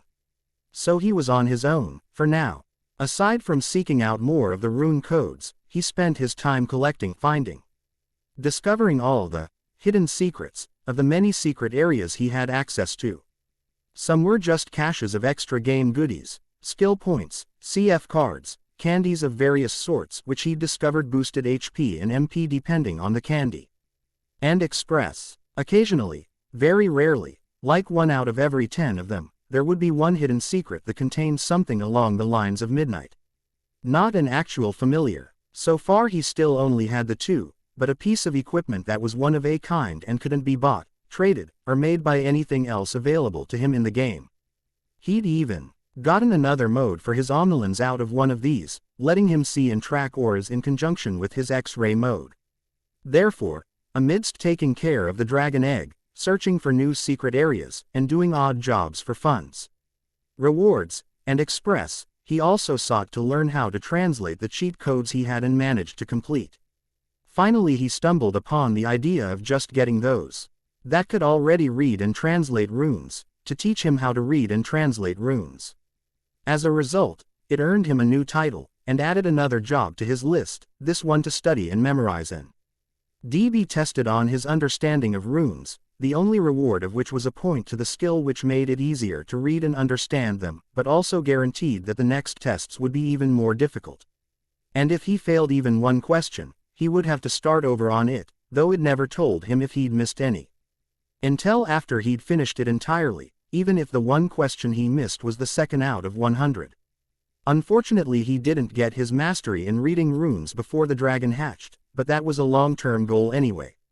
It was as he was racing down to Hagrid's hut, the note from the friendly giant in hand about the egg hatching, that Harry remembered other consequences from this little side adventure of his first year at Hogwarts. He and Hermione had snuck the sleeping dragon up to the tallest tower and handed it off to Charlie, Ron's dragon keeper brother, and then been caught by Malfoy on their way back from the errand, having forgotten the invisibility cloak that let them get there undetected in the first place. The primary consequence of this, other than the loss of points, had been he and Malfoy given detention together with Hagrid. To investigate the unicorn deaths. He'd forgotten about the unicorns being killed by Voldemort Quirrell. He'd also forgotten about meeting the centaurs the night he'd almost been killed by the cloaked professor. Well, he thought as he entered the overly warm wooden hut, I can deal with that later. Right now, I have a familiar to claim and train. Harry and Hagrid were the only ones in the hut. The dragon egg jumping in the fire, the air inside hot, but without the suffocating humidity. Just as the first time, when the first cracks actually appeared, Hagrid pulled the hot egg from the fire and brought it over to the table. A few more minutes of rattling and breaking, and the baby dragon had struggled its way out of the egg it was born from. The moment the dragon was still and breathing, it looked up at the two present and Harry got a screen prompt, just as he'd expected. Familiar. Dragon asterisk species, Hybrida in black. The Hybrida in black has dark rough scales, ridges along its back. A tail tipped with an arrow-shaped spike, has bright purple or red eyes, is more aggressive than the other dragon species native to the British Isles and can grow to be up to 30 feet long. You have an open slot for a familiar. Would you like to acquire this familiar? Yes, no. Harry smiled and selected, yes. He instantly got another screen. Would you like to name this familiar? Asterisk. Yes, no. Sure, yes, he said, confused as this hadn't happened before. Then again, all the other familiars he'd encountered before now already had names. The next screen that came up was just a screen and a blinking cursor. It didn't take him long to realize it was waiting for him to speak the dragon's new name. Since it wasn't a Norwegian ridgeback, and Harry had little clue as to why that had changed at all. He didn't feel right calling the dragon Norbert, or Norberta, or whatever. And if he trusted Hagrid's tendencies towards names, he'd wind up with a menagerie of cutsy names like Fluffy and Norbert the Norwegian dragon. Hybrida in black, native to the Hebrides Islands of Scotland, if he recalled correctly from his creature classes. As far as the Hebrides themselves, he knew about as much as any schoolchildren are taught in their elementary geography classes about their country and the surrounding areas. He hadn't memorized the names of every island of the British Isles archipelago. But he recalled that one of the larger isles of that area had a name that was close to a real name one might give to a real person. Lewis, he said, and was pleased to see it was even spelled correctly. The screen asked to confirm, and he did. The next thing. After that, the world unfroze and Hagrid was staring down at the dragon with tear-filled eyes. Harry, 'tis the most beautiful thing I ever did see, Hagrid spoke. Choked up with emotion, the dragon was now taking its first steps and looking to and fro, though its eyes always came back to rest on Harry. What's that, Hagrid? Harry asked, mostly to be polite. Well, Hagrid answered, wiping his tears and preparing the baby dragon's first meal, it may not be as clear to you, but it is plenty clear to me that this dragon here, you and he belong together. I think I'll call him Lewis. After that big island up north where he came from. But it would be a great honor to me, Harry, if you would consider calling Lewis here your very own. I know you got Hedwig and that cat already, but he just seems to have taken a liking to ye. Harry smiled and nodded, watching as his newest familiar feasted on the venison and brandy Hagrid had prepared. Of course, Hagrid, he answered. I think you're right. As long as you do me a huge favor in return, all right. Anything, Harry. Hagrid immediately complied. Help me take care of Lewis here, Harry said, a warm smile on his face. I'm still just a student, and I've got classes and everything, plus you know more about dragons and raising them than I could probably ever learn. Oh Harry, Hagrid was getting choked up again. You've got yourself a deal. After that, Harry was introduced to yet another feature of the game. The closest comparison he had to it was when he told and played that Pokemon game Dudley got and stopped playing a day into his diet in the summer between 3rd and 4th years. Unlike Hedwig and Midnight, which he'd gotten both during the tutorial and had come to him with the same level he did, Lewis was basically at level 0 the moment the egg hatched and level 1 only after having lived through his first day of life as an accomplishment. RRY now being at somewhere around level 23, had to bring the young dragon up to his level or higher before he could use or equip him for the stats bonus, let alone as a battle companion. As for any skills or abilities, the only ability Lewis had, as a dragon was, flying, and fire-breathing, and that was it. No skills, no extra abilities, nothing. He was also warned, via Hagrid, which was very weird. To have NPCs telling him about the game, that if Lewis had not learned any basic skills by the time he reached level 5, he wasn't going to learn any, let alone the more advanced skills potentially available to dragons. So making sure to save the game beforehand, Harry spent a few days with Hagrid and Lewis doing nothing but trying to teach the young dragon various skills. He was starting to get worried when the infant dragon reached level 2 and had only learned one skill, and that was language. English, and no actual abilities at all. Then, while filling in his quota of daily jobs and one or two other quests. Harry noticed a new NPC hanging around the school grounds. Going up to him, he recognized him as Professor Kettleburn, the original Care of Magical Creatures professor, before Hagrid got the position in Harry's third year.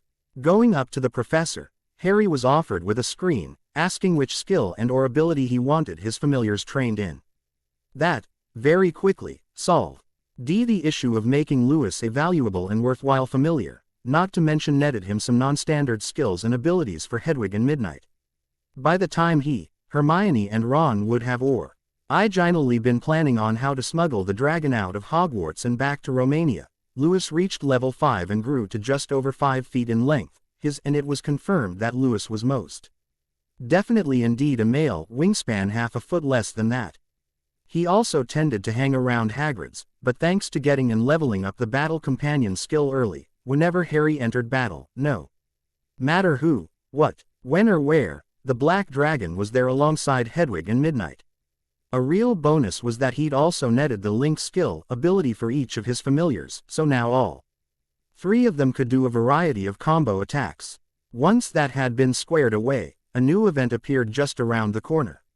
This one where the final rewards were listed as unknown. But basically, instead of it being assigned as a detention, Hagrid and Professor Kettleburn and even Mr. Filch approached Harry with a quest to track down the culprit behind the unicorn killings and find a way to put a stop to it. This was probably the most convoluted quest he'd come across yet, as a matter of fact. Most quests, even for the events he'd gone through so far, they had maybe 4 or 5 steps: go to the quest giver and get it. They send him to do an errand and he goes and does it and then goes back to the quest giver, who may then either end the quest, or send him to someone else who will give another job or errand to run. The events made it so that instead of 2 or 3 extra people for more errands, he went to 10 or 12 and sometimes had to go on a scavenger hunt to find all of something across several areas. This one was more along the lines of a dungeon, which he discovered as what the train was with the quest to retrieve Trevor. Except it was like each of the jobs and errands the various quest givers gave him to do were nothing but dungeons, each with their very own boss fight, and more than once he had to go through those dungeons multiple times and fight the same boss monster multiple times in order to complete just that one part of the quest. The only good thing about it was all the express he was gaining went towards catching Lewis up with his other familiars and increasing all of their skills and abilities. By the time he eventually, heavy emphasis on eventually, found himself in the Forbidden Forest at night searching for an injured unicorn, he was somewhere around level 40 and Lewis was as common a feature in battle as Hedwig, Midnight, and whatever team he collected, usually Hermione and Ron or Xander and Willow. Nearly 20 levels for just one event. And every bit of it was absolutely worked for and then some. As it happened, Harry managed to get to the unicorn while it was still alive. Thankfully, one of the earlier Ians had left him with an excess of healing potions and he didn't hesitate to use it on the injured creature, and cast every familiar team healing spell he had in his arsenal. Then came Quirrellmort, aka the boss fight while protecting the unicorn. He almost lost that fight too. But as said previously, he was a lot more experienced since the troll fight. He also had plenty more experience fighting Voldemort since his first year, and since he chose the fighting style based on real life instead of turn or strategy based, that experience was of some actual benefit to him, and then some.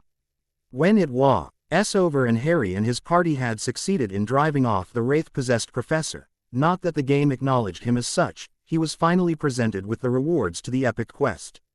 Not the least of which, but possibly the most surprising, was getting Lightfoot as a familiar. Lightfoot being the unicorn that he'd just saved the life of. Lightfoot was also the first familiar he'd encountered whose level was higher than his own. The consequences being that until Harry reached the unicorn's level, said unicorn could not join in battle, or offer any aid, but his stats still applied to Harry's own. Unlike with Lewis until he'd leveled the dragon up. Other rewards included, but were not limited to, skill points, enough express to level up right away, rare items, books and scrolls that would teach him new skills or raise his current ones without having to spend skill points, and an increased RL with all the team members he'd ever teamed up with during the entire epic quest, no matter if they were in the final battle or not. In some cases, that was more valuable than getting a level 67 unicorn familiar. For starters, both Hermione and Ron, not to mention Xander, Willow, Nonoa, Sabrina, and Zatanna, were now RL 10 inches faithful, and when that happened, something changed. In the case of the others, those he'd never met before and had never known, there wasn't any change. They still treated each other the same, and other than the fact that he could now ask anything of them, where he couldn't before, nothing was different with them. But with Hermione and Ron, it was subtle. Subtle as what made them clearly not Hermione and Ron in the first place. It was like a switch had been flipped, or a veil had been lifted. Every one of the NPCs was absolutely not aware of the game or his role within it. It was a foregone conclusion that he'd gotten used to months ago. But after getting to RL 10 with them, he began to notice the two of them, noticing things. Things that they'd never so much as given a second glance toward before. They also acted more naturally with him. More like 11 and 12-year-old Ron and Hermione had after they dealt with Hagrid's dragon and served their detention in the Forbidden Forest. They still weren't his Ron and Hermione, but they were more human. After coming to this realization, he noticed the same thing with the others he had RL 10 with. He couldn't say he knew any of them well enough to know what they were really like, certainly not as well as he knew Hermione and Ron, but they too were more personable and human. And real than they had been before. Not sure how to take this change, Harry just let things ride for a few days after. He went through his routine of taking on class, jobs, and daily quests and refocused on raising his level to match his new familiars as soon as possible. Fortunately, another set of event quests were right around the corner to help him with that. AKA, end-of-year exams. He wasn't exactly worried, it was just first year after all. Famous last words. Stupid game. He didn't know about the others, the NPCs, but Harry's end-of-year exams were just as brutal as he imagined Newt's to be. Only instead of hours-long tests and relentless practicals, he was verbally quizzed for those hours and then made to go through dungeon after dungeon after dungeon. Each with bosses on par with the troll. And he faced them alone, not with a team. Hell, he couldn't even call on his familiars. Between all that, and thankfully he got 10 express points for every question answered successfully. By the time he finished the last exam, he was at level 75. That's how absolutely brutal those things were, keeping in mind it is an extra 1,000 between levels. Now than the one previous, and for every 10 levels an additional 100 tagged onto that, so it was more like 75,700 to go from level 74 to level 75, and he'd been at level 58 at the beginning of the exam quests. Still, it was worth it, as by completing the exams, he no longer had to complete all the class jobs as part of his daily objectives, and just as with the tutorial, failure to complete even one objective was the same game over as losing his life in a battle. Which had happened, but thankfully he had saved games and checkpoints now, so it was more annoying than devastating. Then the most impossible thing of all happened to him. He found, according to the game, all of the hidden secrets of one area within Hogwarts. Which was a surprise, as of all the secret areas he'd come across, he typically managed to clean them out within a day of finding them in the first place. As it turns out, the areas were classified as places like Gryffindor Tower, Great Hall, Hagrid's Hut, and the Quidditch Stadium, and each and every one of them were like Mrs. Figg's place, and the Dursleys, which were on Privet Drive. So while there might be a number of secret areas in any area, there were dozens if not hundreds of areas in any location, as with Hogwarts. So while he by no means had managed to even access all the areas in Hogwarts, apparently for Hagrid's Hut and the Quidditch Stadium however, he had indeed overed every secret area and all the hidden secrets of those two areas. Apparently, by discovering all the hidden secrets of more than one area at any location, that got him something called an achievement, and that came with its own big rewards. In this case, he got to choose between more express, 100 skill points, or ultra-rare item. It was actually called that by the way, ultra rare item. Sink. Every rare item he'd come across had been worth its weight in skill points and express combined. He chose to receive that which was undoubtedly something he would be offered only once and then never again. Turned out it was another familiar. To be specific, it was a phoenix egg. Fake game history aside, Dumbledore found Fawkes with the egg one day and by all appearances it seemed to be quite a nerda. So as a reward for services to the school, the headmaster gave the boy what he thought was a fossilized trinket or paperweight. Except that the moment the egg was in Harry's hands, it lit up with light and hatched right there. The egg shells disappearing into his inventory, and the chick reminding him of Fawkes on his burning day. He, of course, claimed the familiar instantly and named the chick. It was a girl, Lilith. Rather than Professor Kettleburn, Harry went straight to Fawkes to have Lilith trained. He wasn't disappointed as his baby phoenix had an equal number of skills and ability ties by level 2 that each of his other familiars had at their current levels. And that was more than doubled at each successive level until they were locked in when she reached level 5, which was Furt. Her signified as being her first burning day. Put a whole new spin on the term, that time of the month. Fortunately, a phoenix reached full maturity no later than a day after rising from their ashes, and stayed at peak health until only 2 or 3 days before their next burning day, which would be signified by them seeming to age by the hour. So for 25 days of the month she would be perfectly fine and able to help out with no inconvenience whatsoever. But for those 4 to 5 days around her burning day, all of Lilith's stats got removed from his. In fact, he actually took a more significant hit to his stats than if he'd never had a phoenix as a familiar in the first place. Thankfully it wasn't that big of a hit, but Harry had to be careful he wasn't caught in a boss fight unawares on those days. He did have a new ability of his own. It came about when Lilith reached his level and joined up as a battle companion. It was called Bank the Fire, and it allowed him to delay Lilith's burning day, but at the cost of doubling the amount of time she was unavailable per day and also double the cost to him for the same amount of time. He hadn't used it yet and couldn't see him using it any time soon.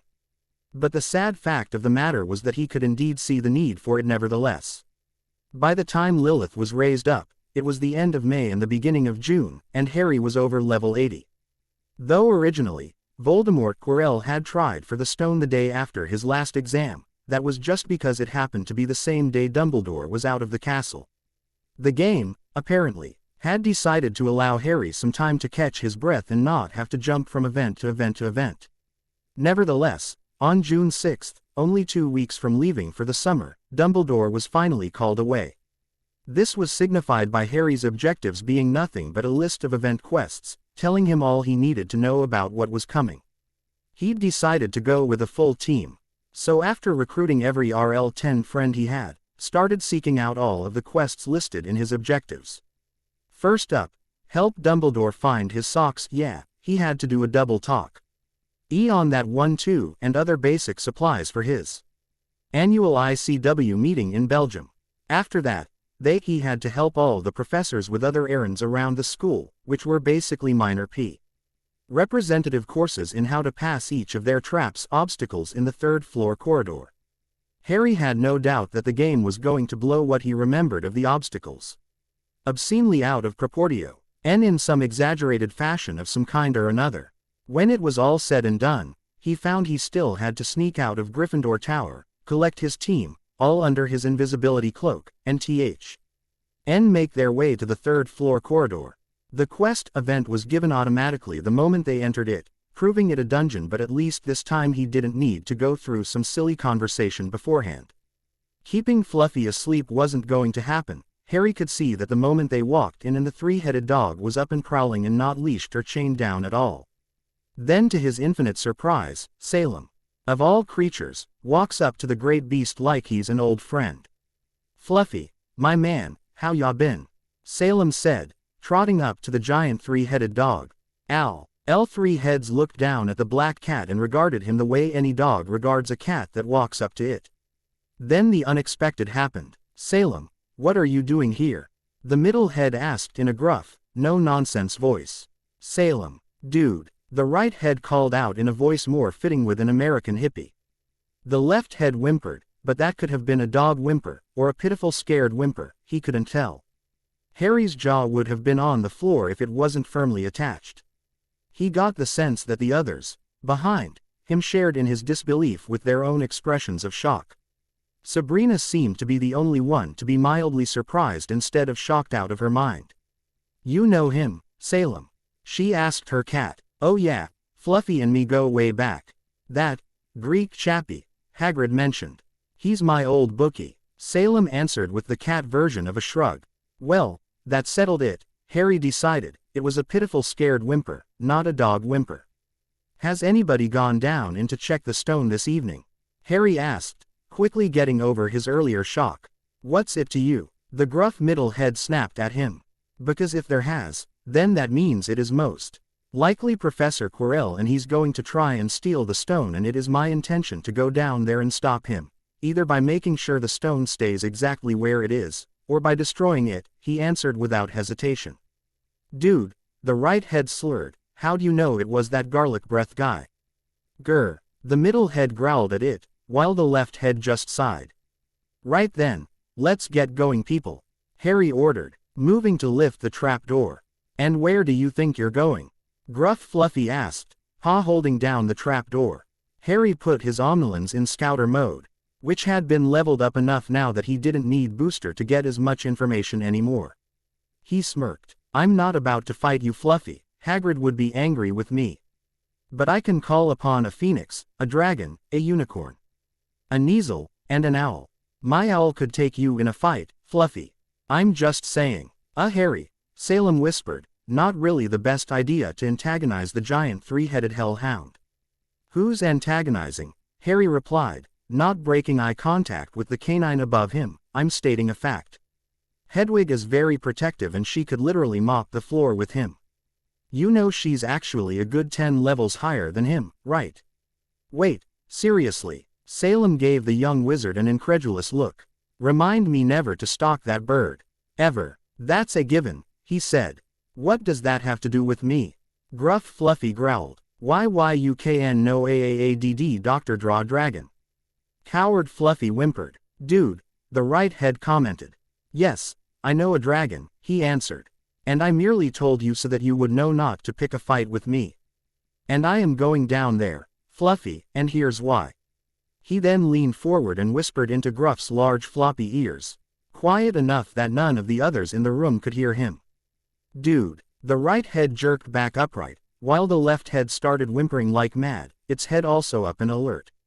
"Grr, fine, go on then." Gruff Fluffy growled and backed off of the trap door. "What did you say to him?" Salem asked as Harry opened the door. "You don't want to know," he told him.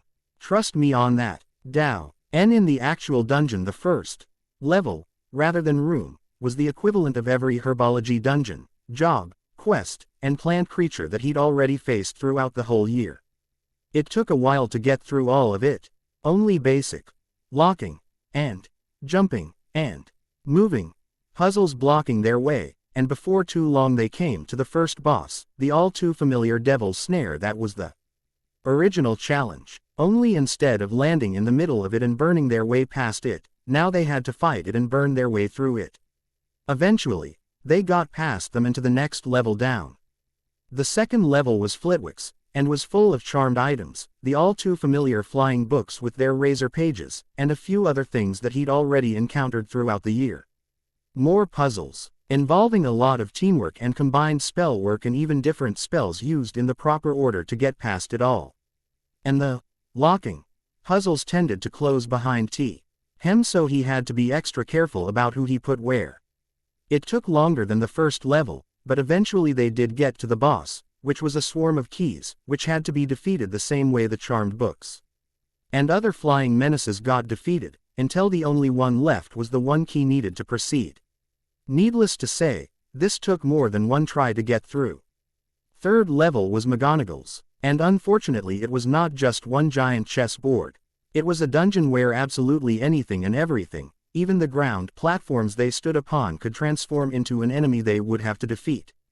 And even more often the enemies wandering around would transform into platforms or doors that they would need in order to proceed. Worst of all, he found himself running all over are the place seeking to free what were clearly giant chess pieces, both black and white, and after the final of the 32 pieces were rescued, was he finally allowed onto the giant chess board.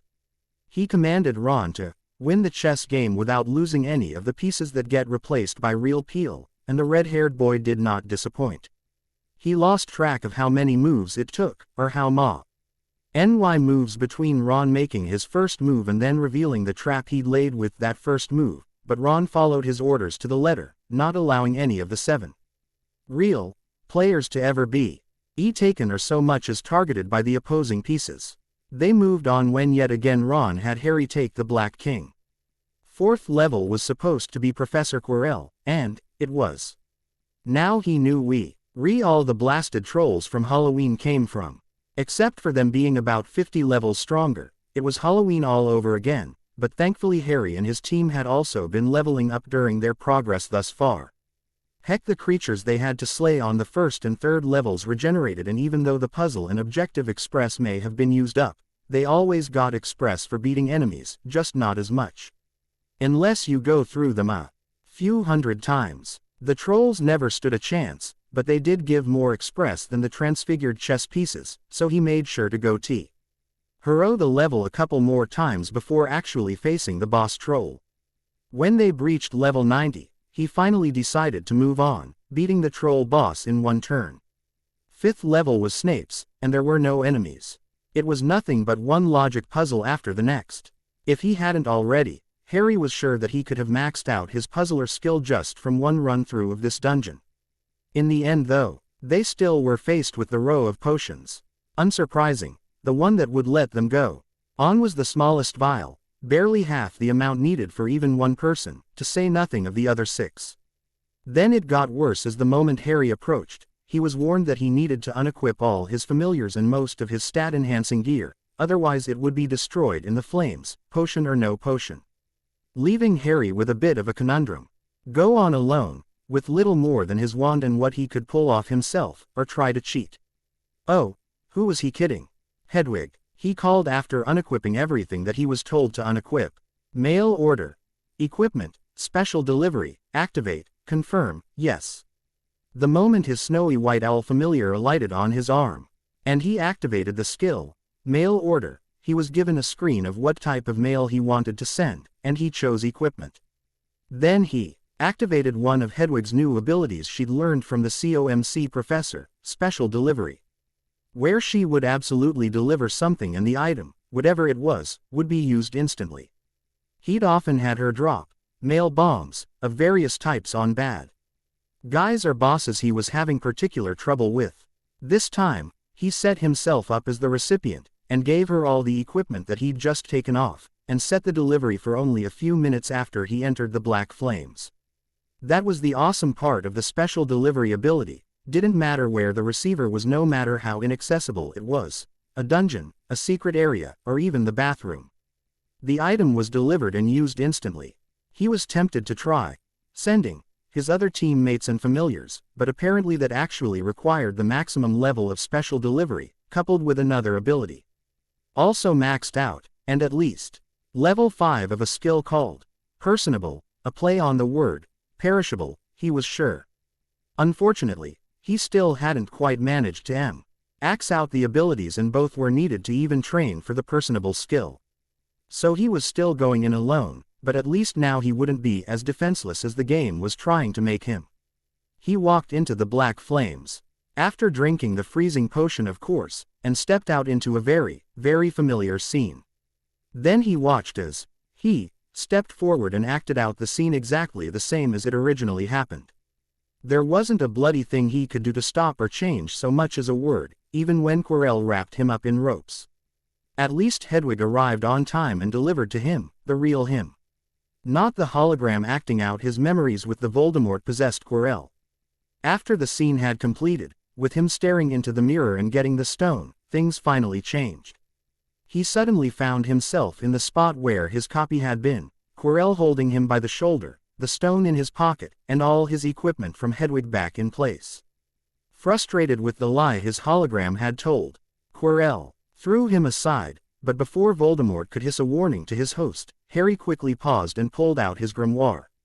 He confirmed all his equipment had been truly re-equipped, and then just to thumb it to the stupid game, he put the stone into his unique inventory. One of those cheats he'd actually managed to uncover and translate had provided the means for it, allowing him to place key items or other special items he otherwise would have lost out on by losing a fight or failing the objectives, or even just restarting. By putting things in the unique inventory, theoretically he could even switch avatars and still have the items. As a consequence, he could only put in an extremely limited number of items into it, and if he went over, then one of the items at random was destroyed, never to be recovered. Besides, he doubted the game would let him do much with the stone anyway, certainly not all that it was vaunted to do in real life. At B's T, it was probably just a rare item that helped with transfiguration skill or whatnot. He also removed one item in particular from the unique inventory and went ahead and equipped it. It was the same knife sword that he'd made from Halloween, just with a lot more work on it. He'd also fully leveled up his dual-wielding ability, allowing him to hold a sword or other weapon in one hand and use a wand with the other. "Let me speak to the boy," Voldemort hissed from beneath the turban. "But master, you're not street strong enough," Quirrell whimpered. "I am strong enough for this," came the rebuke. Quirrell took off his turban. "See what you have, URK," Voldemort started to say, but was interrupted by the enchanted up the wazoo blade flying through his open mouth and out the other side of Quirrell's head, killing the host instantly. "Unicorn blood or no unicorn blood, that was for Lightfoot and his kin," Harry stated, still ready to defend himself from what came next. Only, it never came. Instead, a screen popped up. "Congratulations, asterisk. You have defeated Voldemort. Unlocked achievements. See grimoire for more. Asterisk RL level has changed. Hermione's parents. You have leveled up. You have leveled up. You have leveled up. You have leveled up. You have leveled up. You have leveled up. You have leveled up. You have leveled up. You have leveled up. You have leveled up. You have." He reached level 100 before end of first year.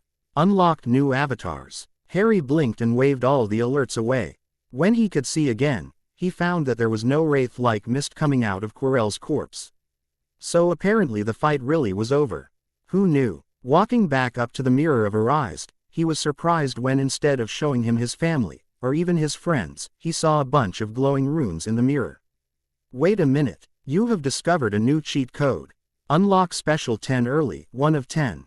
To his amazement, the runes lifted themselves up out of the mirror and then streamed into his grimoire, which upon opening he found there in his list of cheat codes. It was only the first, but it was a start. Wait, he stopped and looked around. If he'd gotten the cheat code hidden for this avatar already, then there really wasn't a point in continuing to play it. After all, the hint had listed which avatars had the cheat codes needed for unlocking the special 10 as the game called them. If his objective was to unlock the Mr. Black avatar as soon as possible, he shouldn't bother dealing with any more of this crap. Still, he looked around one more time, saving this gam.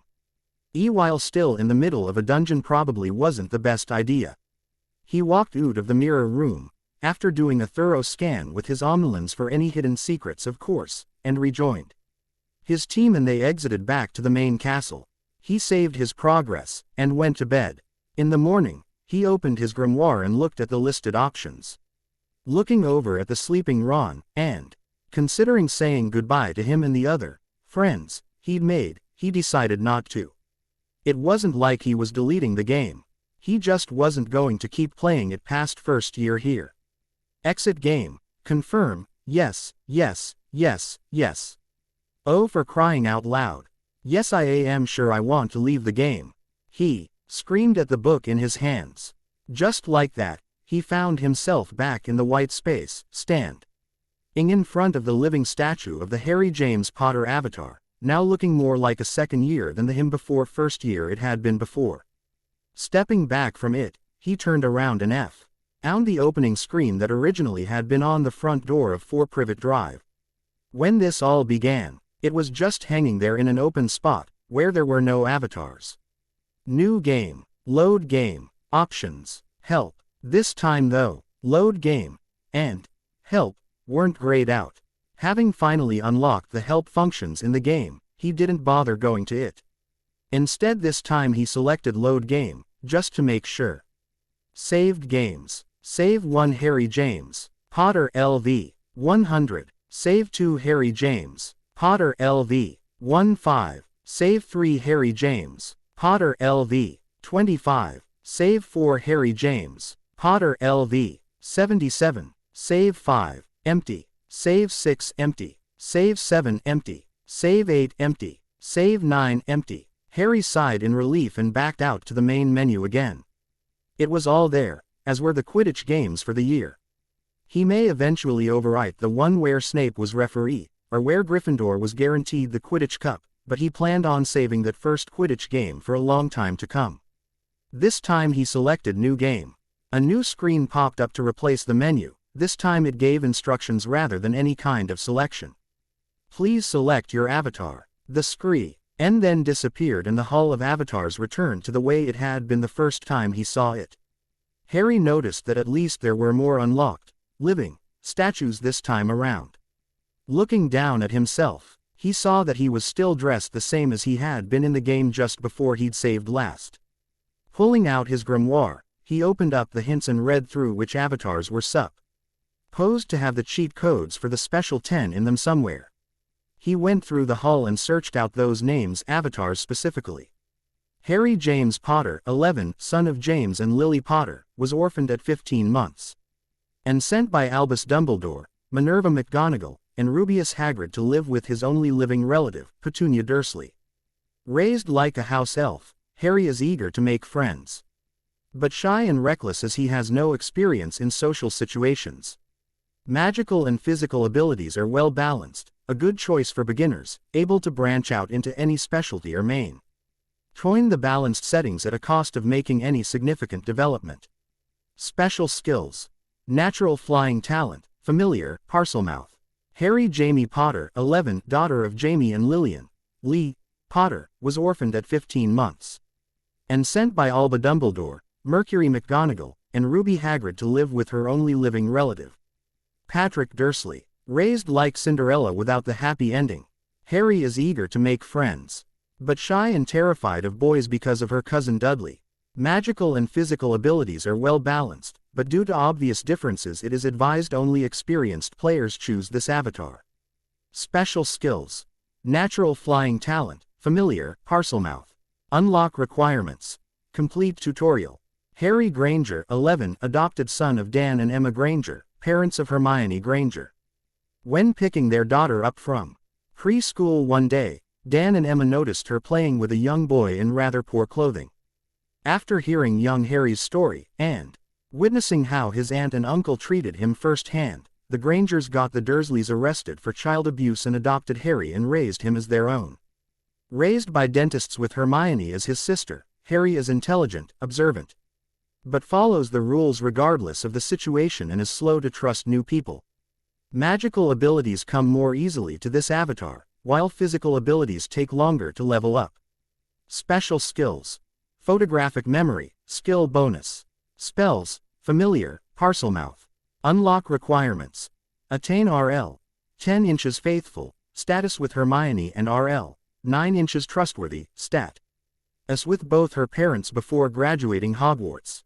Locked. Harry Black, 11, godson of Sirius Black, who did his duty as godfather and took care of baby Harry when his parents were murdered by Voldemort.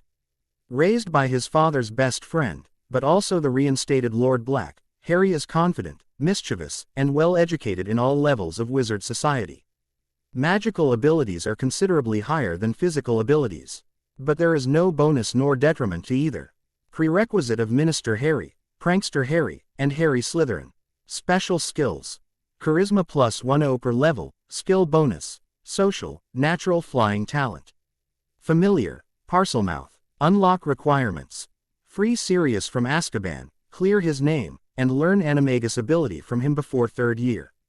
Locked. Harry Malfoy, 1. 2. When word got out about Harry Potter's circumstances, the wizarding community cried out and their most trusted member was called forth to care for their young savior. Raised by the Malfoy family to be their secret weapon in the coming years, Harry is disillusioned towards reality and a sociopath by design, only able to express mimicry of emotion after observing others for sufficient time. Default magical abilities far outstrip physical abilities, and there is a significant bonus on increasing magical aligned skills over physical ones, though no detriment to raising physical abilities at all. Prerequisite of Harry Slytherin. Special skills. Magic plus 10 per level, skill bonus. Social, skill bonus. Assassin, skill bonus. Politics, familiar, Parselmouth, extra training. Unlock requirements. Unlock Harry Black, and play through first year with Draco Malfoy as best friend or at least RL. 9 inches trustworthy, status for 90% of that time. Locked. Runaway Harry 10. Rather than deal with the crap he had to put up with at the Dursleys, Harry decided to try his luck at either finding his real parents or just going it alone. To his immense surprise, roughing it on the streets was infinitely preferable to living with his so-called relatives, and he quickly gained independence and street smarts came naturally to him. Downsides: he avoids authority like vampires avoid sunlight, and is slow to trust, making it difficult to raise RL with others. You begin play just before the month of July when Hogwarts letters are going out. Physical abilities are higher by default, but there is no bonus to raising either. Prerequisite of martial artist Harry. Special skills. Skill bonus. Thief, stealth plus 10 per level, natural flying talent, familiar, Parselmouth. Unlock requirements. Run away from Dursleys during tutorial. Decline going to Hogwarts, and live homeless without being captured or sent back to Dursleys for at least 1 year. Locked. Martial artist Harry 11. Harry and Dudley grew up like brothers and early on they decided they wanted to learn karate like they saw on TV, so the Dursleys got them lessons. Harry took to it like a fish to water and soon mastered even the most advanced skills taught and showed incredible talent. In going to Hogwarts, Harry discovers that the wizarding world is as much into martial arts as he is, and he learns new ways of combining the physical and the magical. Physical and magical abilities are giving greater bonus, and this avatar also introduces training, allowing for leveling up skills and abilities beyond the game limits. Prerequisite of Warrior Harry. Special skills. Stamina plus 10 per level, skill bonus. Fighter, natural fighting talent, familiar, Parselmouth. Unlock requirements. Unlock Harry Dursley, unlock Harry Gryffindor, unlock Runaway Harry. Play Runaway Harry for 3 years and join a dojo and attain title of Black Belt. Locked. Unspeakable Harry 11. From the moment he learned of magic, Harry felt a calling. Became obsessed with the dream of finding and discovering all that there could be about magic and how it worked and how it could be used. Easily obsessive towards his studies, this Harry has no social skills whatsoever. And the bonus rewards for actually getting an RL above 6 is astronomical. Before even starting 5th year, this Harry will graduate Hogwarts and go to work for the Department of Mysteries as an unspeakable. Prerequisite of the Professor. Special skills. Eidetic memory, skill bonus, puzzler. Natural magic talent, familiar, Parselmouth. Unlock requirements. Spy Harry, Auror Harry, Mercenary Harry, Dragon Tamer Harry. Cursebreaker Harry, Prankster Harry, and Potions Master Harry to be unlocked. Must get O+ in all courses for all years and must take all courses from 3rd year on in any avatar. Must complete quest. Unspeakable hazing. Allows permanent access to Department of Mysteries for all avatars. Locked. The Professor, Chief Scientist of Mr. Black, partner to Hench Girl, and genius of the highest level. But doesn't really comprehend basic social skills or the concept of restraint in just about any way. This character is only for advanced players, otherwise you may wind up killing yourself before you even realize what is going on. Physical and magical abilities are average, but the creation-based skills are given significant and unreal bonuses. Special skills. Skill bonus. Creation. Natural inventor talent, create new creation-based skills, familiar, spark. Unlock requirements. Unlock Unspeakable Harry, unlock Baby Harry, and then while playing Baby Harry, model your life around the end goal of being like the Professor or Hench Girl. Locate the Professor and Hench Girl and attain the titles of apprentice to them. Super Harry 11. The Ultimate Harry Potter. Only one other avatar throughout the entire game is as powerful or unbelievably awesome as this one. Unlimited magic, unlimited health, unlimited stamina, all abilities for all avatars is unlocked and freely available. All stats are always at their peak and the only need for leveling up is to get access to more areas. The primary consequence of this, of course, is that the enemies you'll face are just as enhanced and unstoppable. Only for expert players. Special skills. All of them. Unlock requirements. Kill Voldemort solo, by yourself, with no team, no friends, no help. After having looked them over and seeing that only 3 of them were unlocked, not counting the one he'd just finished, he considered his options. Him as a girl, him raised by the Grangers, or the quote-unquote, ultimate, him. First choice would be that super hairy thing, but he'd learned a long time ago, at least it seemed like a long time ago, to pay attention when the game gave warnings like that. In order of difficulty, a beginner is the lowest level, easiest setting, and most basic format with as few surprises as possible. Next up from that, is experienced, which is where the game put him after he completed the tutorial. And if he were honest, he was actually only about halfway to being truly experienced. After all, he'd only completed first year and that was plenty easy the first time. Not after experienced, there was advanced and expert. Advanced was for somebody like Sirius, Remus, Professor McGonagall, or even Snape. Somebody that had lived for decades and had enough power to back up any reputation they deserved. Expert, on the other hand, was for somebody that was on par with Dumbledore and Voldemort, a cut above every other wizard and powerhouse the world had to offer. He was nowhere near there.